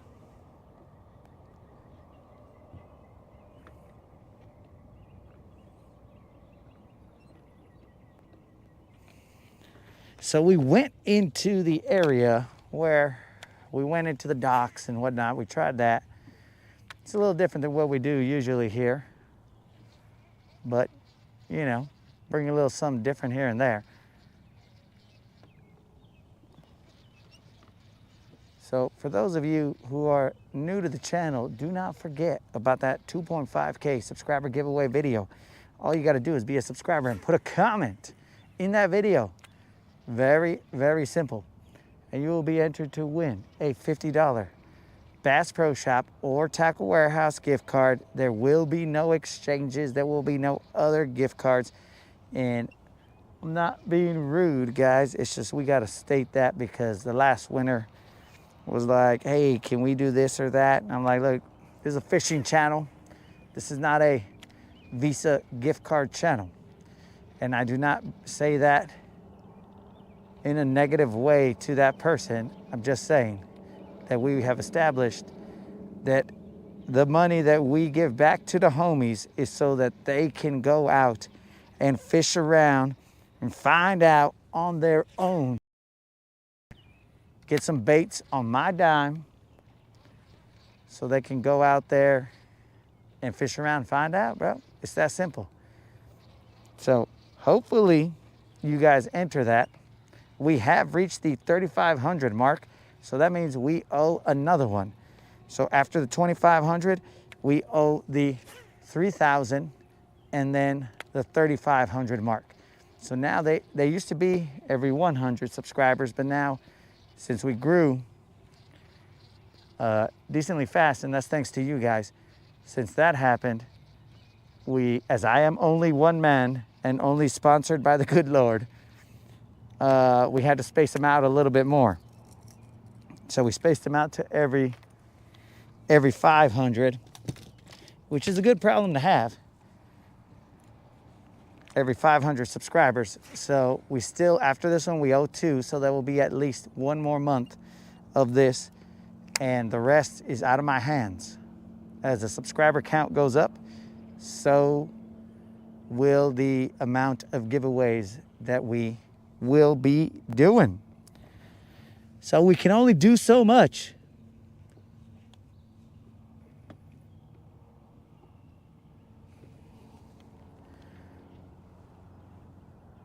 That drawing will be held June 27th. We do them every 2 weeks, guys, at 5 p.m. Central.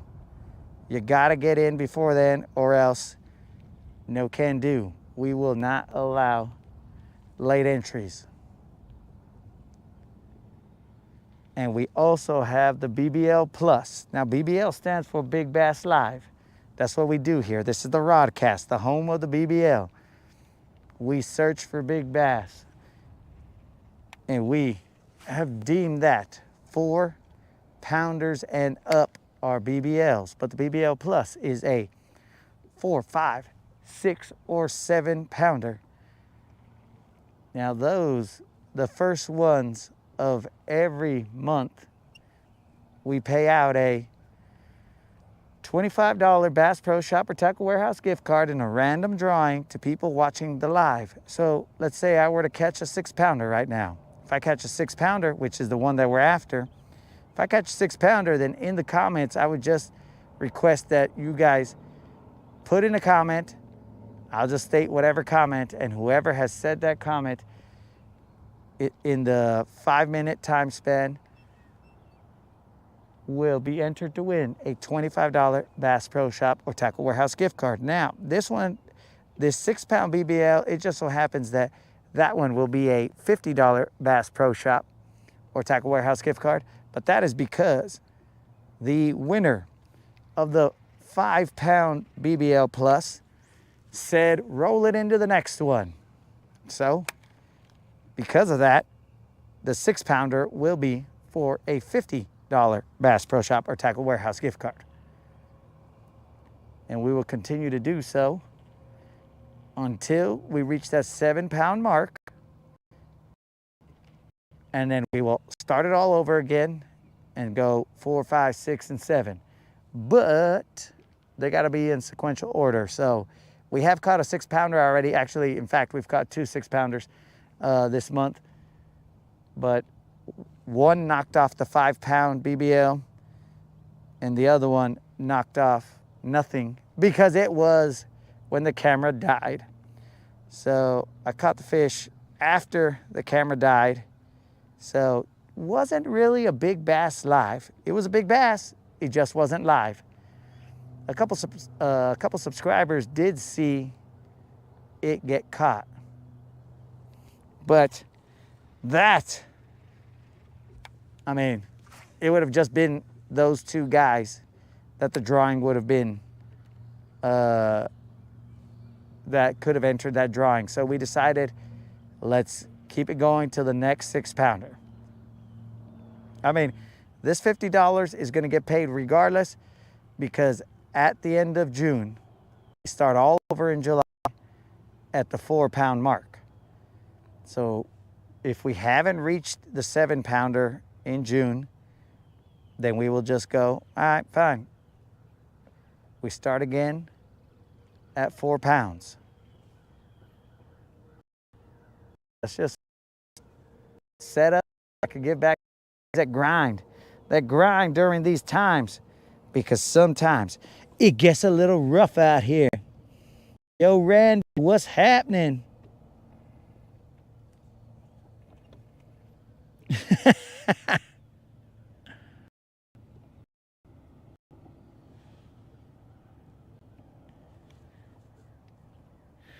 What's happening, Randy?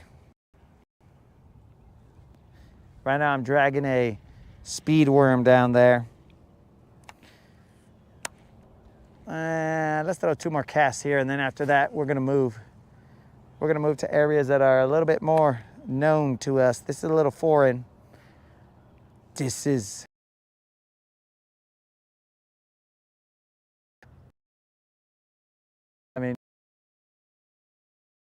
just chilling right there.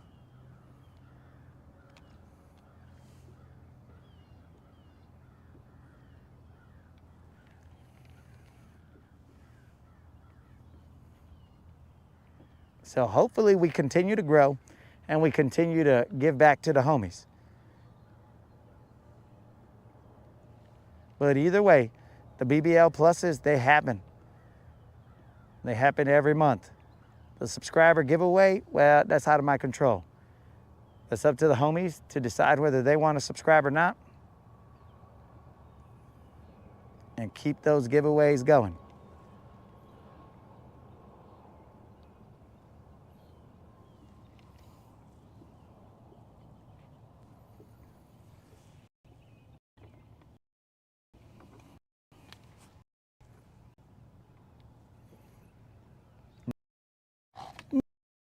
Usually a little better, but we shall see. We do plan to go till about maybe 11 or so. That's in 3 minutes, so maybe we'll go till 11. We're actually, when we say we're gonna leave, which he might be right this time, but that's because we're kind of a ways from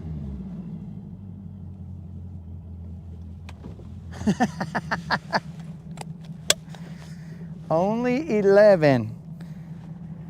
Mr. Sivia, I gotta go do some adulting. You know, there's a real life that's happening outside of these waters. So I gotta go till 11.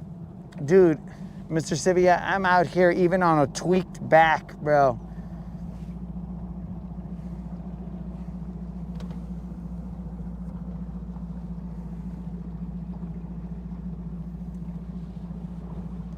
I gotta go do some adulting. I gotta go talk to the people at Ionic and set up the return of their battery. Set up the return of that battery and other said adulting things. Usually, guys, if we were to get off the water early, because there are quite a few days where we just fish sun up to sundown, but if we were to get off the water early, we would come back in the afternoon, because we have issues with the GoPro overheating and this, that, and the other. But we would come back in the afternoon and grind again at about 4:30 or so, 4-ish, somewhere in the 4 o'clock range. We would grind till the sun goes down.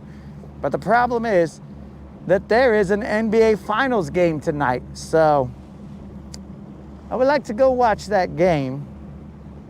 And I do believe that potentially, I mean, weather changes all the time, but there might be storms in the afternoon, but I doubt it.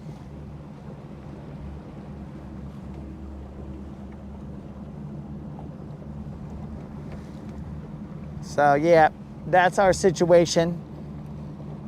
Once the playoffs are done, well, then we'll definitely come back in the afternoons. Because the only sport left to watch at that point in time is baseball. And I don't like baseball.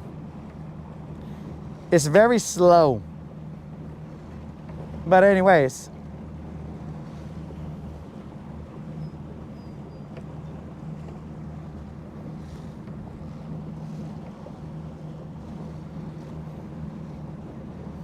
this is a no wake area, guys, so we got to cruise through here real slow.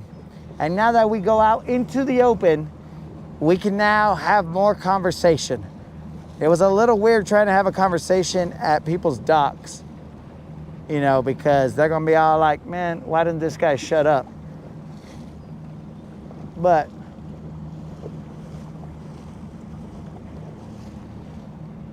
now we're headed out into the open, and now the chaos can resume.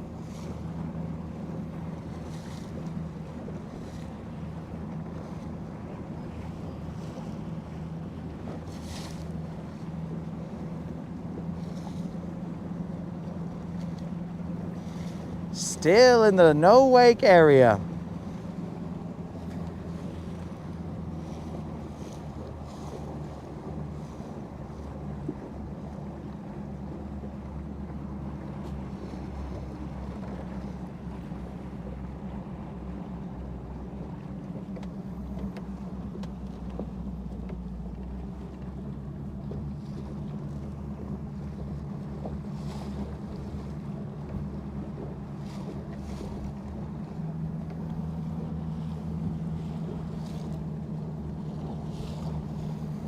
And I expected that jabberjaw to go a lot deeper, but that jabberjaw did not go deep at all.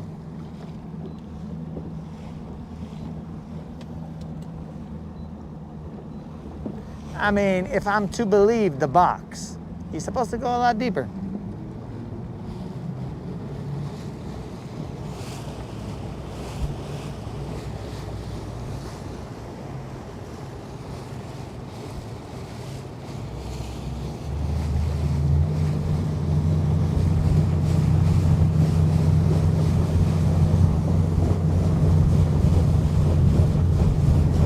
We're not gonna go too fast. We got a couple boxes here that we don't want to fly out and litter the lake. We're just gonna be hitting some hydros right here.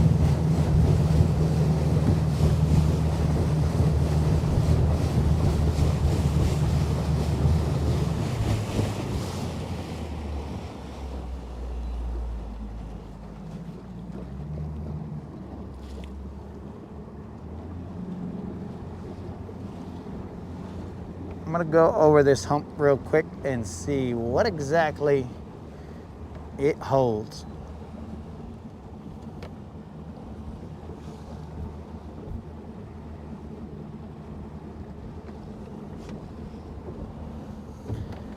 I see some bait here.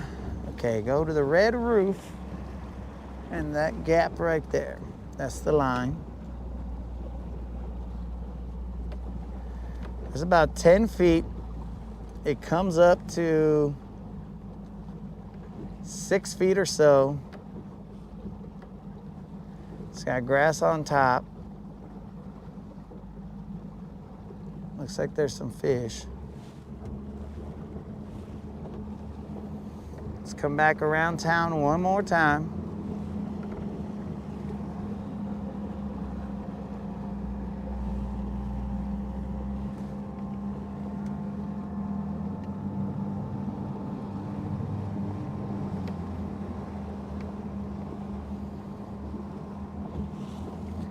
Hey, moderator, can you check that tracking number and see if Lawrence has received the fish finder at least, so that we can determine how long it'll take to get back the fish finder? This was terrible side imaging, guys, by the way. Okay. All right, cool.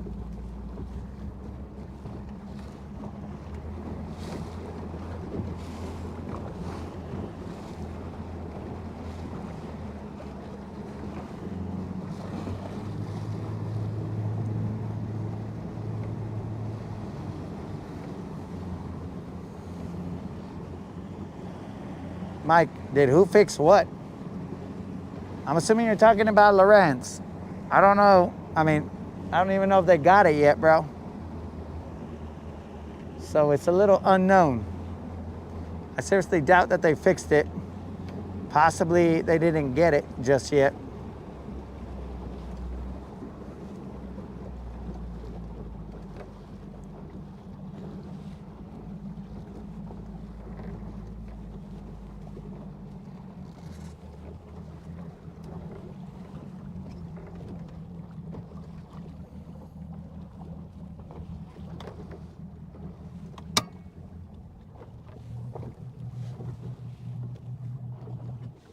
All right, I should be casting to the right. But anyways,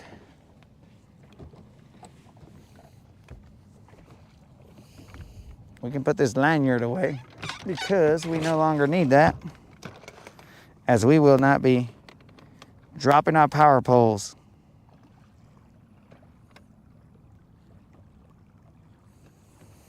Bro, I had to ship it to Lawrence, so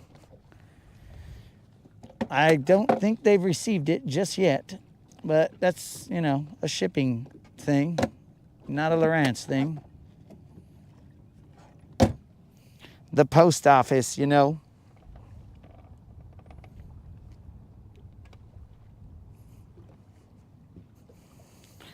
Now, if this dumb old jabberjaw would go down to the depths, then we might have a chance. But we will start off with a bit. What is do about this time?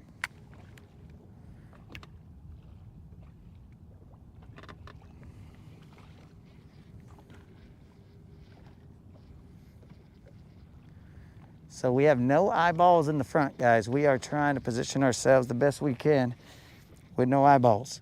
So you will see me going back and forth. It is not because I am trying to get steps in. It is because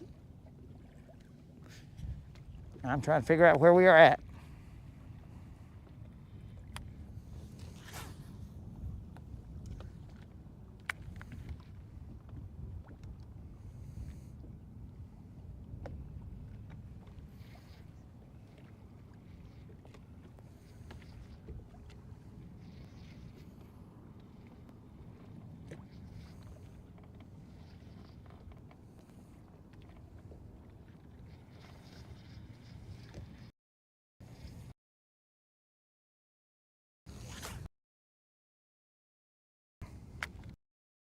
Jig on them. You can figure out where it's shallow and where it gets deeper. Let me drop a jig out there. See where the grass is, see where the hump is.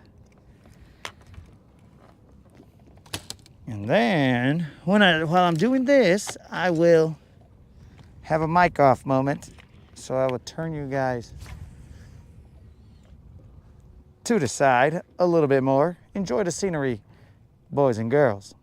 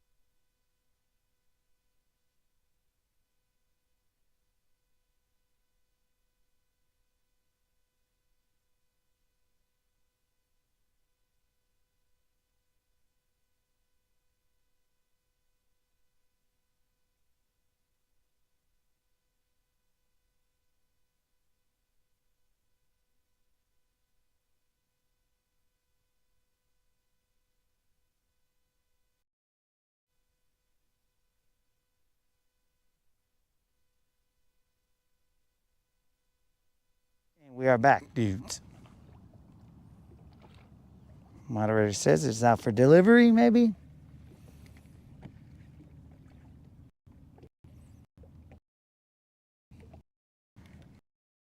Out for delivery. It doesn't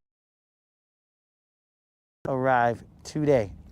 So from that point on, they will attempt, I assume they have other customers as well. So I will fall in line, and if they are able to fix it, then there is a so many day wait for them to test their fix, which is good. I think it's maybe 48 hours. They'll let it run for 48 hours and see if that fix was correct.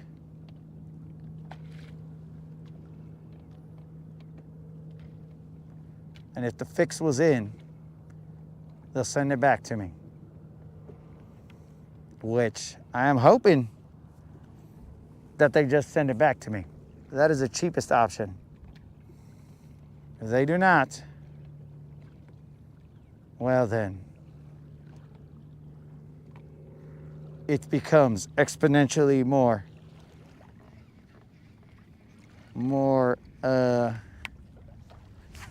expensive.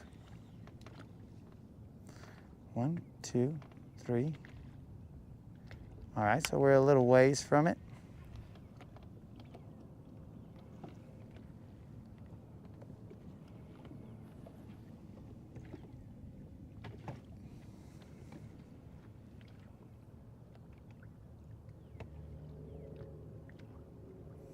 I feel some hard bottom down there.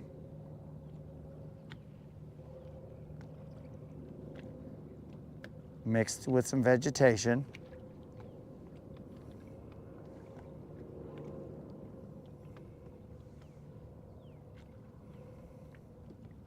But as for the battery, the Ionic guys were just like, yo, bro, you got a 10-year warranty. Try this troubleshooting step. If it don't work, call us back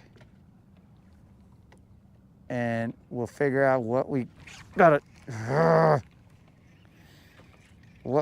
do. That's my fault, guys. That's on me, baby.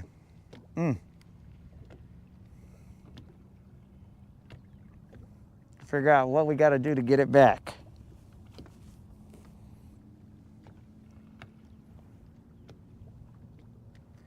That one is a little bit unknown because all cells show that it's good. All indications say that it's good, but when I tried to do their procedure, it did go up, the charge, but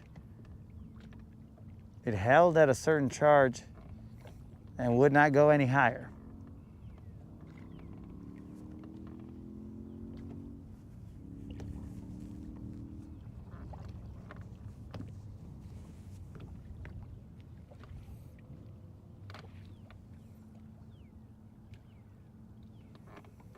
Let's throw a little thump gel on this jig. Well, actually, no, because this jig has a biz bait trailer on it. Not big. That's why I missed them. It's a little spot. Hey, vato, relax. I'll get you back in the water, bro. You son of a fish. Relax, bro. All right, guys, it's just a little spot. It's a little spotty, bros. Poor dude.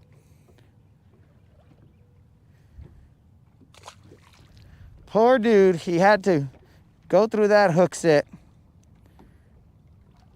I'm gonna have to tell the mustache maniac, look guys, there's a topwater bait in the water. That is my bait right here. And it's accounted for. Apparently that fool flipped him into the water. Because apparently now I just have loose baits on the deck of my boat. You know, anyways.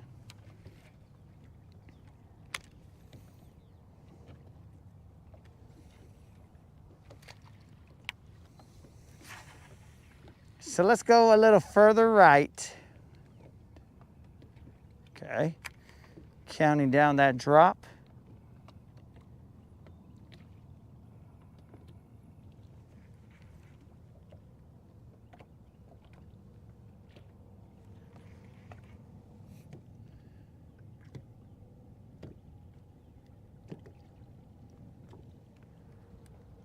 I can throw the Nessie, Colin.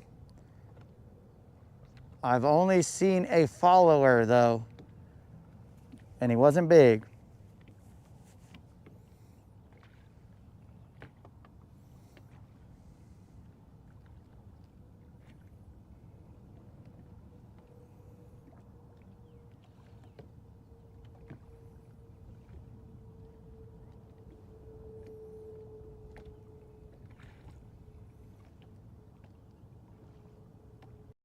was my bait.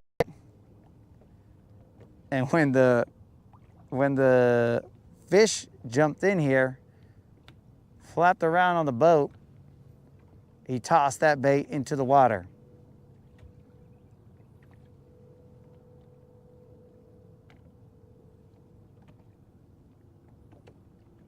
So right now I'm on the grass line where the drop is and the grass disappears. That's where I caught that little Juan.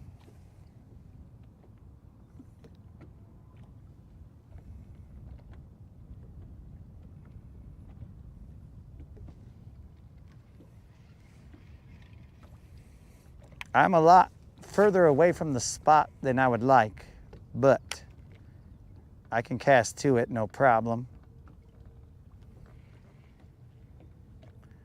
The Nessie, on the other hand, I'm gonna have to creep.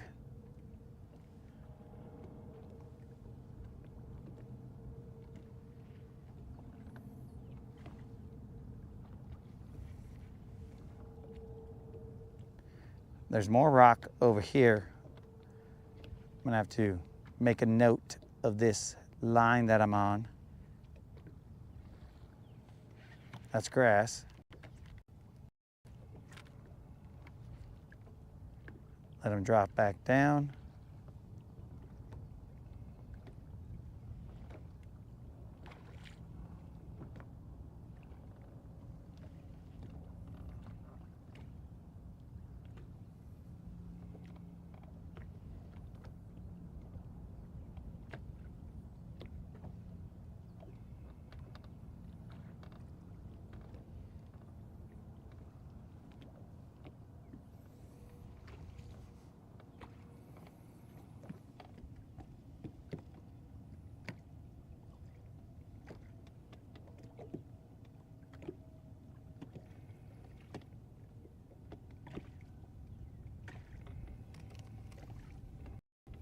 Nessie is Bessie, bro?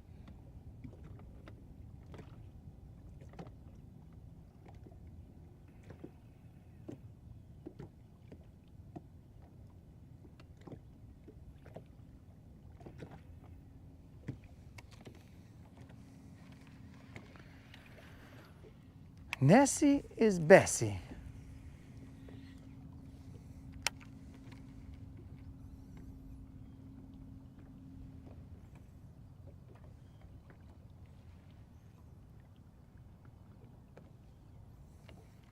So I'll sneak in a little bit in the direction that I believe we're supposed to go. Hold on a second.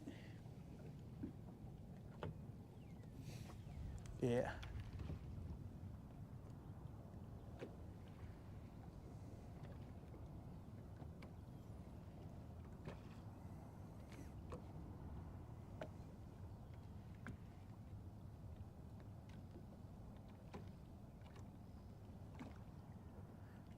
And remember, guys, we are on day 30 plus 11. We gave ourselves a self-imposed 30-day challenge. Why? Nobody knows. What was the point? Nobody knows. But we have fished for 30 consecutive days, 30 plus 11. So we don't like to usually do nerd stuff on this channel,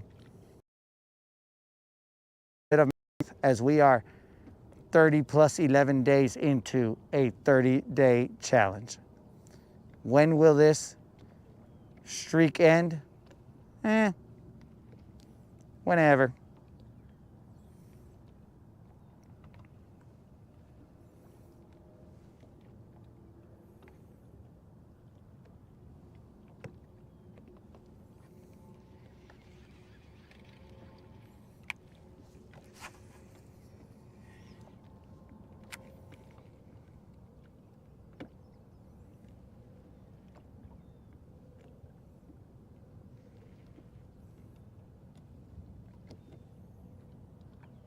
And our bizbait, our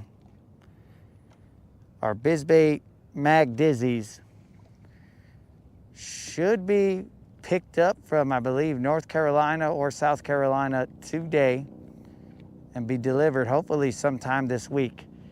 We have not been able to throw a Mag Dizzy, which is apparently now our go-to worm. We have not been able to throw one of those because we ran out. But we found an area that had the green pumpkin magic, and now we wait.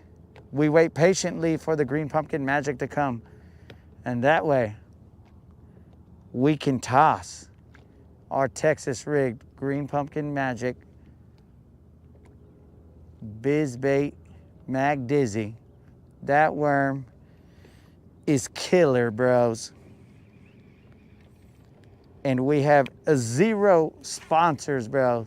The only sponsor we have is the good Lord. So here we will tell you the honest to God truth about whatever we are throwing.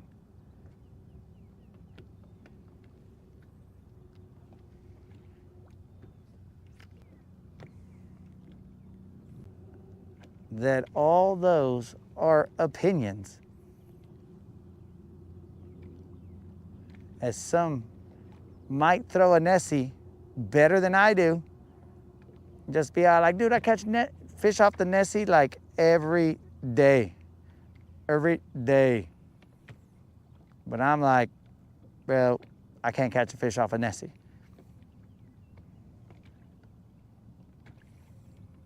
I seen a follower.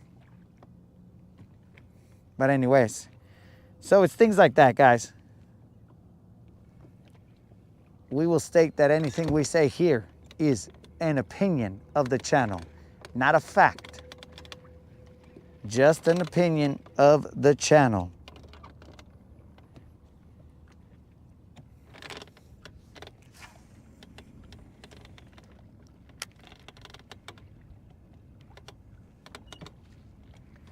In fishing, the only thing that is factual is if you are not on the water, then you will not catch a fish.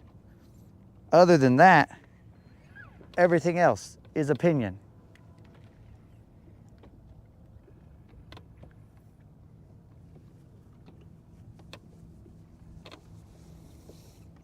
Everybody has their favorite baits. Everybody has their favorite techniques. Their go-tos. Hey, were you a fish or were you just grass? Might have been a fish, might have been grass, who knows?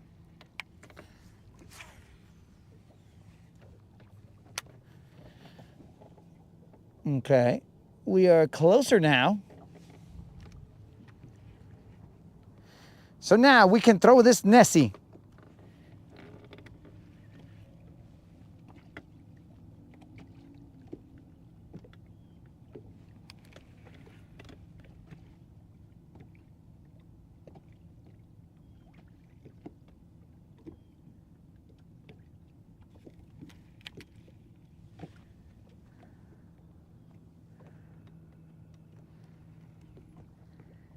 And how exactly would that empty your bank account there, Dead Rabbit?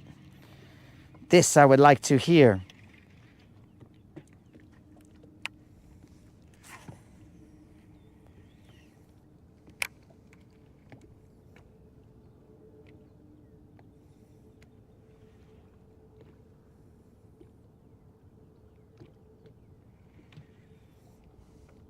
I pulled up some eelgrass right now, guys, so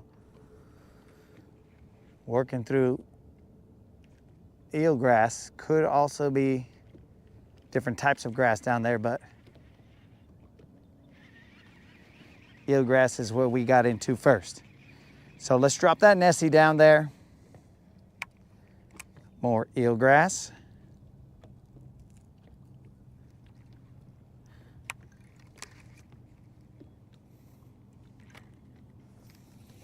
Where you at, Nessie? I got him.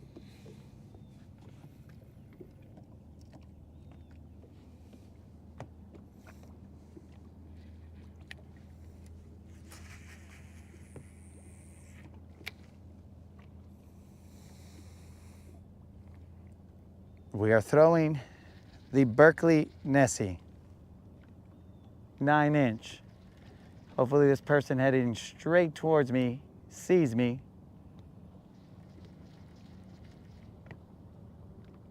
Okay, they're starting to turn. So I do believe they see me. Excellent.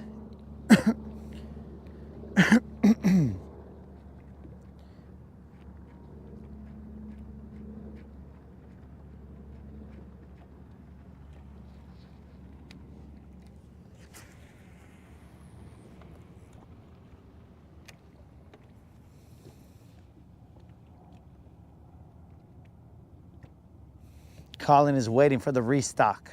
Colin, I got these from, I don't even know the name of the tackle shop. All I know is that they had some, so I bought some.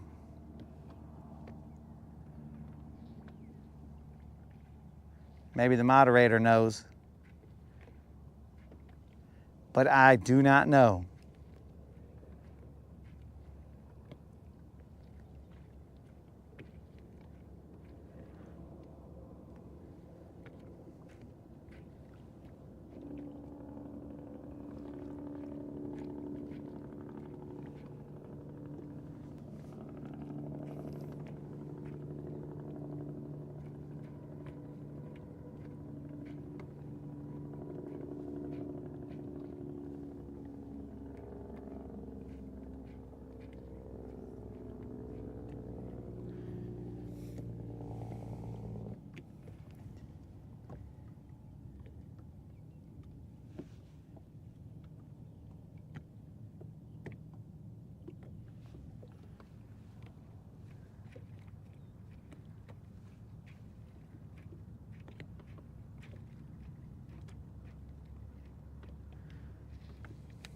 He is somewhat slow sinking.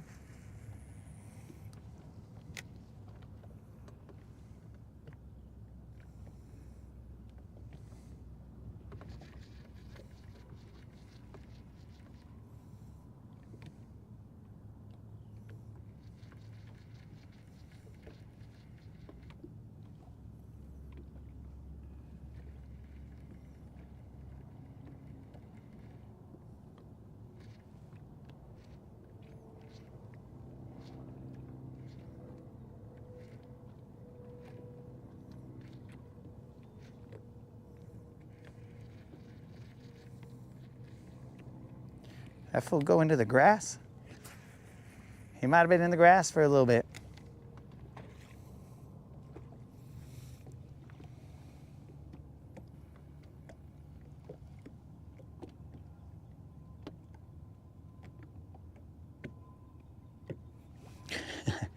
The follow gave you hope. Bro, the follow gave me hope. It gave everyone hope.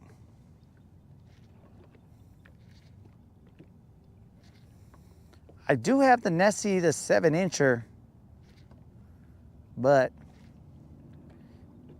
I don't know where exactly he is. He's probably where he belongs.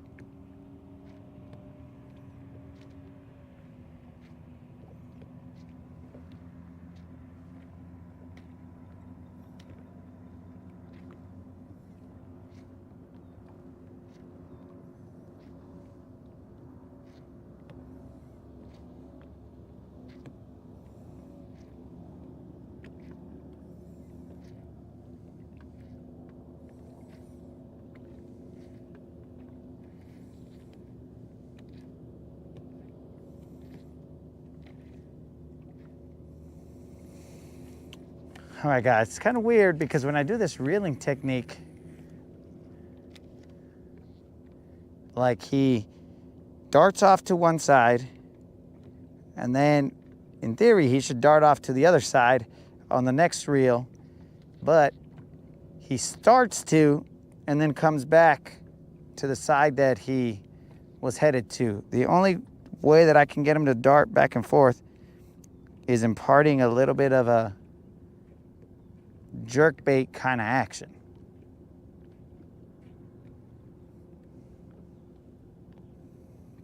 And again, this could just be me and my setup.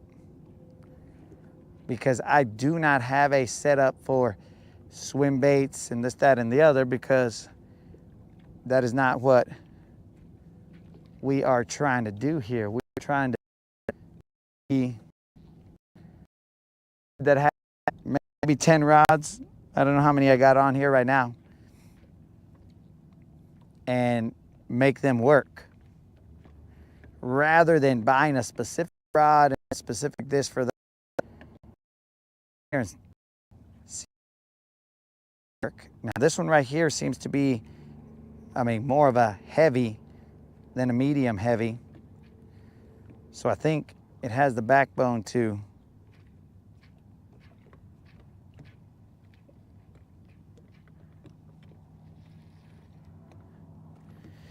get some stuff done here. Custom tackle ply.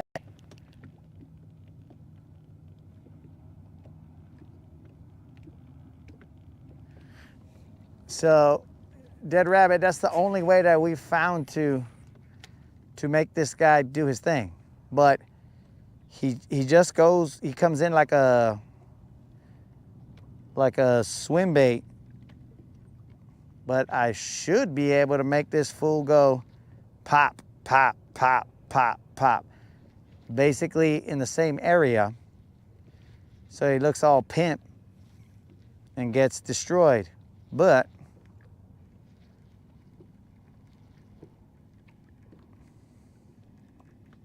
I mean, just slow and steady retrieve, the fool swims towards me. I mean, as potentially intended, but to make him do that more seductive left, right, left, right, left, right in like very limited distance, that right there is what I'm looking for. Not the, I'm reeling him in and he's just swimming back to me.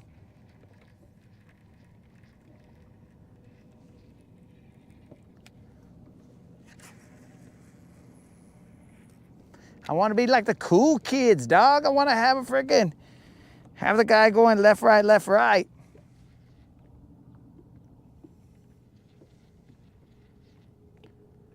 I mean, if I wanted a swim bait, bro, I just get a swim bait.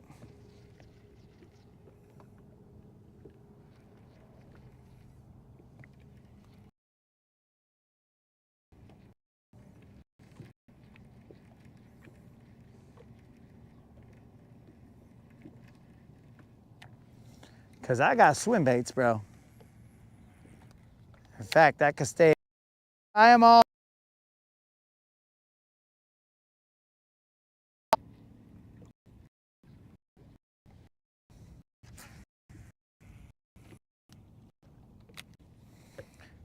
That. Well, I mean, potentially I did buy them all, Colin.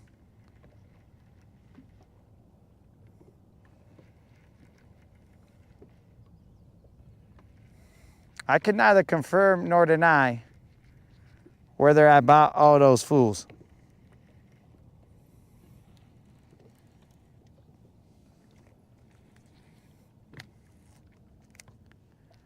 I can only tell you that apparently Colin says they're out of stock. How that happened, I don't know.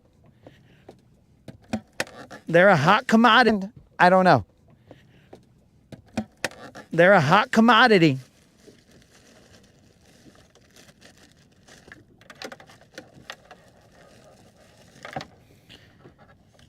They are a very hot commodity.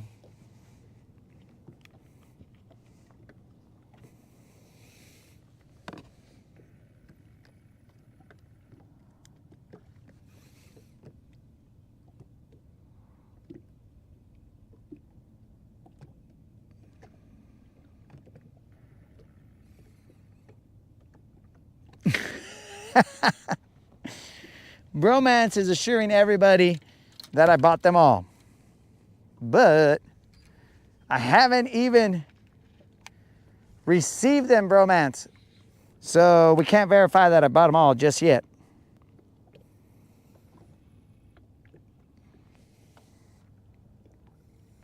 We will receive them eventually. Patience. So that's why we're throwing this speed worm, bros. We don't usually throw the speed worm, but I thought, let's throw this speed worm, see if we can catch a fish. And we caught one, but it wasn't a giant.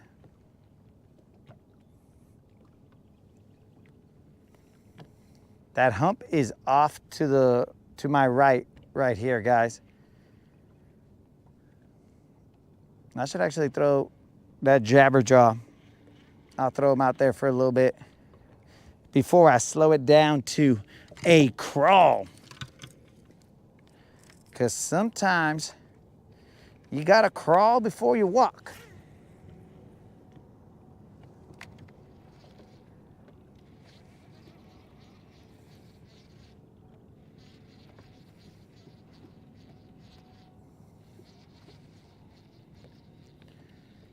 Now this jabberjaw should be getting down above the grass. Somehow it seems like he hit the grass, but came out of it without any grass. Weird.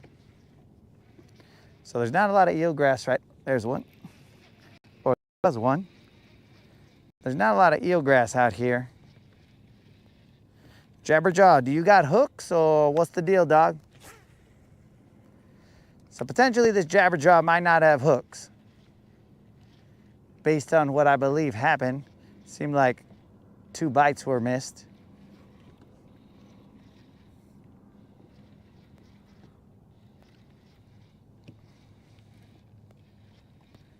Que pues, jabberjaw.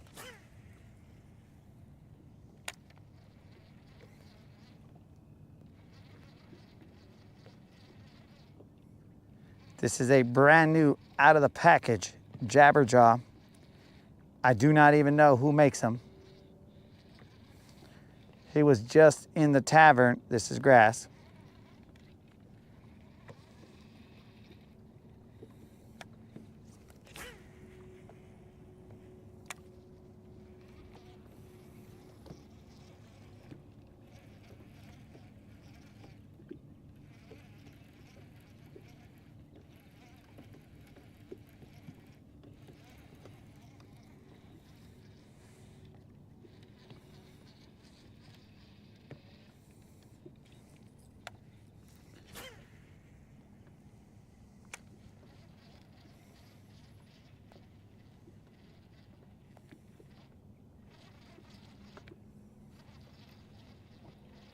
The jabberjaw apparently only goes 3 to 4 feet, probably less. I got him on 12-pound test.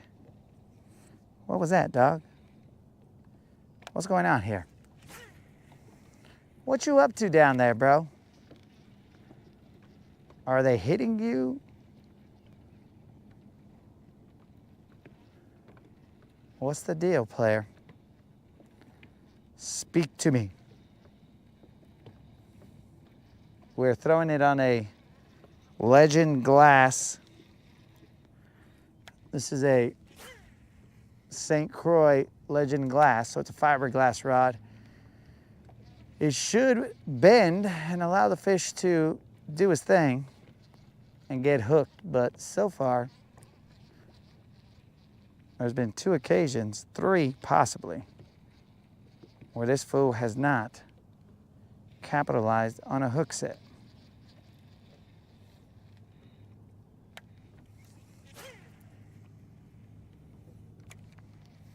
Again, he only goes about 3 feet, but we are throwing to a hump that is about maybe 6 feet underwater.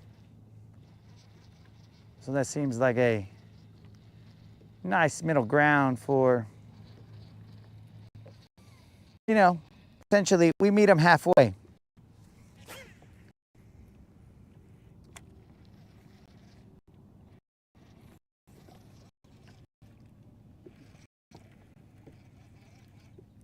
I believe they are 13 fishing, bro.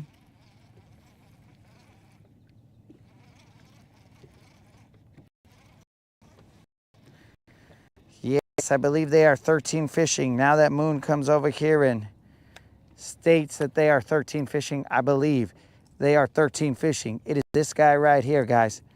The jabberjaw. He moves. His bill moves left and right. Watch out, bro. He moves all over the place, right? But apparently, they might not have given me hooks with this guy, because on 2 occasions, I didn't get a hook set.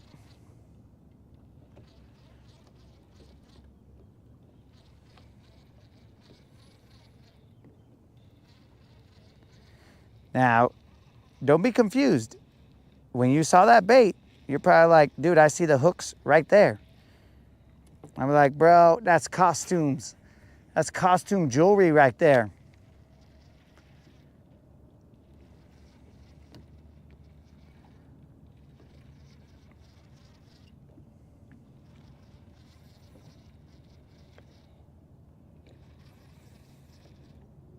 That is just a bunch of costume jewelry. I mean, in theory, we could just go around throwing a crankbait over the top of these humps right here. Probably picking off some, but the problem is, what size will they be? Or will we even hook them?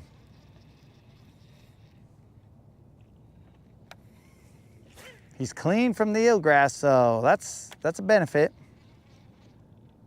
But he's also clean from the fish.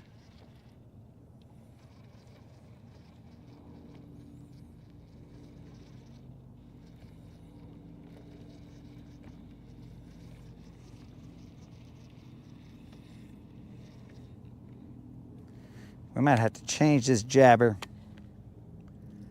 Come on, jabber, what's your problem? Those hooks feel sharp, bros. That costume jewelry is spot on. They feel sharp.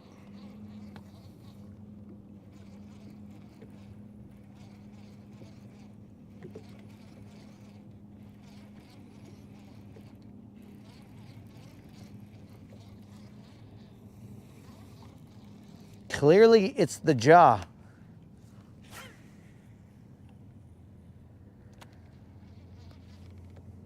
Rob, I think we caused a problem having 2 jabberjaws on here. And the show cannot have 2 jabberjaws. It's just, it ain't gonna work out.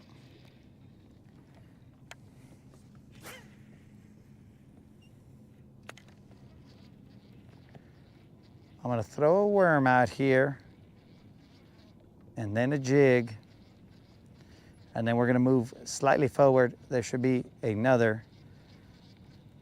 It's gonna be more shallow hump right in front of us.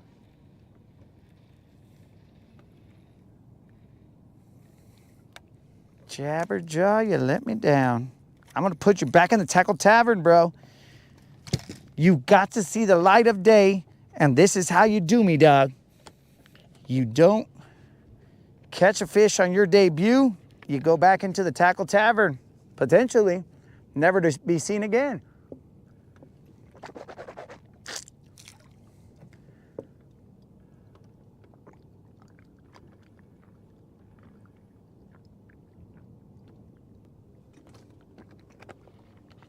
You guys might not ever see that.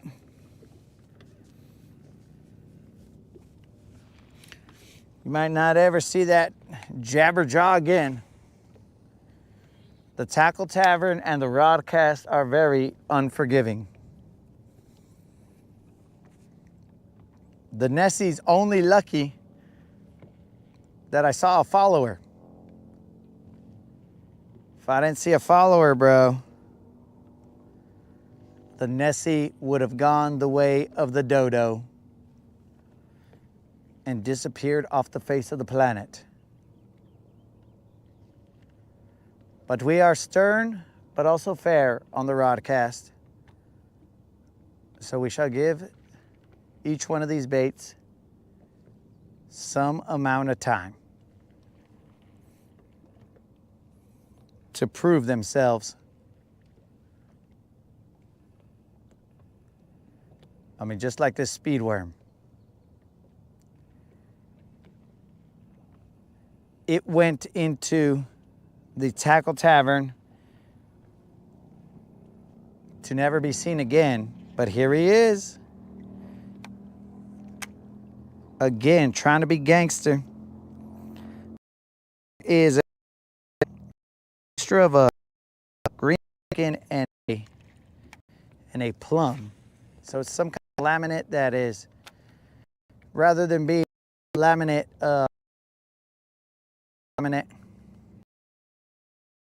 depending on what side the fish is seeing it from. Oh, maybe that's how we trick dogs. Because they see the side and they're all like, oh, dude, that guy's a plum. Let's eat him. And then if they go to the other side, or if I cast on the other side of them, then they see the green pumpkin and they're like, oh, that's a different dude. And like dummies, they go bite them.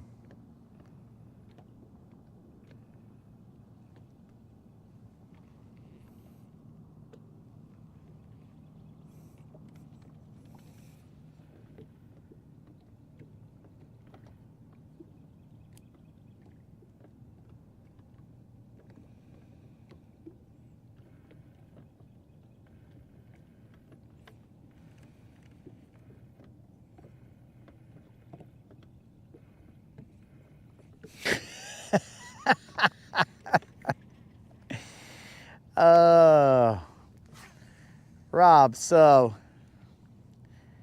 I believe it is USPS that's going to deliver it, but I mean, I can neither confirm nor deny whether, and this is mainly because I don't know UPS's safety standards.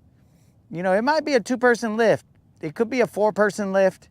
It may be a freaking forklift that needs to be utilized. I don't know. It could just be a small package.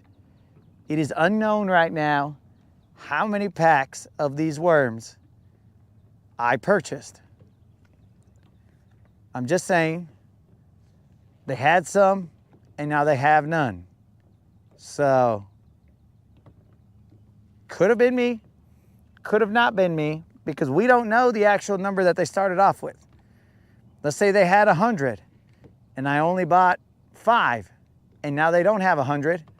Well, I mean, all 100? Nobody knows.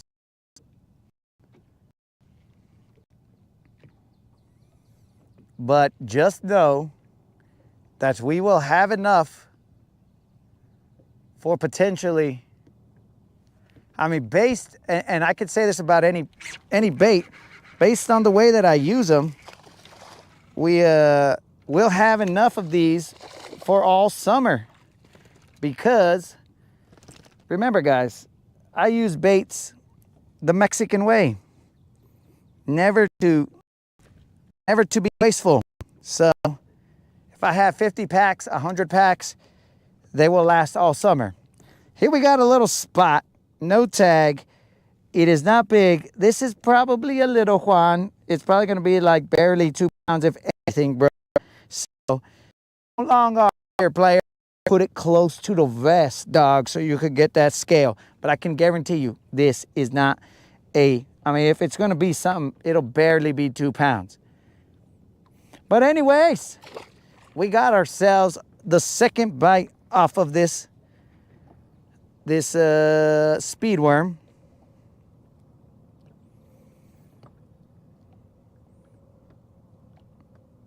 So Rob, I mean, I'm sure that there's that the UPS guy has insurance. So hopefully he uses proper safety procedures. And here's the example, guys. This is exactly why if I have 5 or 1,000 baits from Biz Bait worms, they're going to last all summer. They could last probably until eternity. So as you can see, this bait right here is torn up in front. It's going to move up and down on the hook.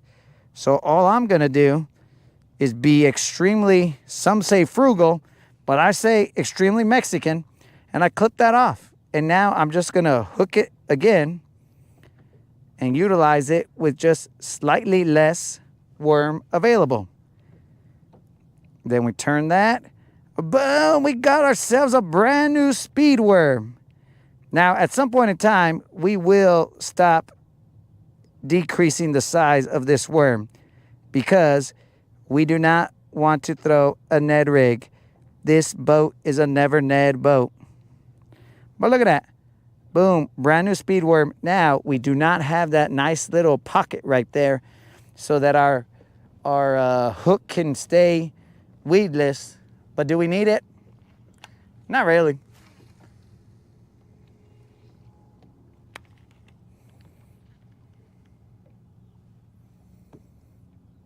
So the Jabberjaw,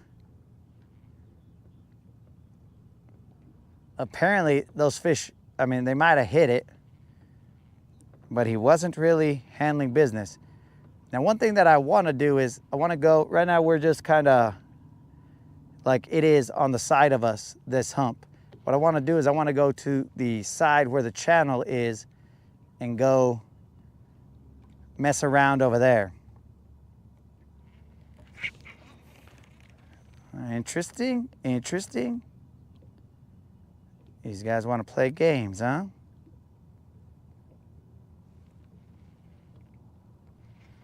So I could be on the side that's closer to the channel. They want to play games, huh?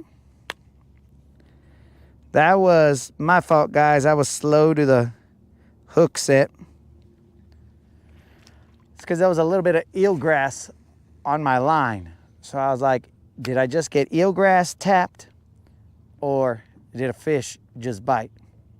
And apparently, it was that a fish bit. But I mistook it for eelgrass. Actually, I should put a little bit of thump gel on this guy.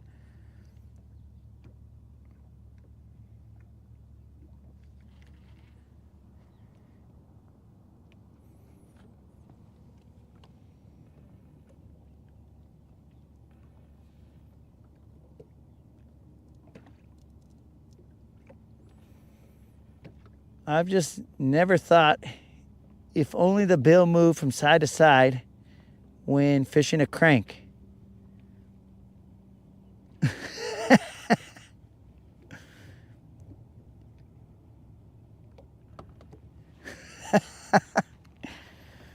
Bro, the Tackle Tavern, I mean, you guys have only seen what has been shown in the Tackle Tavern. The Tackle Tavern could have other areas. In fact, the Tackle Tavern might be essentially the front of the store. You know what I'm saying? It's just there, and behind the scenes, that is the warehouse. So you've never seen the rest. The warehouse has a whole bunch of baits, and then we just pull them forward. And that's why it always looks like there's baits there. No matter how many baits we go through, you guys are like, bro, how does this guy have 1,000 worms still? Well, that's because there's a warehouse in the back, and that warehouse is where we store all the baits, and we utilize whatever we need.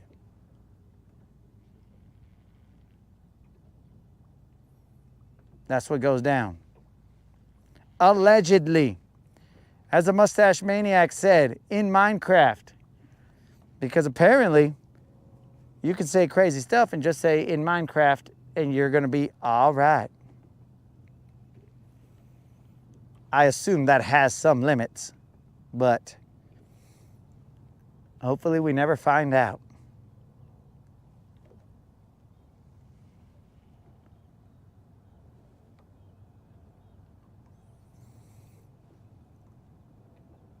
Oh, would you look at that, guys? It's 11:56.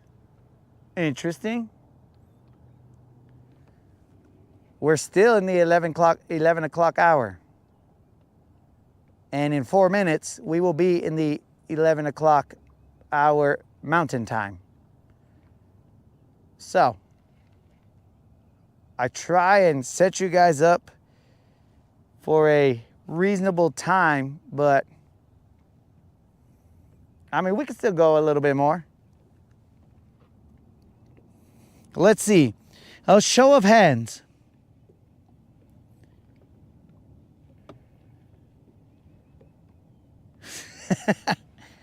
A show of hands. Shall we end the Rodcast in these next 3 minutes?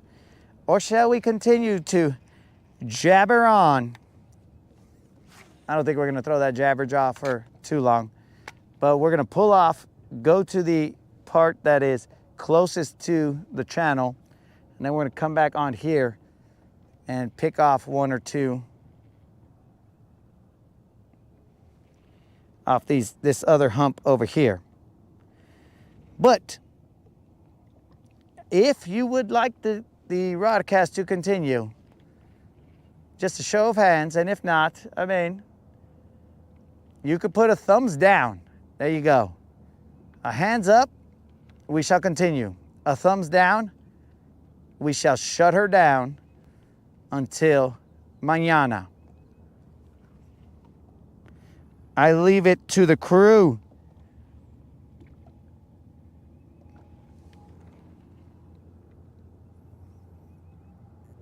As this is a democracy.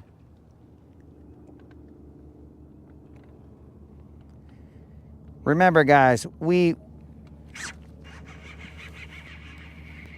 will not be coming back in the afternoon, so just know that. He's not big, guys. We need not get excited. He is just a little Juan. Puro orale right here, guys. All we're having is a bunch of orales.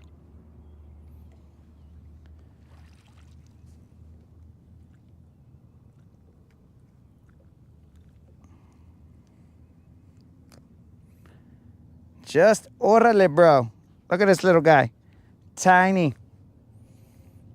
Let's get him back in the water.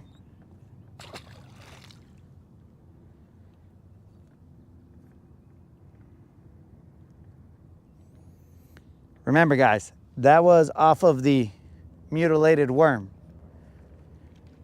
Because nothing here goes to waste.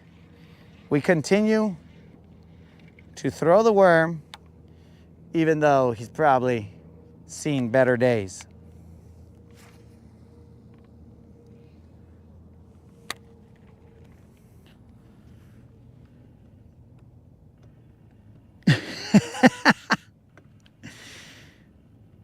All right, so Moon said, keep it rolling. Unlimited said, go all night, but Unlimited, I gotta go watch this basketball game.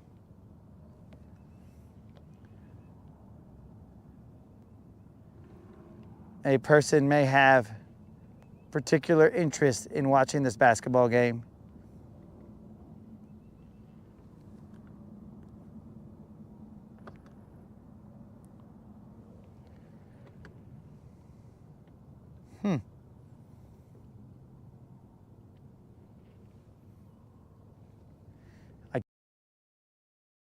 As we two yay, no votes nay, and the rest of the votes have abstained from voting on the subject.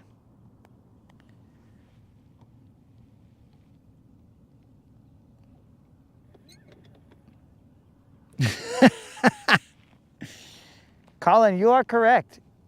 Nobody can win the championship. It's just game 5. So you're right. I agree. Pero somebody could win tonight. But that's neither here nor there.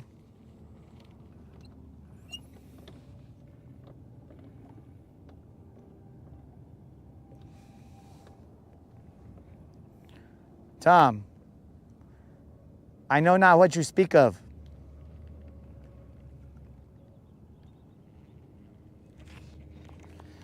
Ah, very interesting.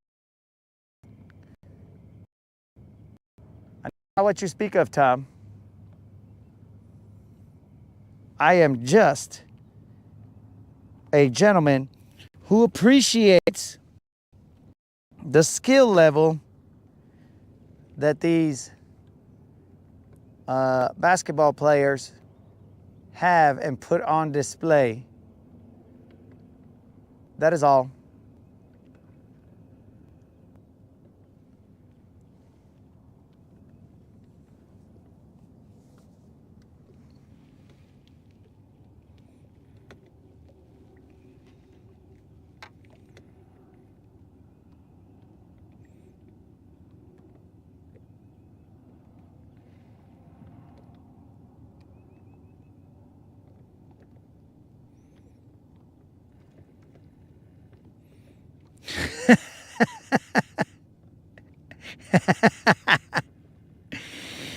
Uh,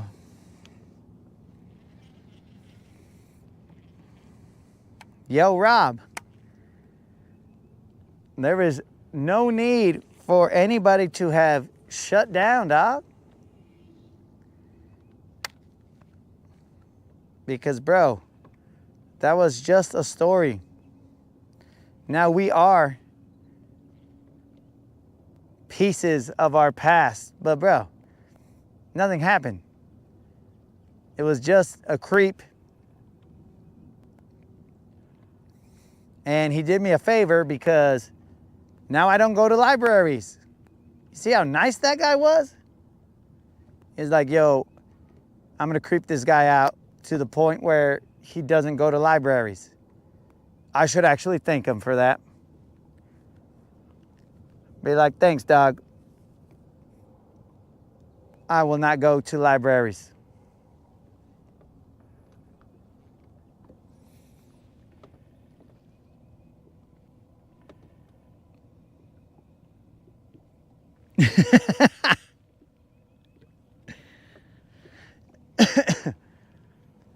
Yo, Rob,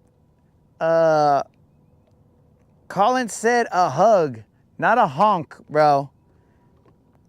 Because if I go to the Rip Rap, bro, you're gonna honk at me and you're gonna scare me. And you're gonna scare all the BBLs away like you usually do, bro, with that horn. We're throwing behind us, guys. We're gonna see what exactly is over here. And then we're gonna move in that direction, go to the deeper side. But yes, my friends, please do not cry for me, Argentina. We are in 10 feet of water because I only share what I can bear. So, dudes, if I tell you a story, it is more than likely for the entertainment and the enjoyment. I don't know how that one was enjoyment, but I was remixing some stuff. You know what I'm saying? Like that gentleman, future gentleman statement right there. That I felt was chuckle worthy. But I mean, Rob, you were in the privacy of your own vehicle. You could have chuckled and been all like, ha, this fool. And then you could have also thrown up in your vehicle. Whatever the case is, bro, like you could have done both even. You could have even chuckled after you had thrown up because you'd be like, not only has this guy caused me to laugh to literal tears, laughing to literal tears,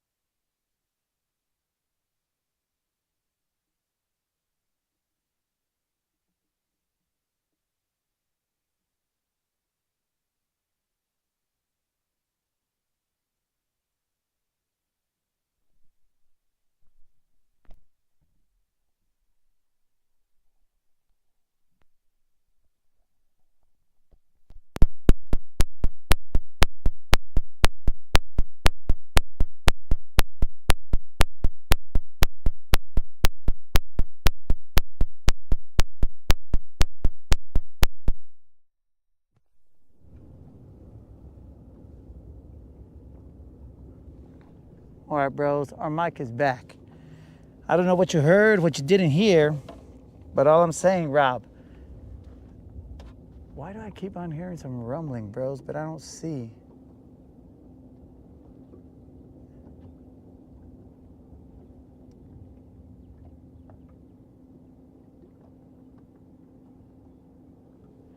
I don't see any thunder or anything. I mean, hear any thunder, see any thunder. How long have I been out here, guys? Please send help. But yeah, Rob, so I don't know what you heard, but any story that I share is a story that I can bear, bro. So, you know, joke amongst yourselves. I don't know if you guys heard me talking about having Rob in literal tears, and he could have been laughing literal tears, and then had the story had a little turn. He was thrown up in who knows. Just saying.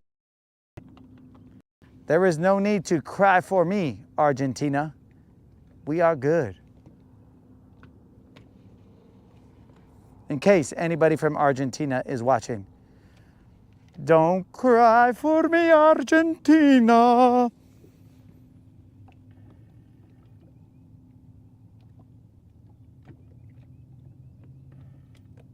The old reel-to-reel slapping.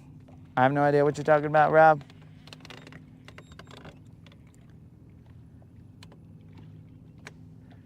But I will agree with you. That's right, Rob. That's right. It reminds me of that too. Guys, I don't know what he's talking about. The old reel-to-reel? What does that mean? All right, let's take a look at where we're headed. Dudes, I was hearing some like rumbling noises. It was like potentially there was an aircraft in the air.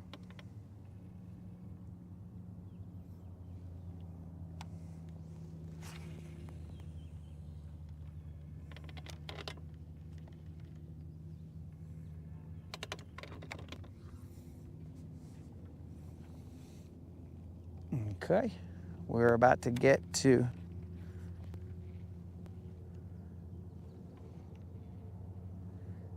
the area which we would like to be. But again, we got to do these little laps because we don't have a fish finder in the front. Woe is me. Woe is me.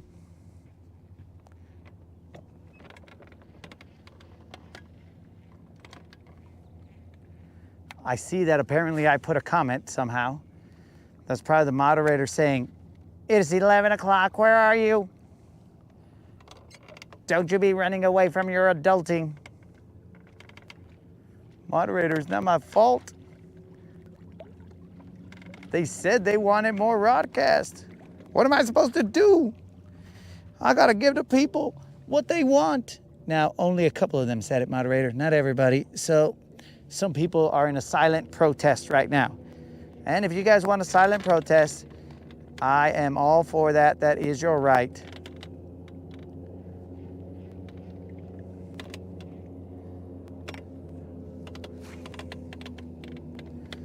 Why are these fan boats following me? They're trying to turn me into Swamp Thing, guys. Okay, 20 feet of water.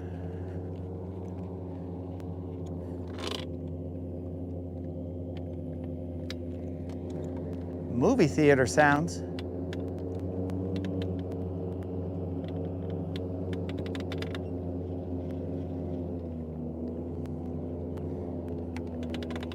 Is this an action film, moderator? That's the only thing I want to know. Is it an action film, or it better not be either a rom-com or a love story, because son of a gun, I'm over the hump.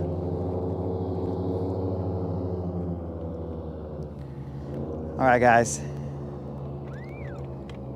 I am in 8 feet of water. I gotta pull back. I was in 20 feet of water, and I tried to get a little closer, but apparently I got too close. As most women say, I got too close.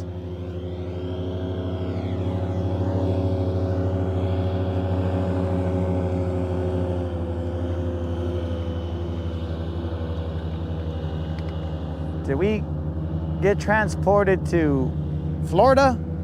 Why do I see an airboat over here?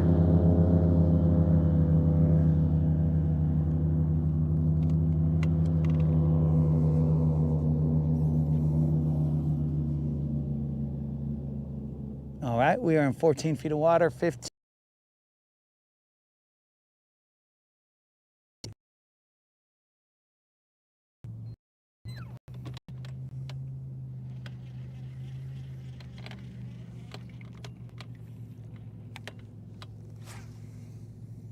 Dudes, remember about that subscriber giveaway, my dudes. All you gotta do is be a subscriber and put a comment in the 2.5K subscriber giveaway video. And that's it. You're entered to win a $50 Bass Pro Shop or Tackle Warehouse gift card. It's that easy.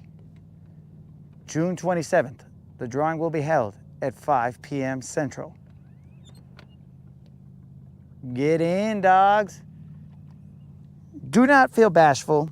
Do not feel in any way, shape, or form guilty. I want to hand out that cash anyways, bros. So you might as well just try it out, see if you win.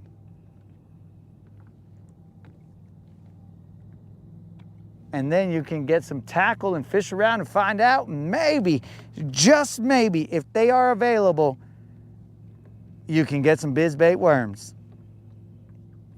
If Colin hasn't scooped them all up already, Colin out there shipping plane loads of biz baits to Canada.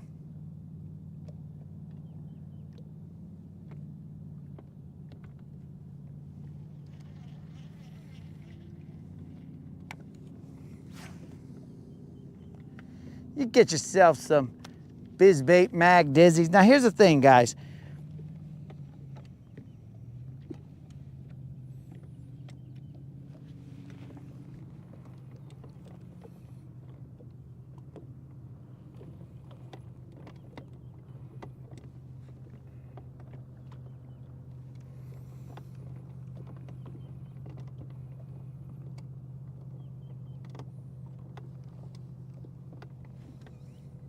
Yo, Rob, to me, the story had funny parts in it, bro. I said it. That is the funniest way that you can tell that story, bro. If you're gonna tell a story that is questionably not funny, but you tell it in the funniest way, well, my dude, I shall take a bow. Because that was the funniest way that you could have told that story. Except I messed up on the last part when I should have said hawk, you know. Anyways, that I messed up on, bro. I'm a little disappointed in myself and my stage presence that I didn't do that correctly. But either way,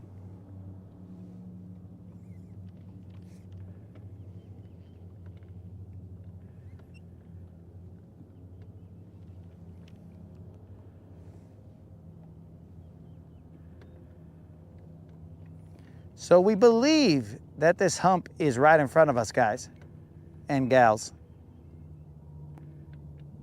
and unlimited. But we believe that the hump is in front of us.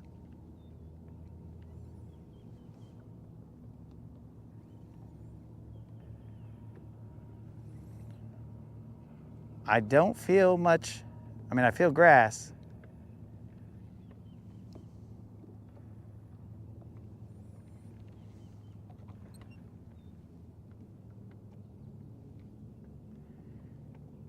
Hey guys, at the risk of jinxing it, you guys notice how the GoPro hasn't died from battery issues? You know what I did to fix that?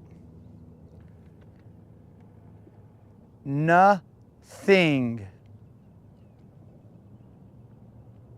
That's how dumb this stuff is, bros. I mean, there is a little bit of putty that's there that is essentially holding the cable rather than letting it have any play. But dudes, I did nothing. So it must have just been the mod box not having a good connection to power. I've done nothing, dogs. So much so that the moderator has refused to unplug that.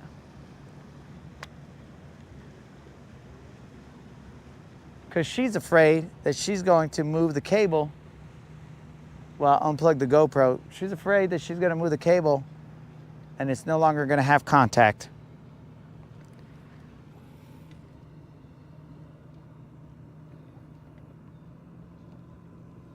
Threw it on the floor of the boat. Okay, yes. She is correct. Let me tell you guys a funny story. So, there's a guy who has this Rodcast, right? You may know him, you may not. He shall remain anonymous. But there's a guy who has this Rodcast. And he was Rodcasting with this other vato. Might have been yesterday. He was Rodcasting with this other vato. And the other vato would do the camera work and turn the camera little by little so that if a fish was caught, turn it to the front so that that individual could get some shine and vice versa, whatever. Well, said individual was not used to moving the camera. So that individual was moving it from a different area. What? How did that hook set not work? How did that not work, bros? That thing bent like something that bends. Interesting. Yeah, so that individual was moving the camera from a location that it's not usually moved from.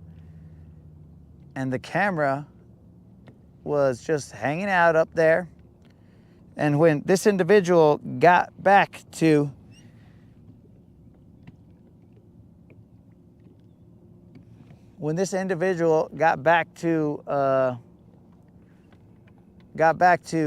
his place of residence, the vato and the individual who hosts the Rodcast were hanging out in the garage as they were going to cook some pizzas, which were delicious, by the way. They were hanging out in the garage, and the host turns and looks and says, "Did you take that camera down?" And the vato says, "I didn't take the camera down." Then where's the camera? Because it's missing. Okay, you guys want to fight? Let's fight. Because it's missing. And then that vato asked his dearly beloved, "Dearly beloved, did you happen to take the camera down?" And his dearly beloved said, "No, I didn't take the camera down. Quit bothering me." Because the dearly beloved is potentially rude in this this story. So then the host was all like, uh-oh. If you didn't take it, and I didn't take it, and my dearly beloved didn't take it, did we just get jacked? And they jumped on top of the boat to see where exactly the GoPro was.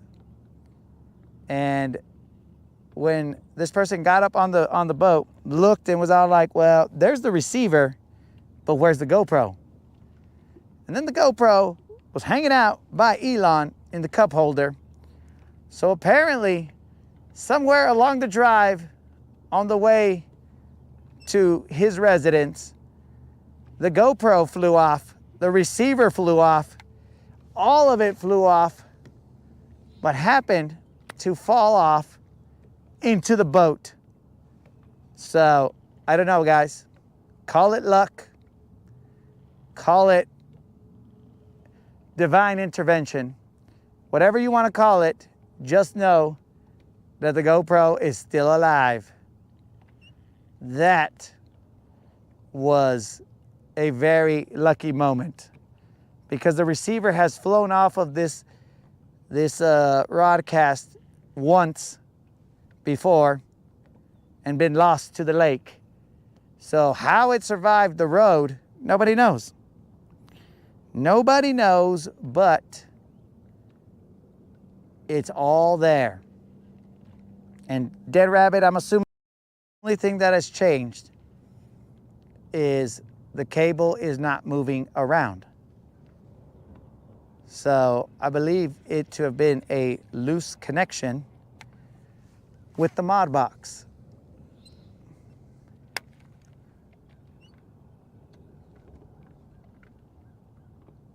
So, anyways, luckily, it might not be lucky for some, because some are probably like, dude, why does this guy even get out here and do a Rodcast? But either way, that was extremely lucky. That could have been hundreds of dollars of stupidity.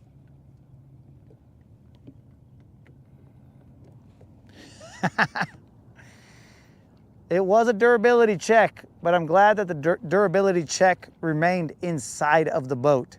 Had it been outside of the boat, I don't know how well that would have gone. But the Bassassin does have a Geek Squad, so in case you guys want to call and get some Geek Squad service,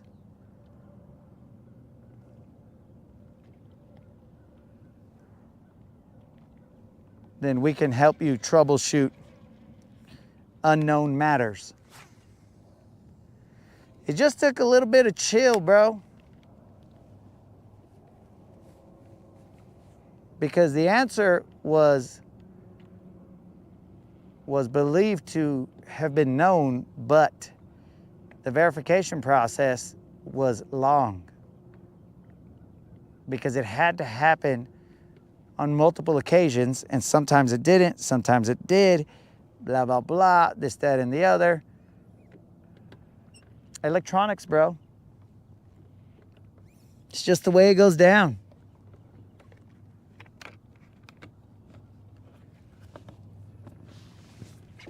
You son of a fish. Right as I was about to drink some water, fish. Okay. That's how you want to get down? Watch shallow bros. He took my worm right as I was about to drink some water. What I see, bros, you've left me no choice. Let me see if I find one of my floor worms to throw to you guys. All right. Let's see how good this floor worm is. What do you guys think? Is this floor worm good enough to throw out there? Let's find out. Floor worm it is.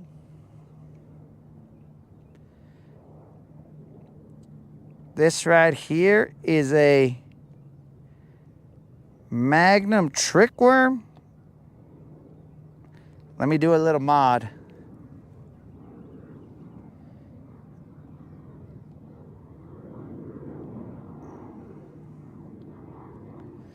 This right here is a Magnum trick worm. It is no longer as Magnum as it used to be. But anyways,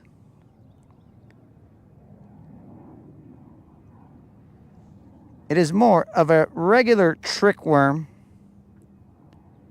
than a Magnum trick worm. And as you guys can see, a true magician, there's nothing in my hand. There's nothing in my hand. Let's get this guy out there and go catch us a fish. This guy was literally pulled off of the floor. This is not a joke, ladies and gentlemen. This is pulled off the floor.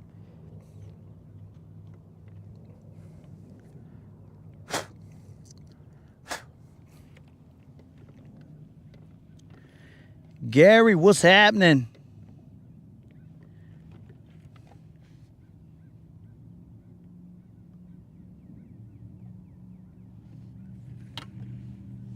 The Frankenstein worm. It's back.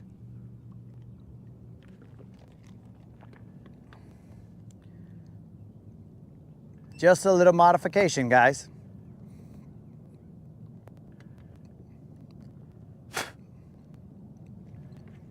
Dead rabbit, I'm not sure that your baits can stand up to this durability test.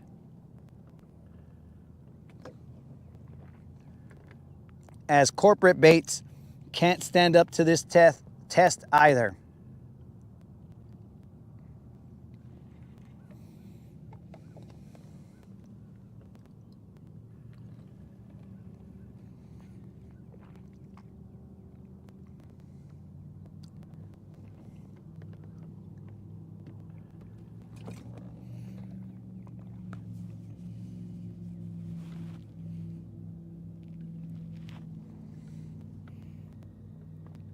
Bro, this channel keeps it real, dog. Why would I mute you? There is only one individual who has reached the realm of exile. And as we shall not speak of Voldemort, we shall not speak of the exiled individual.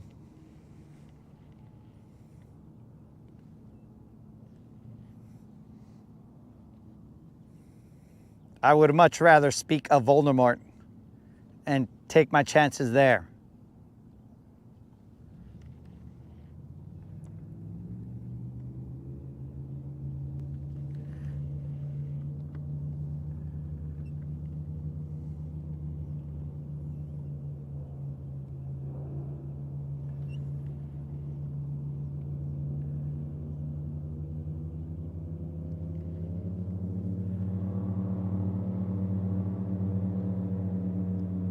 Currently, we are throwing a Zoom medium trick worm. The Zoom Magnum trick worm was what we started off with, but now we are throwing a Zoom medium trick worm. And now we have lost the comment section.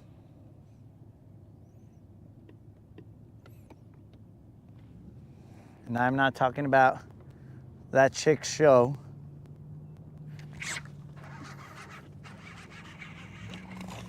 And Frankenstein has struck again. Come on, Frankenstein. I'm gonna try and save Frankenstein, guys.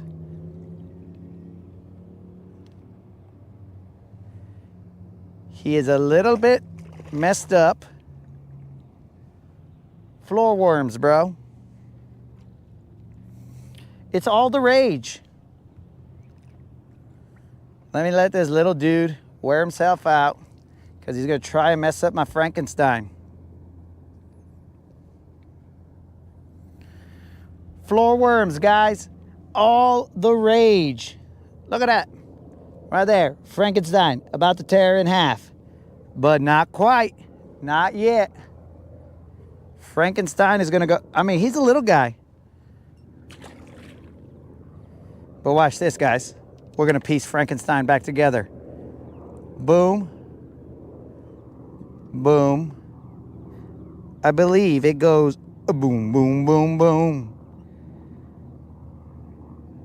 Frankenstein back together. Dude, that guy doesn't look like the ugliest worm you guys have ever seen. Look at that. Then you're living a good life. You're living a good life. But Frankenstein is definitely going back out there.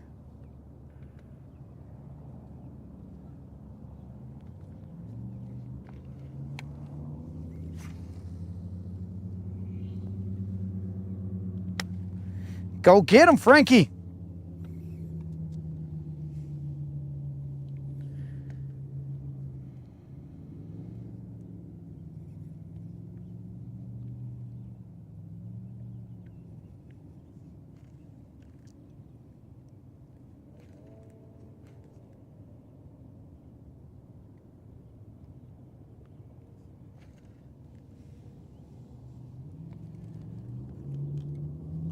What paranoia are you speaking of, Dead Rabbit?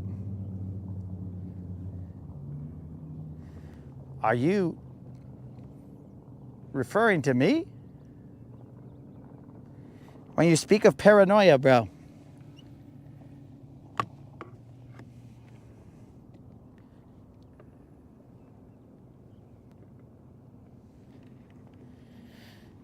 Let's take a knee so we can read these comments.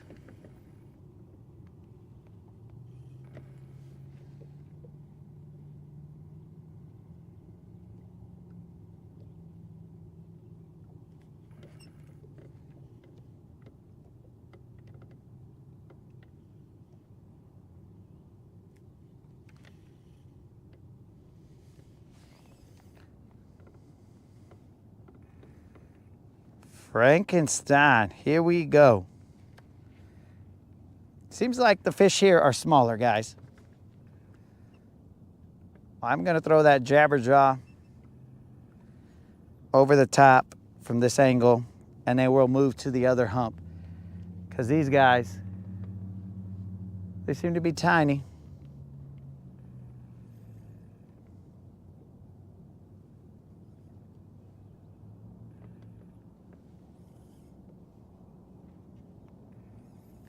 But the Frankenstein worm, guys, has struck again.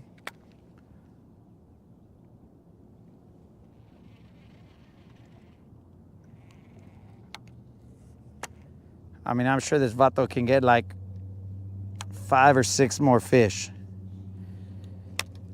He has enough left in him for 5 or 6 more fish, potentially. You know, he might end up with a BBL that'll tear him up, but he should be able to outlast a couple BBLs. And here we go. We're casting. You poor guys are not even looking in the direction that I'm casting. My bad, dogs, my bad. Nobody told me. We're throwing the jabberjaw.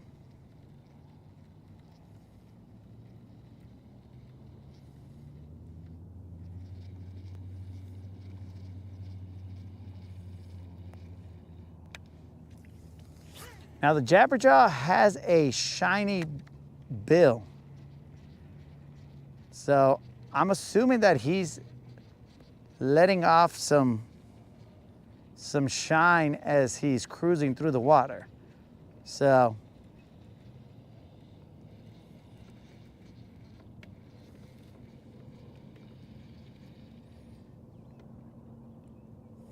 because this is a metal bill. It is not plastic.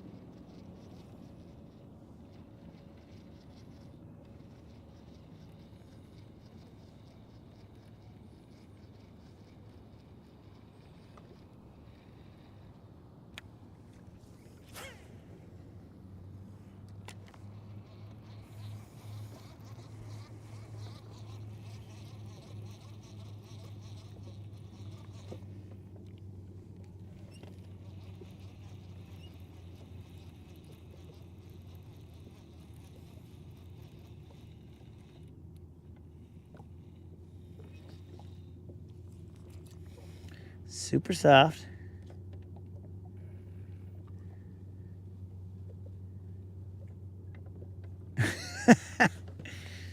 Oh, thanks for the clarification, guys. I was like, when was I paranoid, bros?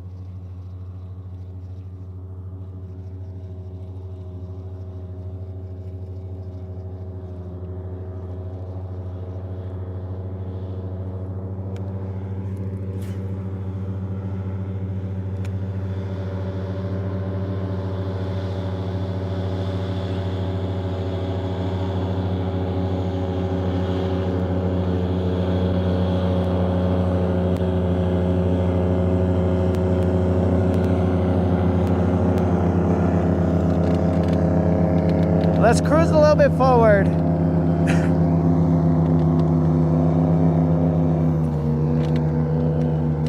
Actually, hold on. I didn't throw a jig down there. I only threw a worm. We gotta toss that jig because, you know, potentially jig is a bigger bite, potentially.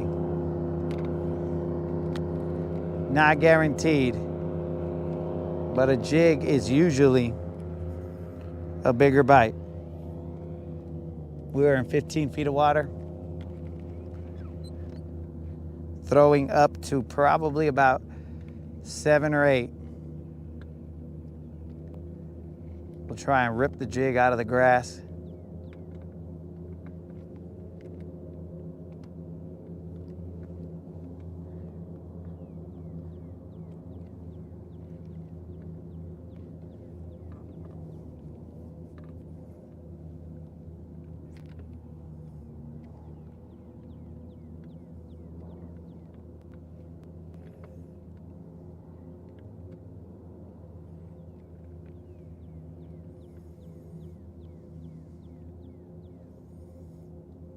I haven't found the edge of the grass here.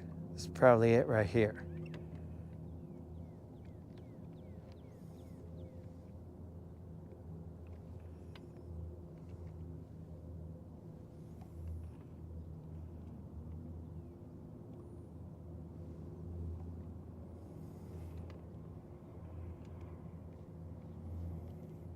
There's a lot of boats out there in what seems to be the main channel.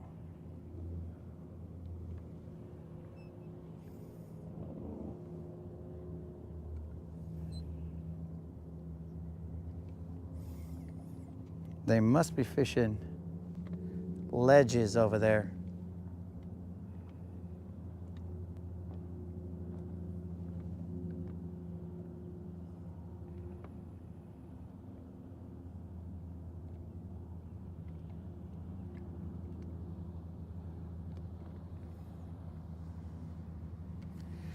I'm gonna cast a little bit to the right so that I can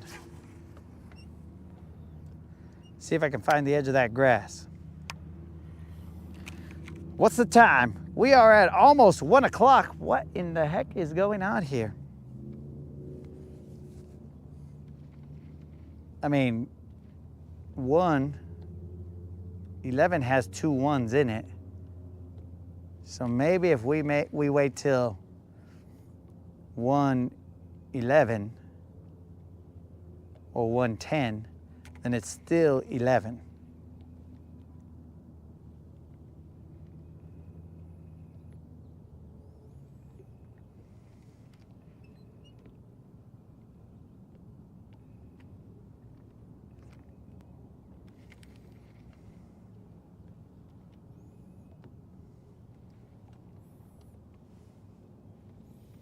Let's see what the homies is saying. As soon as I get the charger out of the way, blah, blah, blah. I've only got 7% battery somehow. Everything here is hot.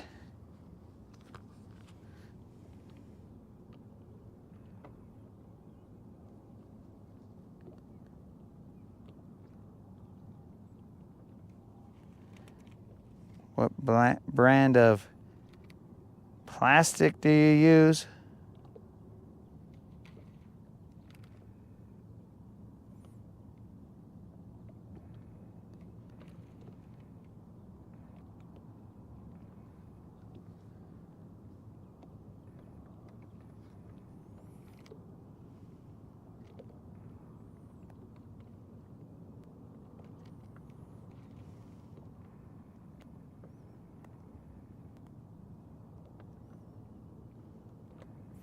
Yo, old school coming through talking about the plastics.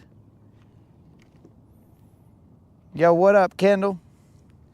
We've caught some dinks, Kendall. I've caught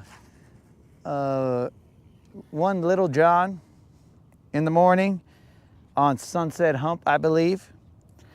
And then we caught some Little Juans here and there. We did go into the docks for a little bit, tried those out.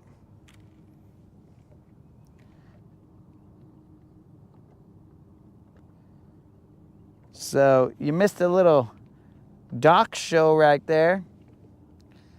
Apparently, I learned how to skip at least one bait. Not all the baits, bro.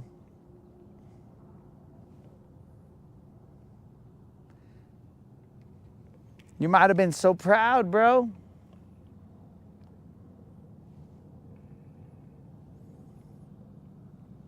Been like, oh, mijo can skip now. Ay, qué cute.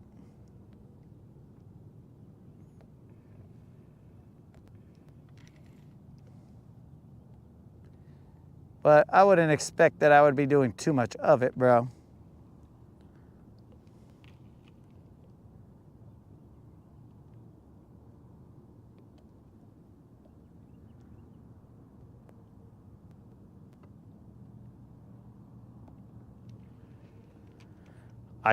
I mean, I guess you're right, dog. Dinks are better than no fish, so I won't argue with you there. But being the home of the BBL, bro, we set the bar as high as we can. So that is one of the problems we have. I'm gonna have to shade my power supply on my phone.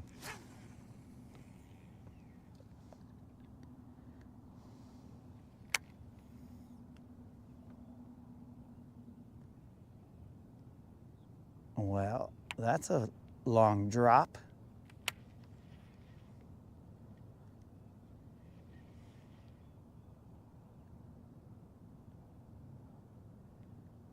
We'll throw a jig here just for a little bit. I am feeling some rock out there.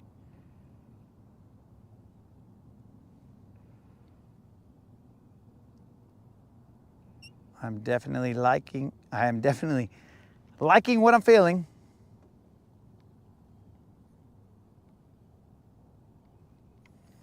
But now whether there's a fish there or not, those could be totally different things.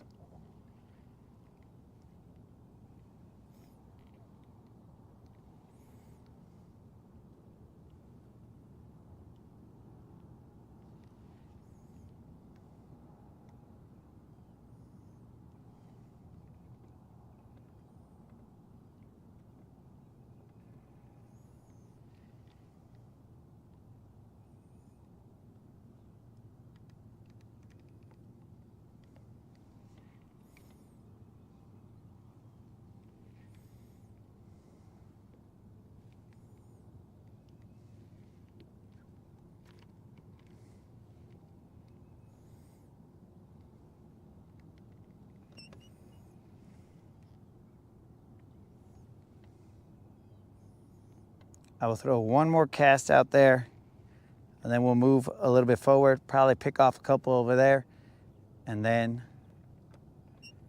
we will figure out what we're gonna do.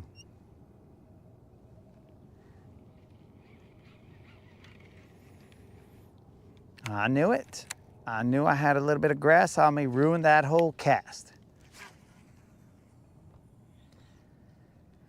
I tried to hop off that grass, but it didn't work.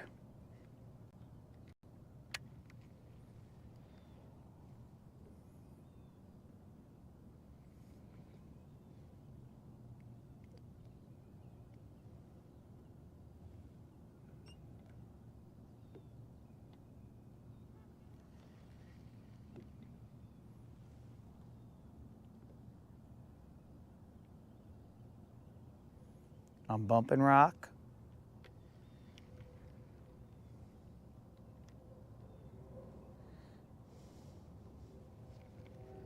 Feels good. I don't know if you guys can see my rod tip, but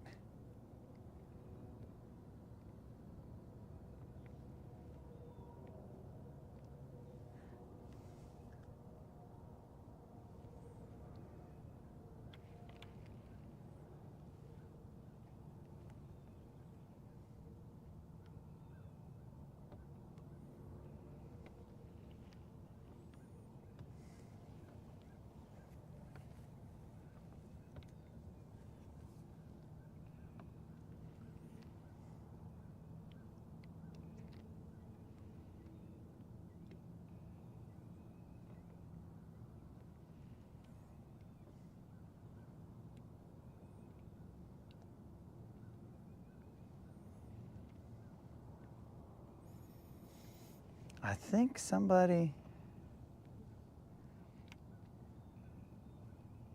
sent me some pictures yesterday. And I didn't show them, I think. I'm gonna have to check out I was a little distracted.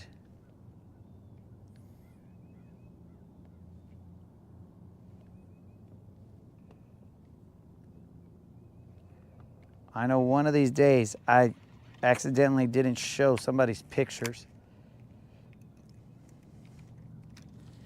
All right, let's check it out real quick, guys, and then we'll move forward. The move is not going to be very far.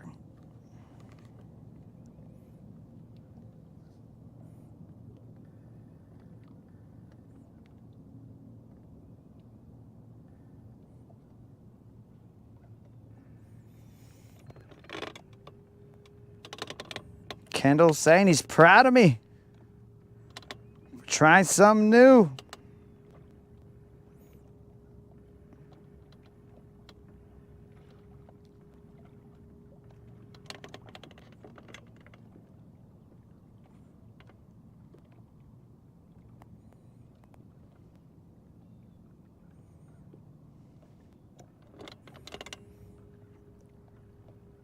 I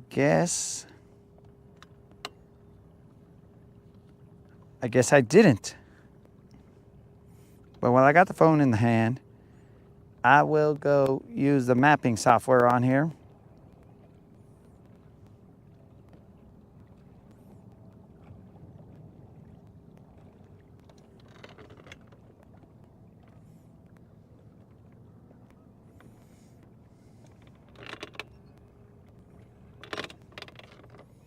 Okay, so we're pretty much right where I wanted to be.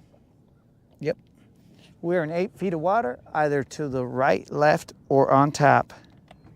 We'll be fine. So we'll go in between those two spots right there. Right, left. Anyways, it'll work.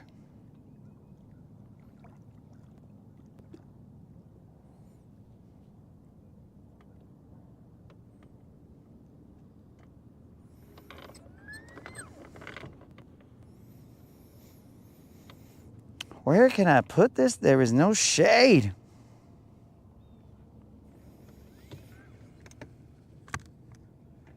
I am not a fan of throwing shade, bro, but I need to throw some shade on my phone.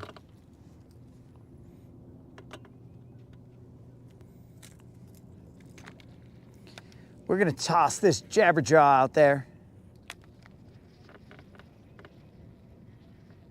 I think he's wrapped on something. Sure enough, he is.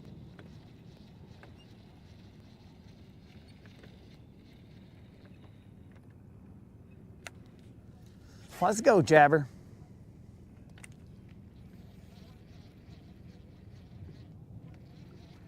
I am kind of wanting to catch something on this fool.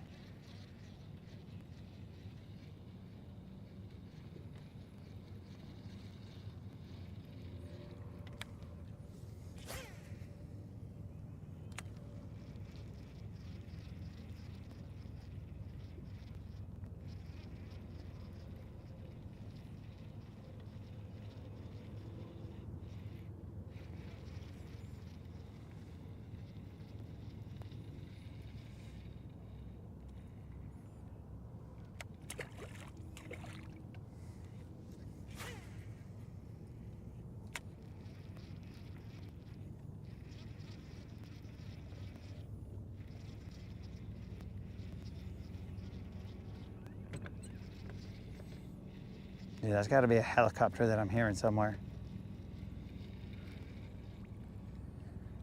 I got to keep my eyes peeled, bro, at any time. Based on things that I'm not paying attention to in the real world at any time. We could be in Red Dawn situations here. What was going on there, bro? Felt like a fish and then it didn't feel like a fish. Okay, helicopter located.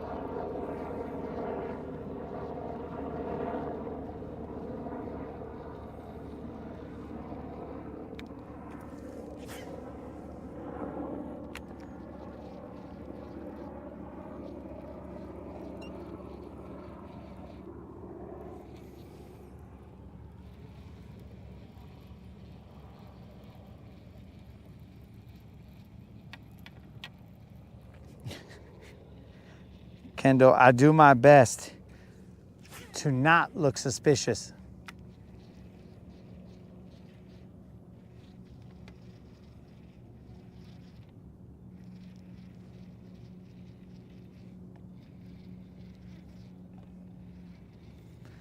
Come on, Jabberjaw, one time, dog. Just hook into something. If it's a dink, it's a dink, dog, but jabber it up.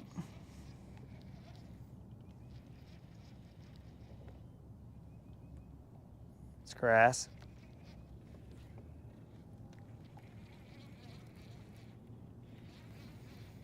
Well, he's at least exposing the area where the grass is. All right, so to the feed mill. To the feed mill, to the wall.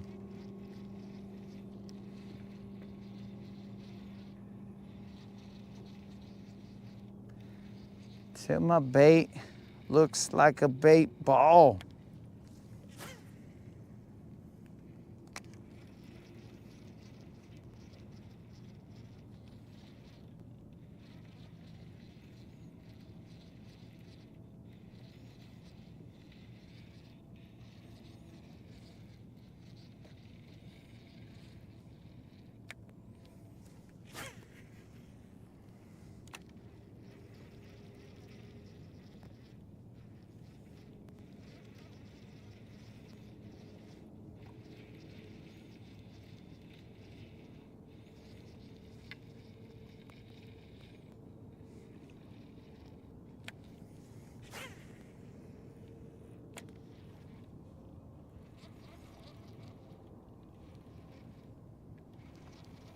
Okay, so there's grass right there at the harbor, or towards the harbor.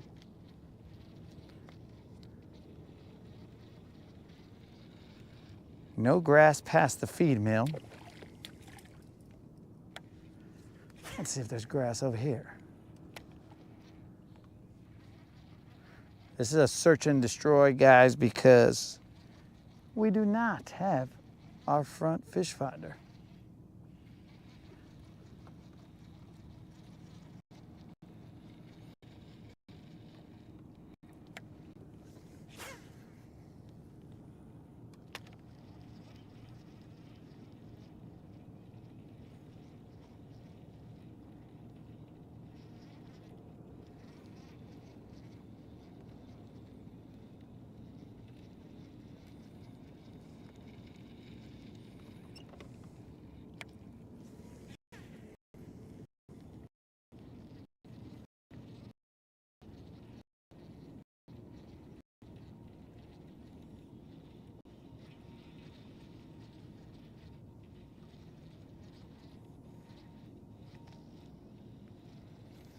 There's the eelgrass right there.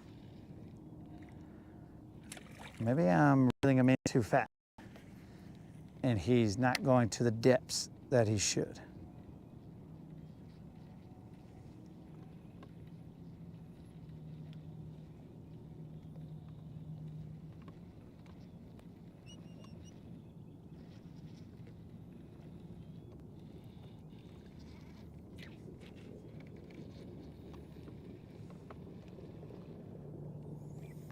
Okay, He did go a little deeper on that one, so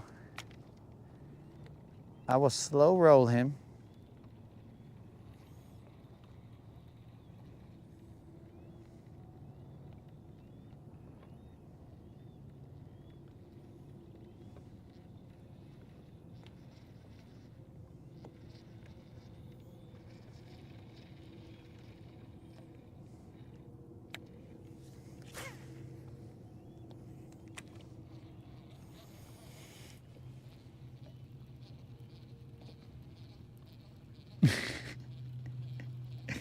Kendall, you might be right. Yo, peace out, old school. You might be right, Kendall.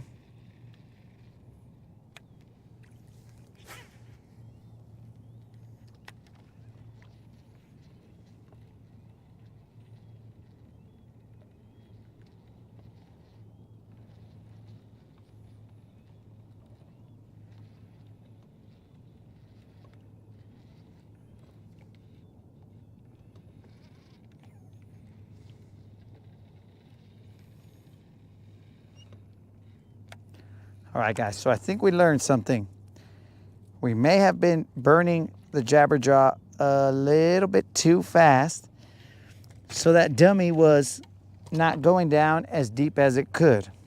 So, lesson learned.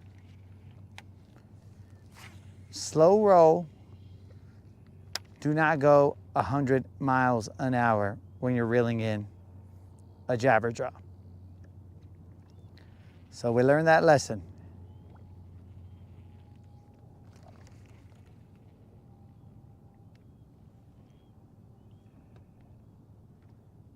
Too bad it was like 200. Did somebody just slap my line? 200 casts in that we learned that lesson. But we learned it anyway.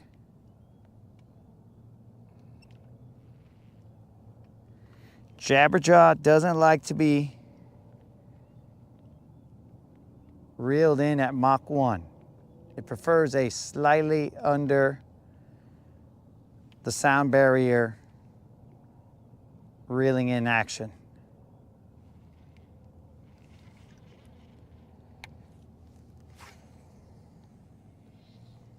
We are throwing Frankenstein out here, trying to figure out exactly where we're at, and maybe in the process catch a fish. That seems pretty shallow right there.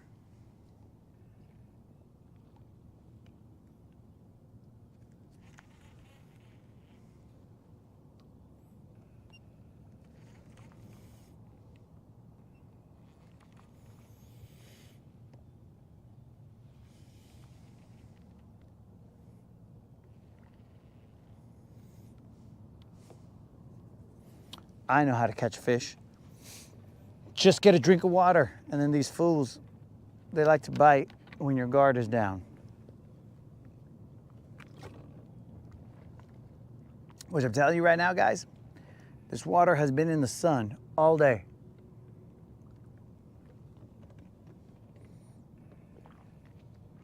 And it is boiling.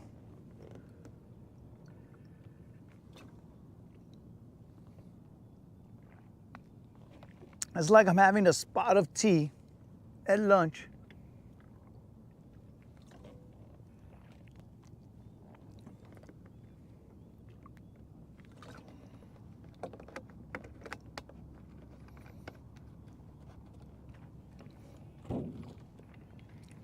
But oddly enough,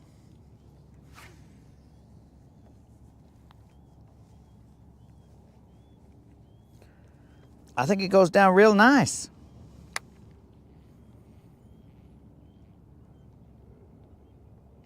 I think I would much rather prefer the water to be that temperature than ice cold. It might sound crazy, but think about it, guys. My body must generate heat in order to warm up the water. that process is going to be taxing on my body, which will cause me to heat up.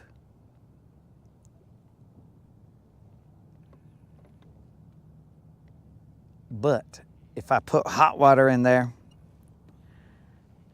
then my body's all like, oh, that's cool. That's about the temp we're at anyway, bro, so we're good. And then it just does whatever it has to with the water. Guáchalo es science. I only believe in science.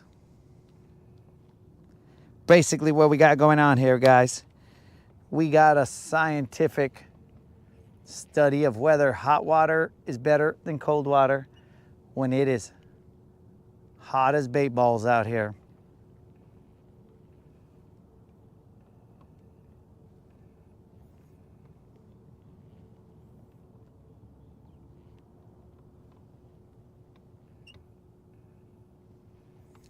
There's grass over here too. I'm trying to find the edge of this grass. But all I'm finding is more and more and more grass. The water clarity is clear. Basically, the fish can look up and they're like, ah, that's that dude.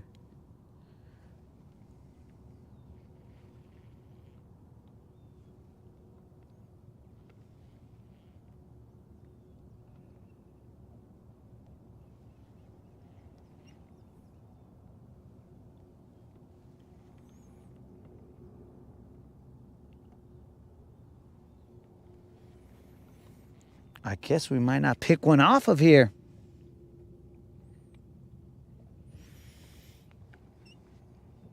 I would have assumed that maybe, no.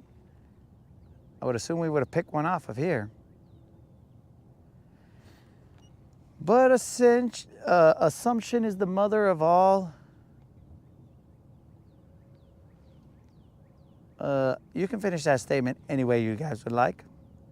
But it is the mother of that. We are throwing Frankenstein. And we are throwing Frankenstein further and further right, trying to find that grass edge. We do not have a fish finder in front. So we are not aware of our surroundings entirely. But anyways,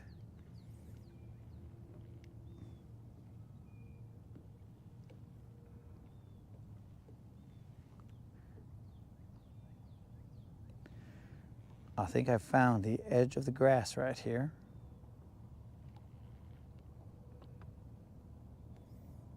I have not felt a blade of grass.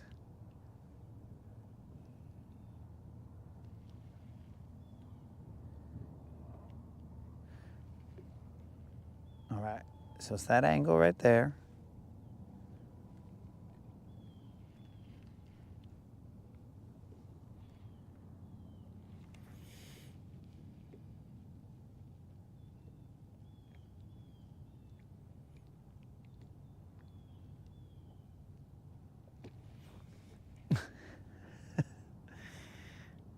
Well, that was a little bit of TMI there, dead rabbit.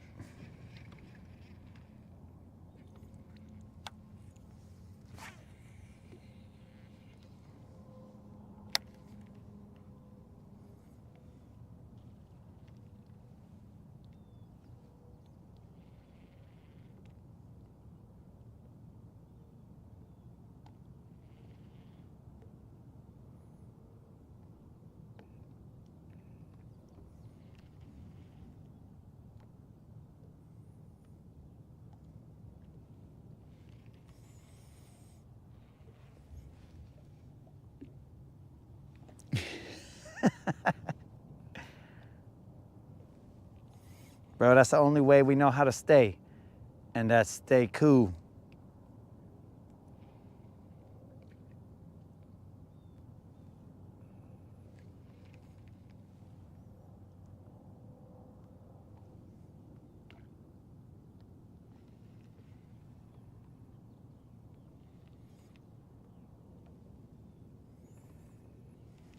I'm surprised nobody checked me on my science of the heat, whether it was better for cold water or hot water. Usually this is a place of learned doctors that chime in on any speculation of scientific fact.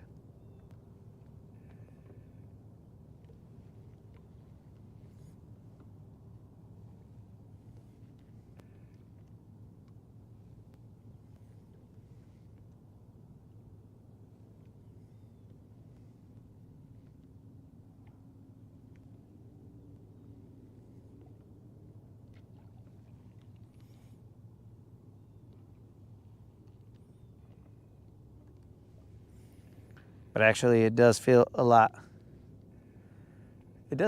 different in my stomach. Warm water over cold water.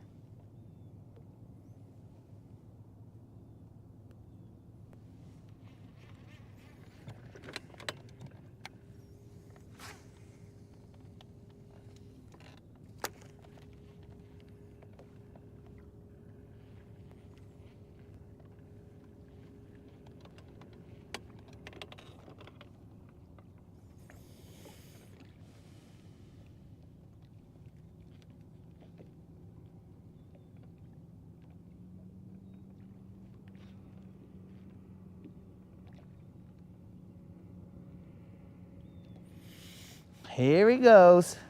It was only a matter of time, guys. We were safe.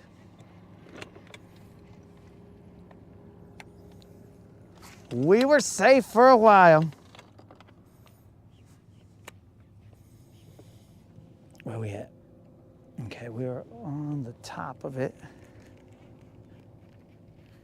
We were safe for a while.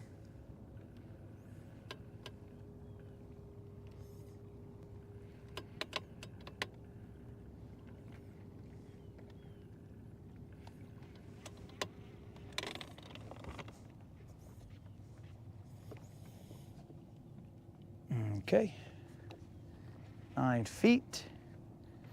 We will position right here and toss over here. Okay, so we were on the point right there, and now we're on the side of the point.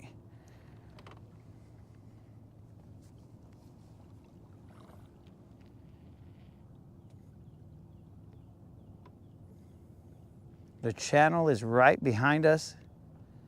We should get into the grass and then a little bit into the rock that's out here.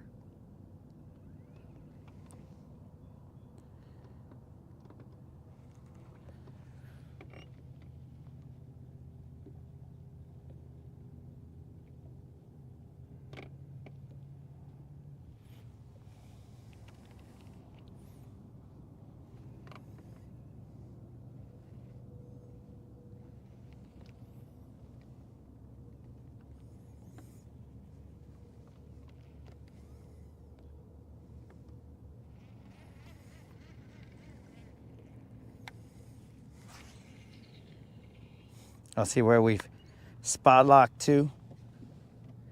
We are in 10 feet of water. It looks like there's bait underneath us.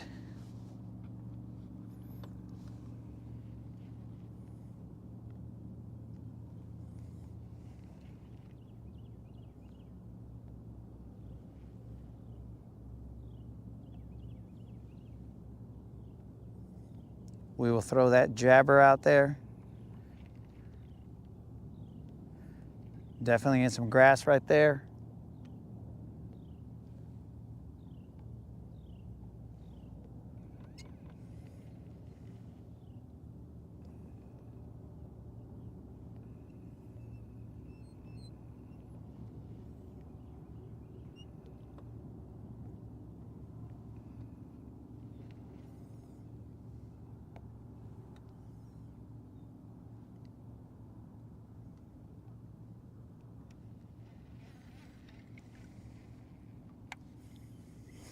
Let's see what the moderator says is for lunch And then that'll determine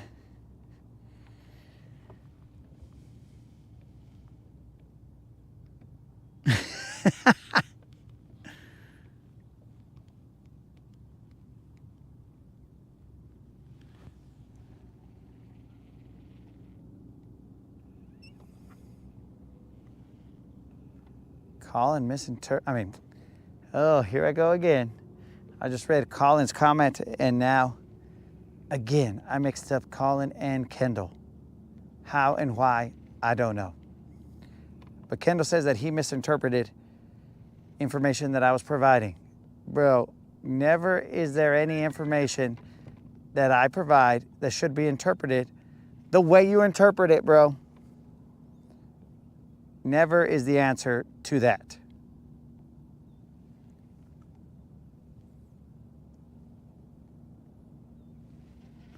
But the interpretation, you know what I think is going on, guys? I think I have a 1/4 ounce weight, and I'm casting because I wasn't feeling any bottom right there. So I'm casting, and the current is taking my bait because he's a 1/4 ounce. So I think that he's moving when I expect him not to be moving.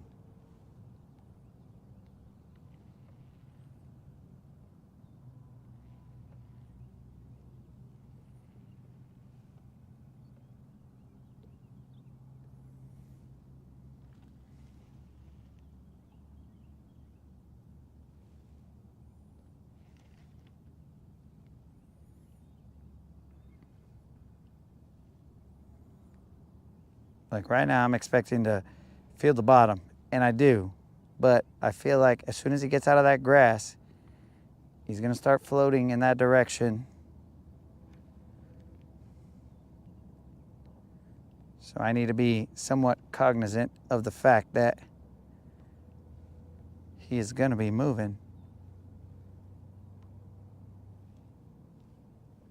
Just ever so slightly.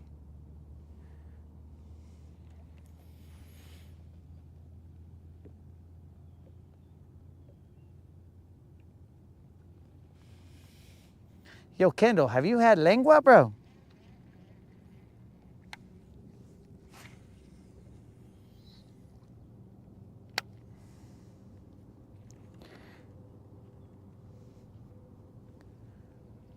That's interesting. I answered yes. But have you had lengua, Kendall? Lengua tacos are magnifique, bro.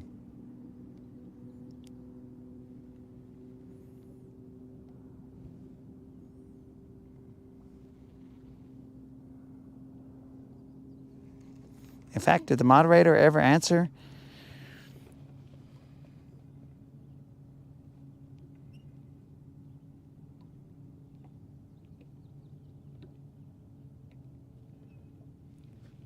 Colin likes wingies.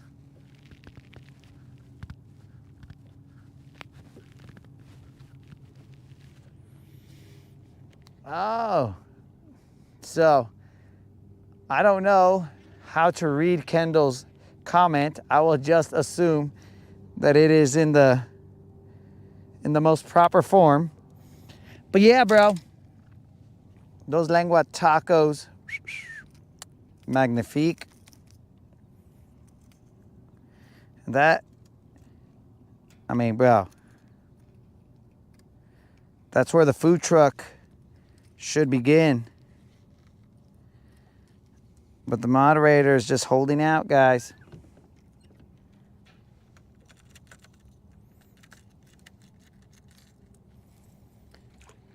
That right there.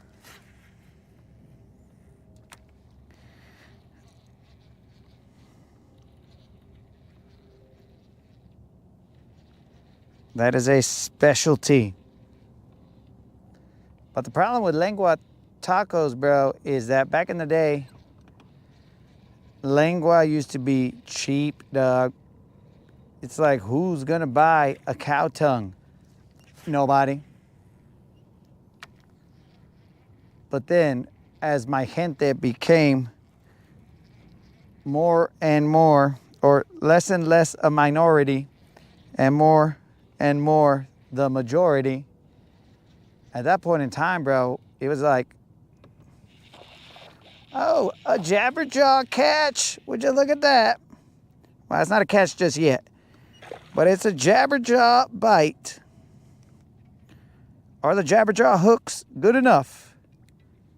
Let's find out. It looks like a little John. Potentially a little John, guys. So let's go check this guy out, have a waterside chat with this fish right here. I doubt it to be a BBL. It looks more like a little Juan. I mean a little John. Sorry. So let's take a look here. Oh my God, the seats are hot. Ay, Dios mío. If the moderator didn't think it before, oh, I got some hot buns right now. Whoo! Let me take my glove off, guys. Boy, do I got some hot buns right now, guys. Oh, this guy's a little Juan, more than likely. Have you given up, dog? He jabber-jawed it, dogs. What happened to my glove? Oh, it's over here. All right, we got ourselves potentially a little John. Finally, the jabberjaw has had success. Mashallah, it's about time, jabberjaw. Welcome to the chat, jabberjaw. Where you been at all day? We've been waiting. But this right here, I mean, that's the way you enter the chat, jabberjaw. You enter it with a fish like this. So, welcome to the chat, jabberjaw. We've been waiting. No tag. Let's weigh it. I believe him to be a little John, but let's see. Oh, he is just shy of a little John. He is a little Juan. Dudes, this guy is just shy of a little John. So this little Juan is puro orale, bro. Just a little Juan.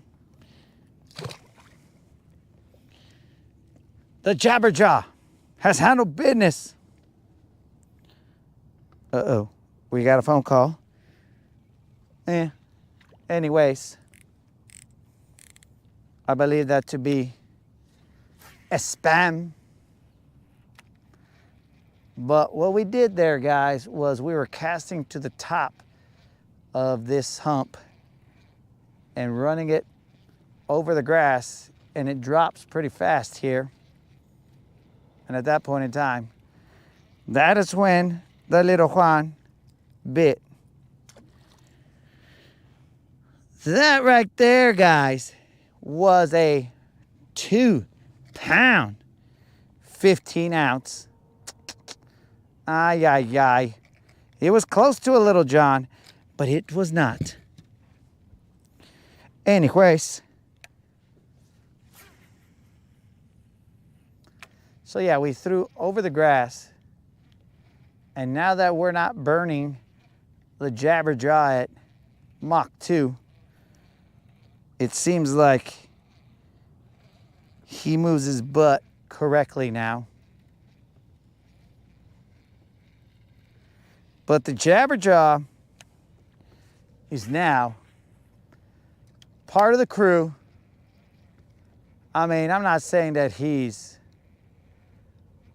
gonna get any special play, but he'll at least go into the tackle box. Because if he didn't get a bite, bros, we were gonna throw him into the box, put him back on the shelf, and be all like, whatever, dog. You don't catch fish, then you go back on the tackle tavern until I totally forget that you suck, and then I try you again. And I'm not saying that he sucks, I'm just saying particular baits may or may not fit in that category. And so they go back on the tackle tavern or back in the tackle tavern.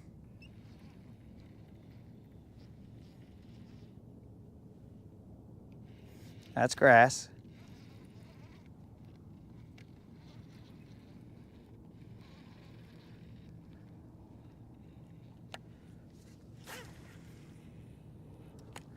Fish jumping right behind me?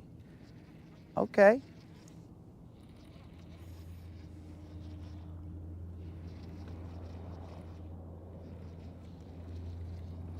And there we've got military aircraft taking off.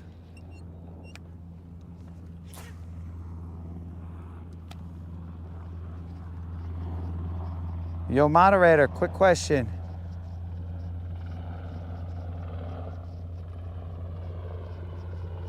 What's for lunch/dinner, whatever it is? All right, guys, we got ourselves a little visit from a military aircraft. That's what's up, dogs. That is what's up.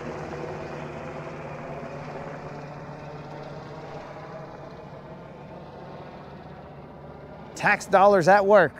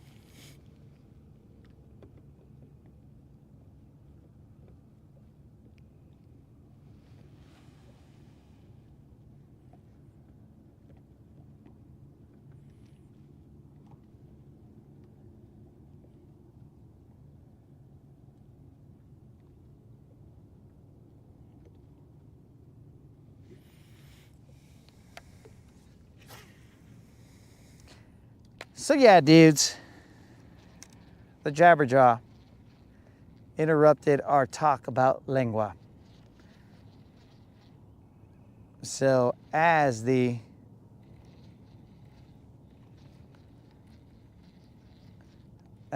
more and more people, I mean, even those that are not of Hispanic descent, bro, when they started figuring out that lengua was good, well then, it started to get expensive and also harder to find.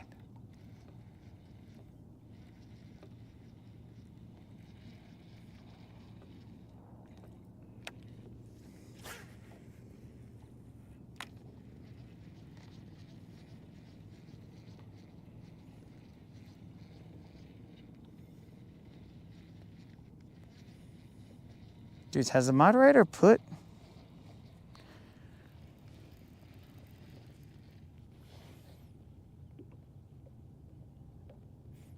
wings and lengua? That's a weird combination.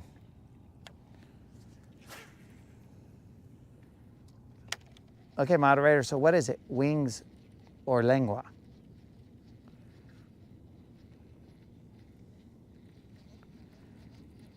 Moderator, I gotta catch fish and read at the same time.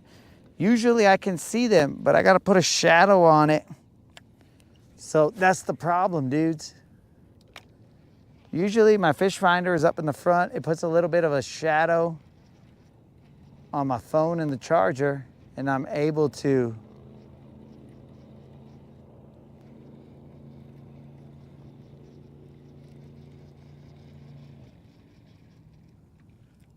do my thing, but everything is getting hot.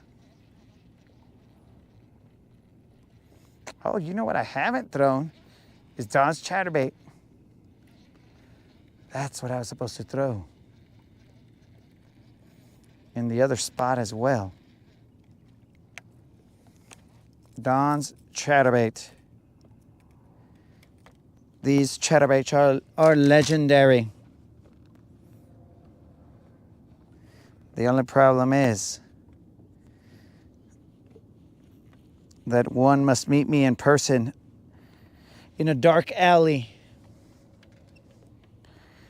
in a this and that, in order to be able to potentially get their hands on one of Don's chatterbaits.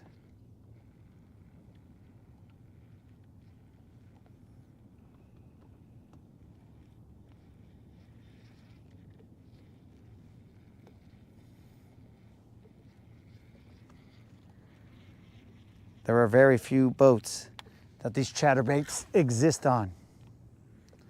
This is one of them. All thanks to the Don.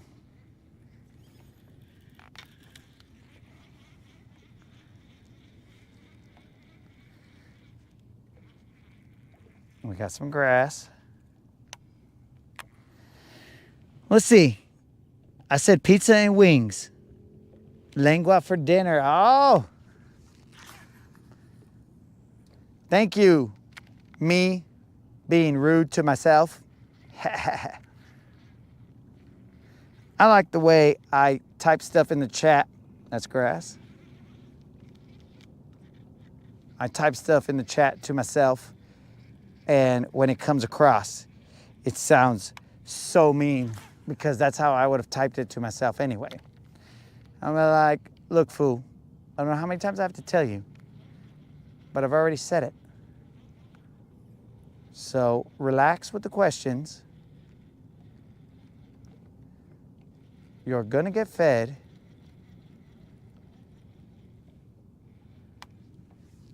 Pero relax, vato.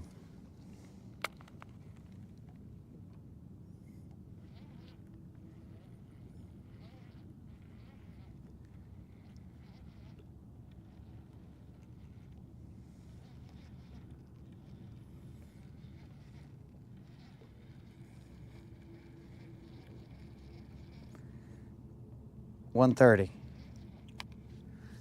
All right, we'll give this a go for another 30 minutes, this whole expedition, because I have to call Ionic and see what exactly we're doing about that battery. Every moment I delay is a delay in getting a working battery. But dudes, like I'm telling you, there's a difference between Ionic's customer service and the customer service of a different battery brand that I have. So Ionic, bro, that vato was all like, yo man, how can I help you? Boom. Now both of them are like, how can I help you? So they're even Stevens right there. But Ionic was all like, all right, tell me what happened. And I told him. He's like, okay, now open up the app and tell me what it says here, here, and here. And I told him. He said, all right, everything looks good there. And he was all like, okay, now go ahead and look in this section, tell me what that says. Boom. Okay, that looks good. Then he said, have you tried this? And I said, no. He goes, do me a favor and try that out.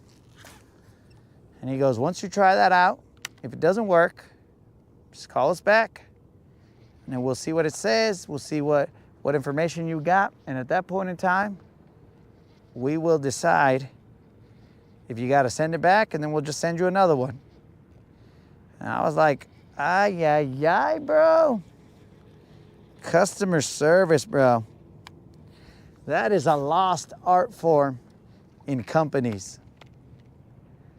Now, there wasn't, I mean, based on the fact that they have that app can tell a company a lot of information about their battery. So that app allows or lessens the need for the extended troubleshooting because they can see based on their software that everything looks good. So that, bro, was just, I mean, it was another level, dudes. And he said, call back. More than likely, you'll get me. And I'll remember, and then we'll just handle it. And I was like, awesome, bro. Awesome.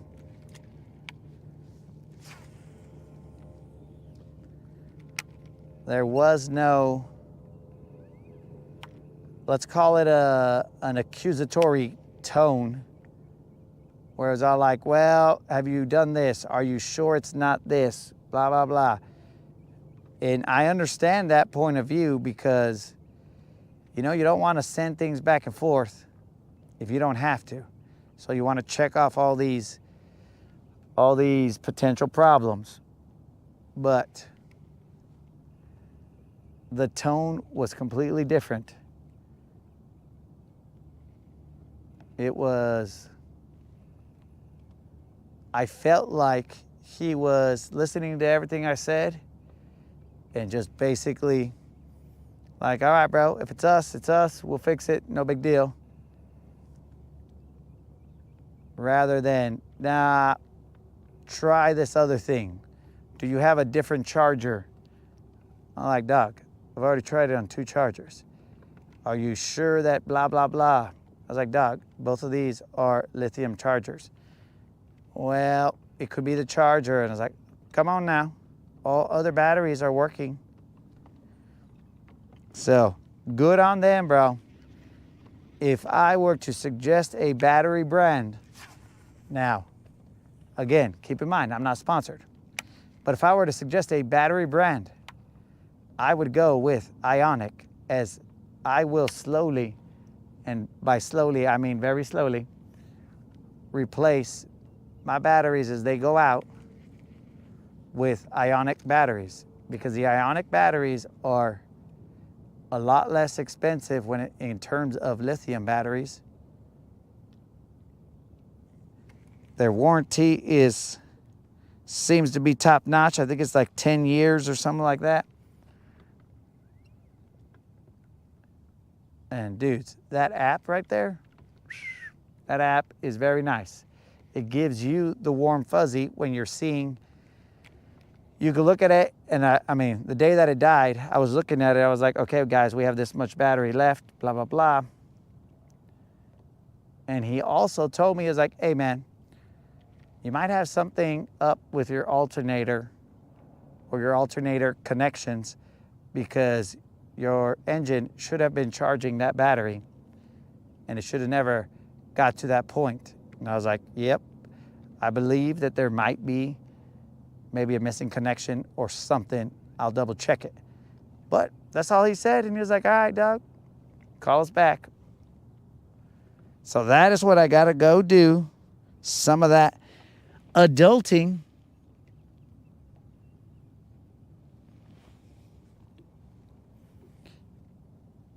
Yo, Mike, I don't know what your